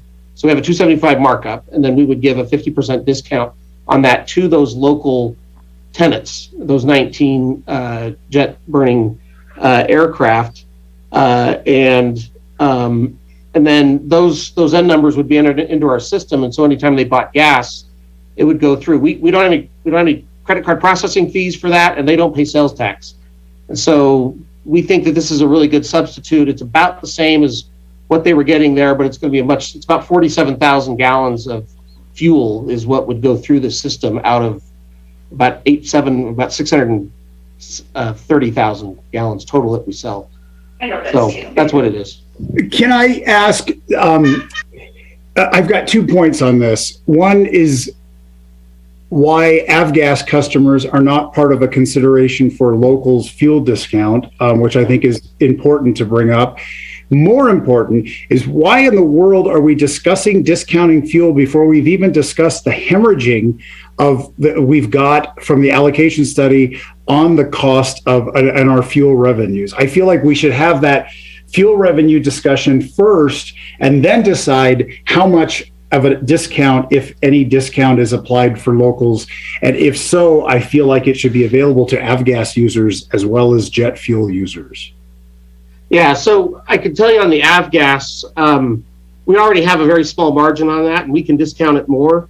But back prior, we had talked about the fact that we already keep those margins lower for our locals because that's primarily who's buying it, and we don't sell a lot of it. So it's already, in some senses, we try to keep it affordable. We can look at a locals discount for avgas, but it already doesn't really. You don't make a lot of money on avgas at any airport, and so the rest of the fuel is profitable. We make money on that, and the FBO is pretty well break even. It'd be nice if it could make a little bit more, and we think this will make a little bit more. So at least on the FBO side, we aren't hemorrhaging money there, and I think there may be an opportunity for us to raise revenues in that on the fuel cells if we move forward with something like this. Where I see us needing to have a lot of discussion is on the air side, where we're showing some loss there, and we're going to be coming forward in March and April with some options to generate more revenue there. But even at our last meeting, we talked about the fact that locals discounts is advisable, but we don't want to be, or is desirable, but we don't want to be providing lots of discounts to the transient folks that come through. And so I've gotten a lot of input from board members and from the public on this. So this is the proposal that we have in front of you, and it's something that already our fee schedule would already allow me to do, but I did not implement it because I wanted to talk to you about it. Well, I think it's premature to implement a new discount program before we have a discussion about fuel, because fuel was one of those issues. If I remember correctly, I don't think it was. I think that one piece of it was. We were losing $4.21 a gallon on full serve avgas. Yes, and we will be talking about that. But the overall fuel revenue was very high. But I think we need to kind of look at that. And I'm happy to do that. That's why I put it here and I didn't implement it. If that's the will of the board, I'm happy to hold off on implementing implementing the discount, but I think it's important to talk about it. Go ahead, Teresa. No, you can go. You started before me. I'm just, that's why I put this table together. That's 11D that y'all could pull up right now. And according to the cost allocation on Jet A, we make between 65 cents and $1.38 a gallon. That's profit. So revenue, we make great revenue. That's but if under we only the old make system, though. That was under the 2020 rates, which we've raised those margins. So it's higher now. Okay. That's at the 230 margin. We're now at 275. Okay, so you're going to make 45 cents a gallon then on jet fuel. Yeah. Because if you're taking 47, so we don't have, if you don't want to do a locals discount, we don't have to, but what I'm saying is 42,000 gallons out of 627,000 is what I'm talking about. What I'm looking at is, okay, so let's say we make, because I was looking at these old numbers, 65 cents to $1.38 a gallon. and you've raised it now by 40 cents is what you're saying. Yeah, the right? board did. The board put that. Okay, margin in. so that now let's just run the numbers. So now we're making $1.05 to $1.78 a gallon. So then I multiply that by the 41,271 that we made. So we make, instead of revenue, I want to talk about what profit we make. And so at 41,000 gallons, we're making between $40,000 to 1.78 times 41,271 to something. 41,271 times 178 to $73,000 in 1 month. So we make a profit on fuel. And last month just for those 19 local pilots, those 19 local aircraft that use jet fuel would have a discount. Would have a discount. Everybody else is paying retail or contract fuel rates. And last month you had $1. Last month you proposed $1, and we didn't like it. Well, we talked about that option, but as I've researched this further and worked with our current AvFuel provider, and their contract fuel program, we found that this is a much better way to go. It doesn't have to be what I've got in here, but I've heard from a few board members, and I've heard from a lot of people that we should move on something. And so I've put something out here that that I think is a really good and fair proposal for our local based tenants that will generate revenue, and everyone else is paying that retail rate. I support it wholeheartedly, and I think you did a great job. I agree it's premature. I'd like to know from you mentioned that a few board members, and I'm guessing Teresa might have been one of them, so I'd like to hear from Teresa why these board members feel like it's necessary or important for us to have a fuel discount in place right now. For the locals, I think it's super important because they're the ones that are taking the heat. They're the ones that are taking the unintended consequences of having flights over their head, whatever. But locals, not necessarily, they should get the discount. What about the ones who are flying pistons? I didn't say no to that. That's not part of this. This is on jet fuel tonight. We'll get to that, is what Kevin keeps saying. Well, yeah, and so we can do a piston discount, but what I'm saying is we've always kept our margins on piston fuel low, much lower, not even half what our jet fuel margins are, and so that's why I'm putting this out here. But if we wanted to do that for tenants for 100 low lead, we can do that. But in one sense, I could say we already are. Okay, so there's 19 of these tenants. What proportion of Jet A do they use compared to transient aircraft? So out of the 41,271 gallons that were done in this month. 421,000 in 2020. It was 421,706 gallons were sold with no discount to non-hangar tenants. So that's what we did in 2020. So we're talking about 42,000 gallons that we sold in all of 2020 is what we're talking about, out of almost 630,000 gallons. Can I say while Mary's thinking, are there locals that don't have hangars that we should be including? I don't really. I have one or two folks that consider themselves locals, but that will come and go, but that don't have tenants or don't have hangars. But it's primarily when we have this business relationship with the lease with hangars, then that really sets us up very well for providing a discount because we have that business relationship with them. But I might suggest if they are on the wait list for a hangar and they're coming in and out, you might consider including them. Oh. So my question was 41,271 gallons were sold of Jet A in the month of January. how much of that is local and how much Yeah, of I it is don't transient? have that breakout for January, Mary. Well, that's kind of where I'm going. Are we talking 10%? Or are we talking 50%? I'm talking, so I can give you the numbers I've got here on my other screen here from 2021.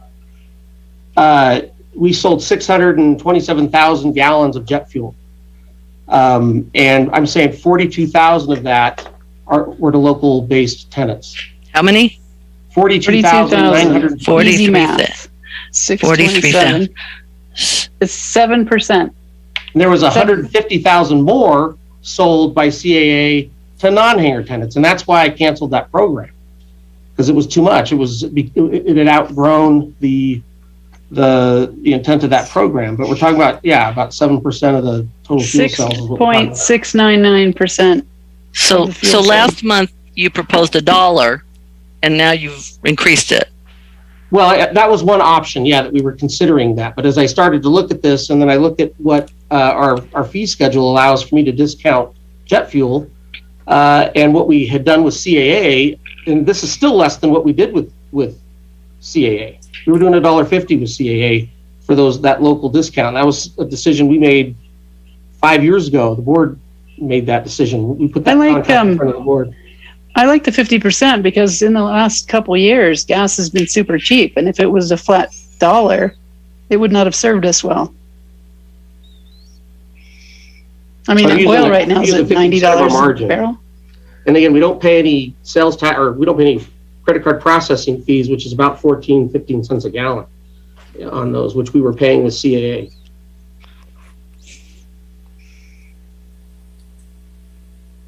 Hey, well, Kat and Rick, you need to weigh in. Got 2 against and 1 for.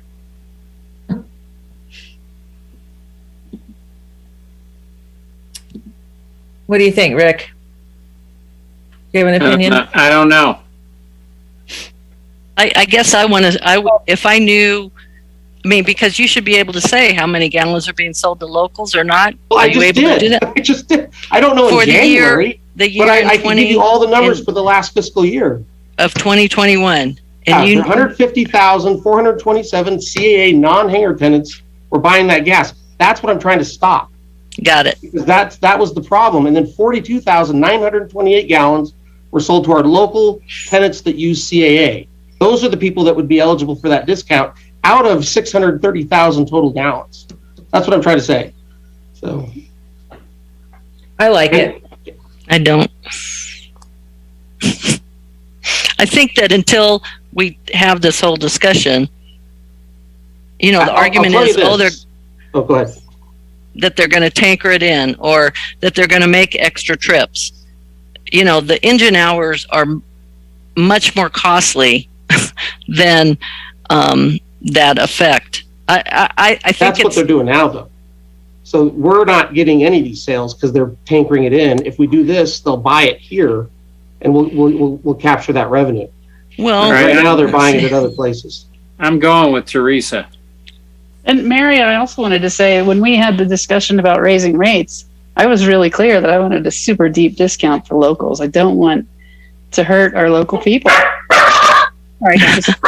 That's a no vote or yes? Is that a pilot? I think that's my dog. Yeah, public comment.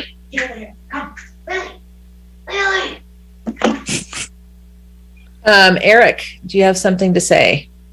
Thank you. And I appreciate everybody's discussion. And Kevin, thank you for your presentation. We've been working with Kevin for the last 3 to 4 months. If you guys would pull the minutes from your prior board meetings, once you were to take away the CEA program for everybody else, you were to install a new program for the locals that pay the rents on the hangars, that fly out of Truckee, that are, abiding by the noise, abiding by the nighttime, currency programs, and that you would offer a discount to us because we're paying the bills from the local hangar standpoints, and we're a local in the community. And Kevin's worked very, very hard on this. He's worked with the program with your vendor to provide it to where we don't Well, the airport doesn't pay credit card fees, uplift fees, and so forth. And what we're forced to do at $6, and I believe it's 80 cents a gallon. And did I miss the last fuel load, or what's the current price today, Kevin? Yeah, I've got to pull it up here. I know we got a new load. Kelly may know. But the point is that at McClellan for $4 a gallon, and I can buy gas over at Stellar Aviation in Reno, and then I'm going to bring it over and make another trip to Truckee, which increases my carbon footprint. It's another cycle on the aircraft. It's more landings on the runway, and I would prefer not to do that at all and purchase gas so then the board can give away those profits to our local community. That's how I view it, and that's how my fellow 18 other pilots view it as well. And I want to thank Rick and I want to thank Teresa for supporting that, because that's what the board said they were going to do. You canceled CAA. Kevin's done a good job in monitoring that. You're selling a ton of fuel to the other folks. But when we're a member of our community as a tenant hangar that I've been there for 15 years, it's the right thing to do. And I do appreciate David's point on the avgas guys, and I'm for that 100% as well. And the information that Kevin has presented this evening, I think is very, very well received by your locals, your tenants at the airport. So thank you for your time. Thank you, Eric.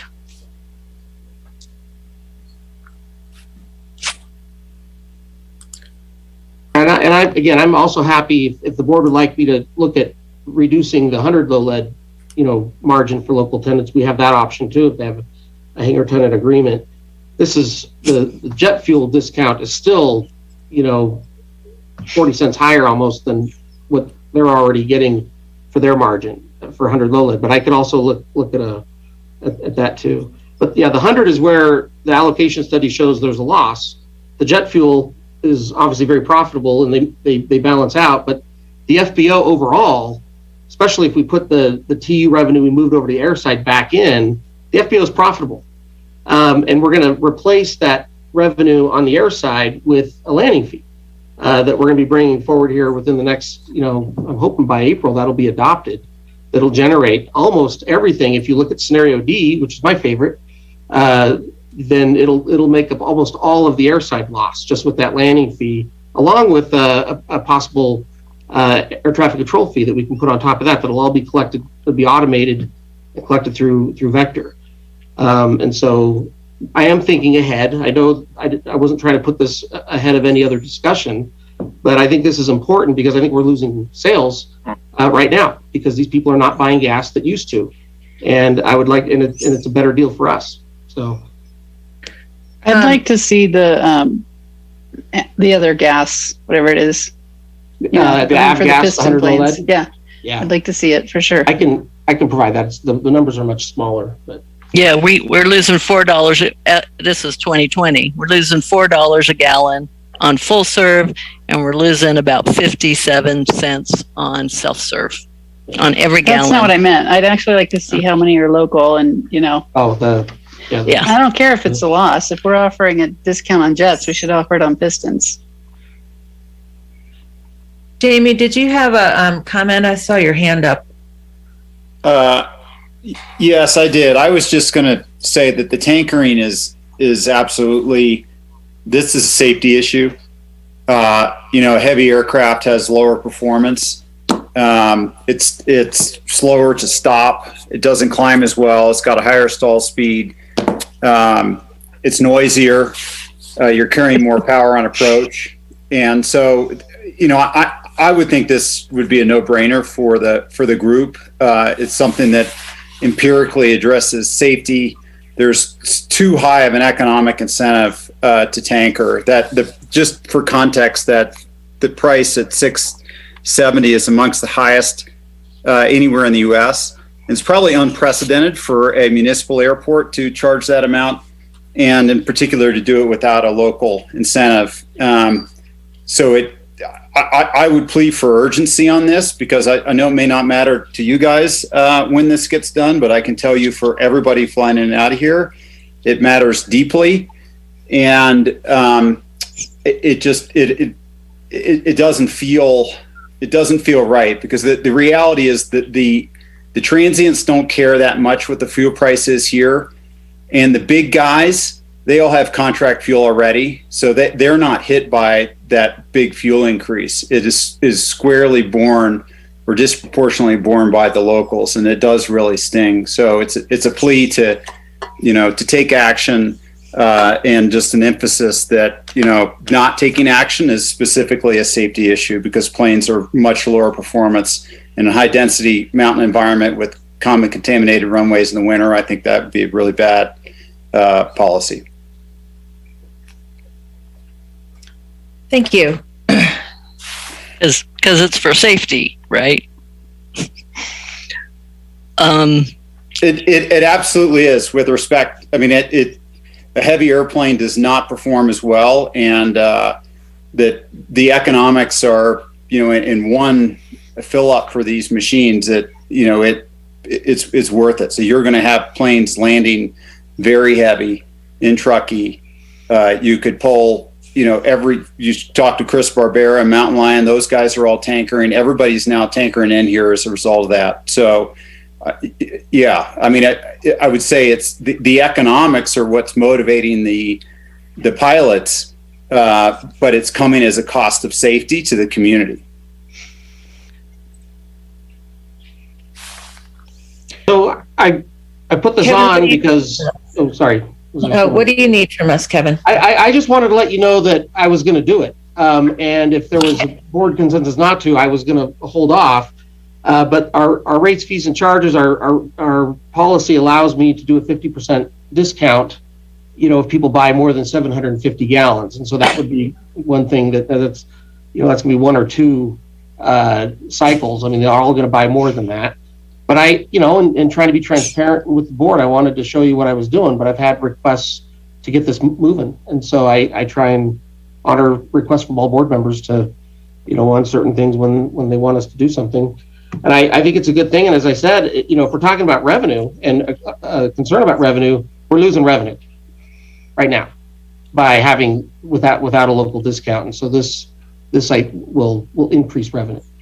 Okay, it seems to me, 2-2 with Cab not voting. No, I said I was in favor of it. Well, that's 3-2. All right. And just again, next. So, Kevin, it's not not a motion. I was just kind of Right. where individual directors are. Right. Okay. No, I'm in favor. I mean, it's 7% of the fuel that we sold last year. It's not like we're not even talking about that much fuel. And I think we always, we talk about putting money back into the community, and this is our community. I'm with Mary on the safety issue. I didn't realize that the safety issue was a concern, and I think we should never, ever tolerate any bypassing of a safety possibility.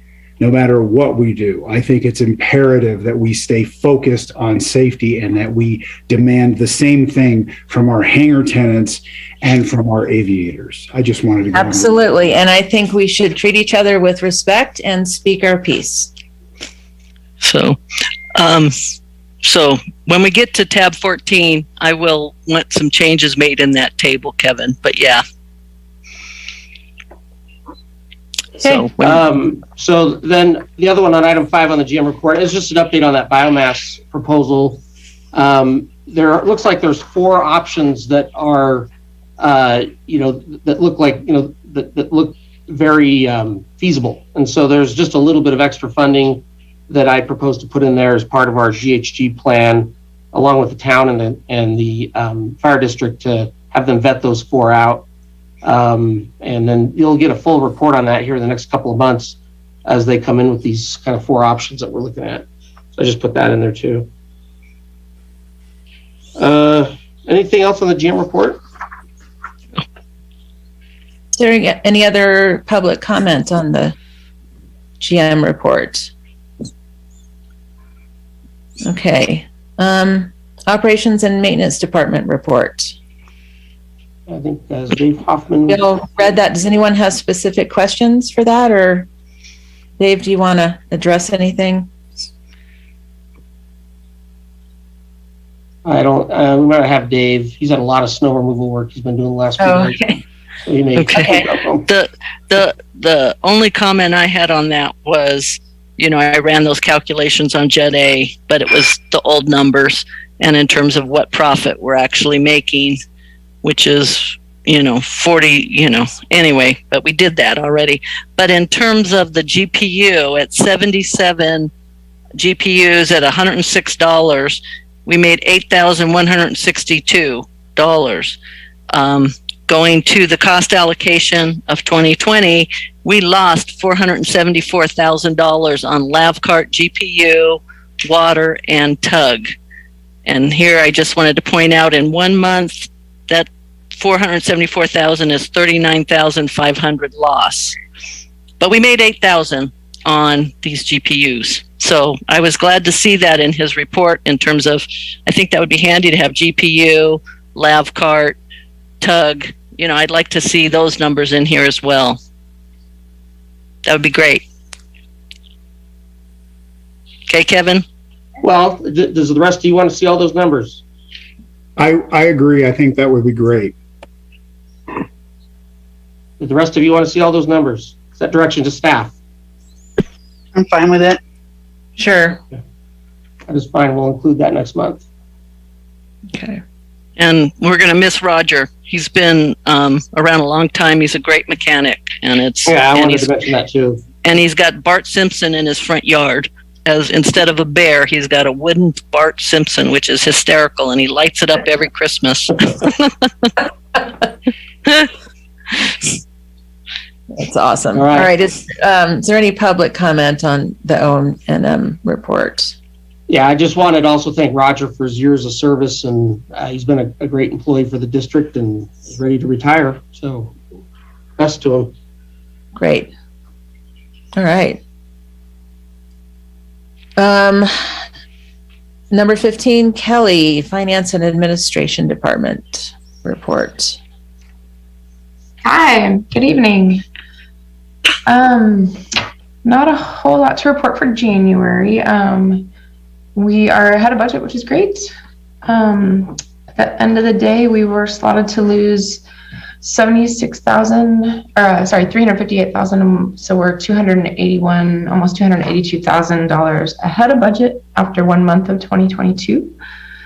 We are heading into the audit next week. So stay tuned for that. It'll probably be 2 or 3 week process. And then we're hoping that Kat and Rick and I can get together, and that will be our next audit chit chat. Internal audit to talk about the audit process. Great. Our fuel sales were healthy this last month. Also, just a note on the allocation study, it is what it is. We've gone over it 90 billion times.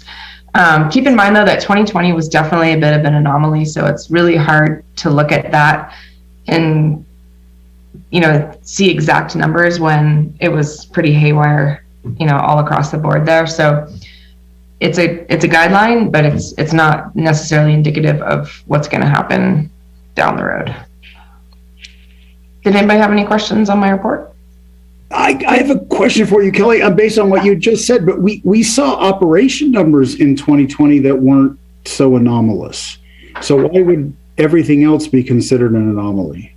I'm thinking on the services and that kind of thing, that things that we would have normally seen kind of increase gradually. I think there was some items that were stalled. Okay, thank you. What I would request in this table then, that we show how much revenue we make in terms of jet. I would like to know how much we're making on, it's got 41,000 gallons of jet. I would like that broken out for what we're doing for locals jet versus, we should be able to do that because we'll know, right? Yeah, so we can get Okay. reports out of the hub, that'll show contract fuel, local contract fuel. Yeah. Okay. And so I have we're no showing, way of knowing which tails are local and which aren't, though, so I'm not sure how we're going to be able to pull that.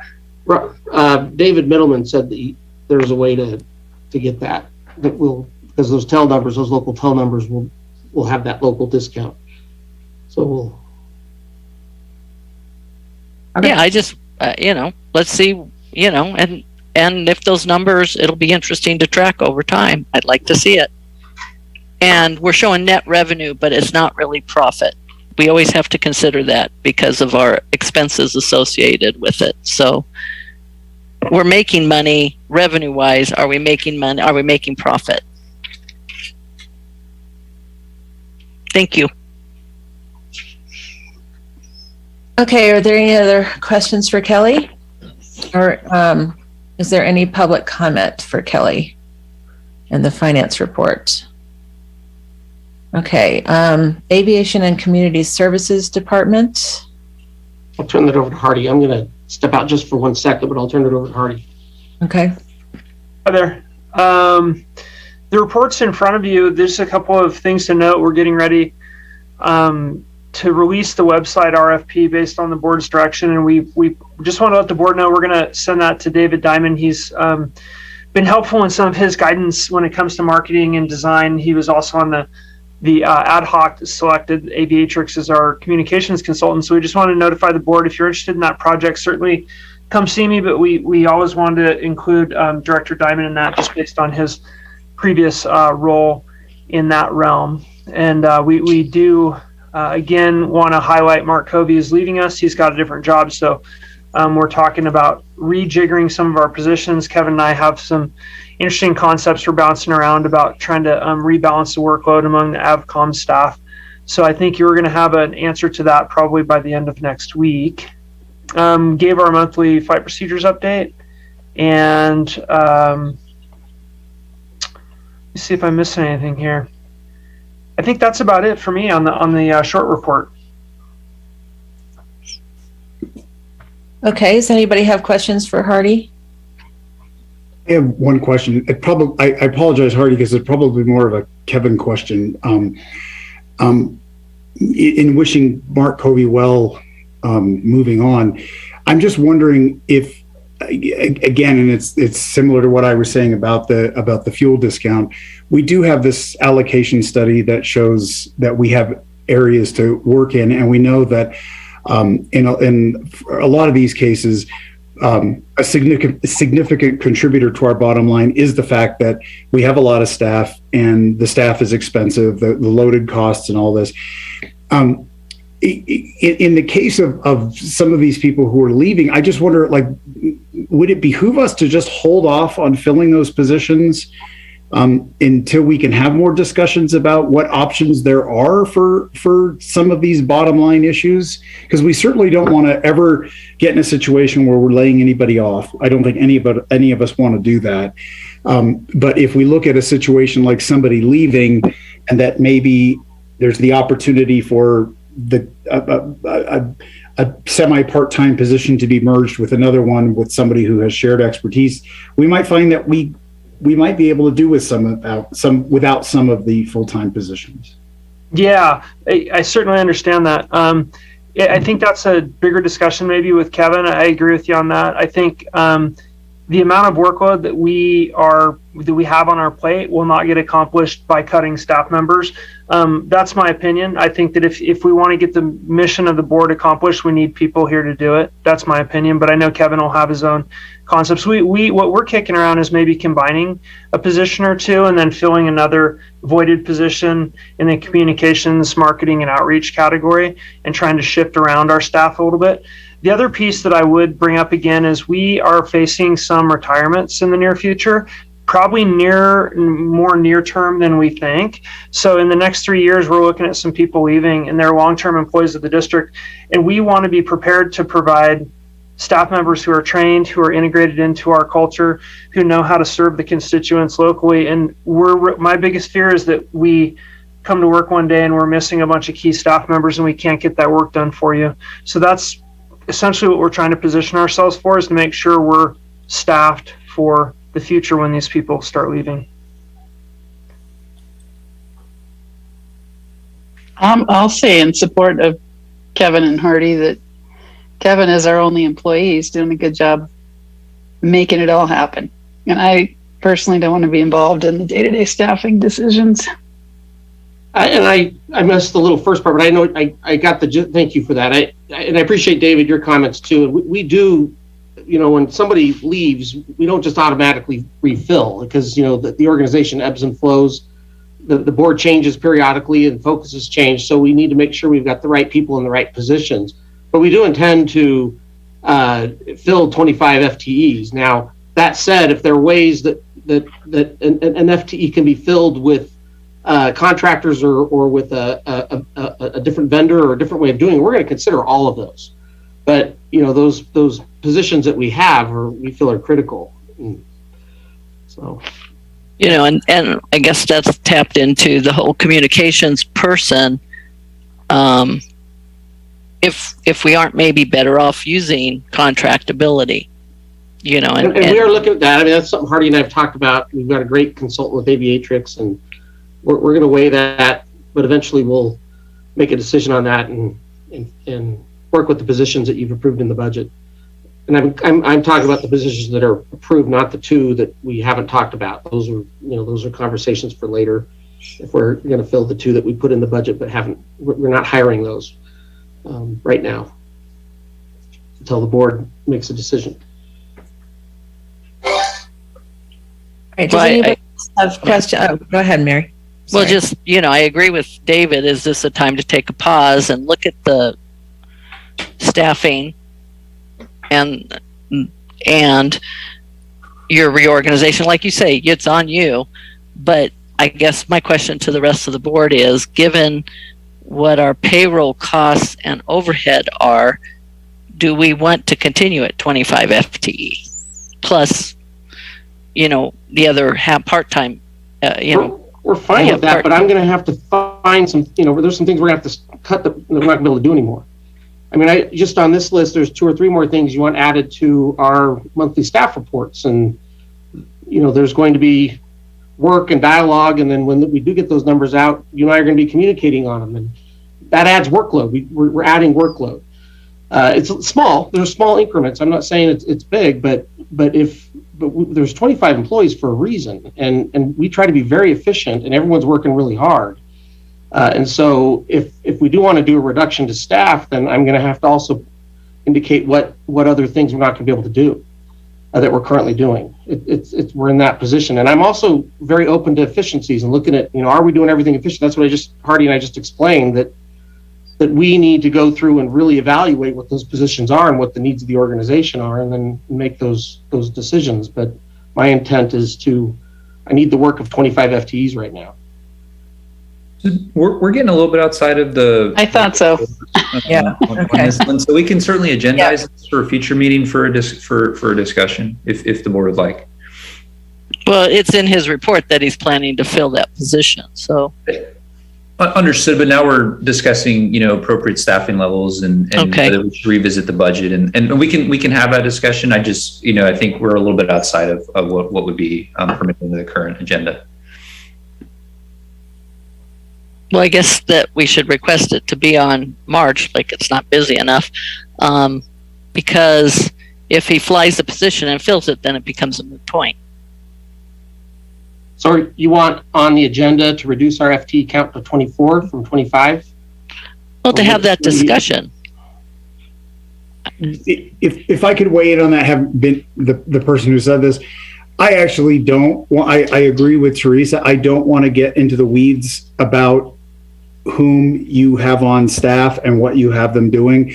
I just brought it up because I know that we are going to be faced with many decisions or discussions in the next 6 to 9 months about areas where we're hemorrhaging cash. And I just brought that up as like maybe that would be, because as an example, if you and I don't disagree that you've got the 25 full-time employees now doing what we're doing, but if in 6 months time that we collectively decide that services X, Y, and Z are no longer offered at the airport, then maybe that would affect staffing. That's why I was just saying, like, maybe there. I gotcha. No, I follow what you're saying. You need to replace Mark immediately. That of course is your decision. That's we'll weigh that closely, but I think where that may play more into is positions that are in the budget but we've not made a final decision if we would. I just can't see us, even if we did reduce a couple of. Yeah, we're off topic again. We're going on a different one. Okay, please. Please. We just need to know whether it should be agendized. Yeah. Okay. Yeah. Okay. Any other questions on the report or anything else I can help you answer? No. Any more questions for Hardy? Thank you. Is there any public comment? Okay. I just want to say one more thing. I don't think that payroll is hemorrhaging cash, and I'm just going to leave it at that. All right, future agenda priorities and meeting management. Nope, we're not going to leave it at that, Kat, because you're addressing something I said there. I did not say that payroll was the reason that we're hemorrhaging cash because of payroll. I said we're hemorrhaging cash, and one of the things that is contributing is the loaded cost of having our employees here. And I also said I was not advocating for anybody losing a position here. So if you want to agendize this, you're the president, let's agendize this. I don't feel like it's our discussion. I feel like it's Kevin's discussion. I don't think we need to agendize it personally because I think it's Kevin's decision. I agree. Thank you. Okay. All right. Sorry. Oh, we're on 17. Can I make a motion to adjourn? No, I'm kidding. We're so close, Teresa. Future agenda priorities and meeting management. Yeah. So just the rolling agenda is in there, and then I'll send some calendar invites out, but just keep those master plan workshops. Those will be really interesting. Really excited about those. We are kind of debating: do we want to do one in person, one virtually? We're still working on that. The master plan ad hoc committee will help us decide that. And so that was really all I had on that. Okay. Any conference? Oh, I'm sorry. Public comments on item 17. Item 18, conference attendance reports. Did anyone go anywhere in February? I don't think so. I didn't go anywhere. Okay. Any public comment on that? 19, meeting review and direction to staff. All right, Kevin. All right. So I have all that stuff from the PI 311. I'm not going to go through it all because you're going to have another meeting to review it, but I took copious notes, and then the committee and I will get that all back to you. So I just had the JEDI resolution for March. We want to get that on and put some information there. The split, the additional insurance, that was part of that air show thing that we'll work on that number and get the number out to you on what the insurance costs for that, and that would be split with the air show committee and us. We'll bring back the minimum standards adjustments for flight schools and have that back on for the next meeting. And then the additional data that the board had requested for more numbers on the services and revenues, on some of our FBO services, and then also make sure we add the fuel discount for locals on our fuel on our monthly reports. So those are the things that I had in addition to things that were part of motions.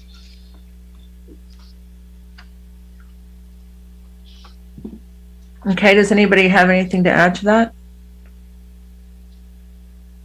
I think you're pretty thorough there. Is there any public comment? Okay, board member announcements. Does anybody have anything to announce? No. Nope. Okay. Any public comment on that? On the absence of anything? I'll make a motion to adjourn. Okay. We all see the schedule for upcoming meetings. Roll call.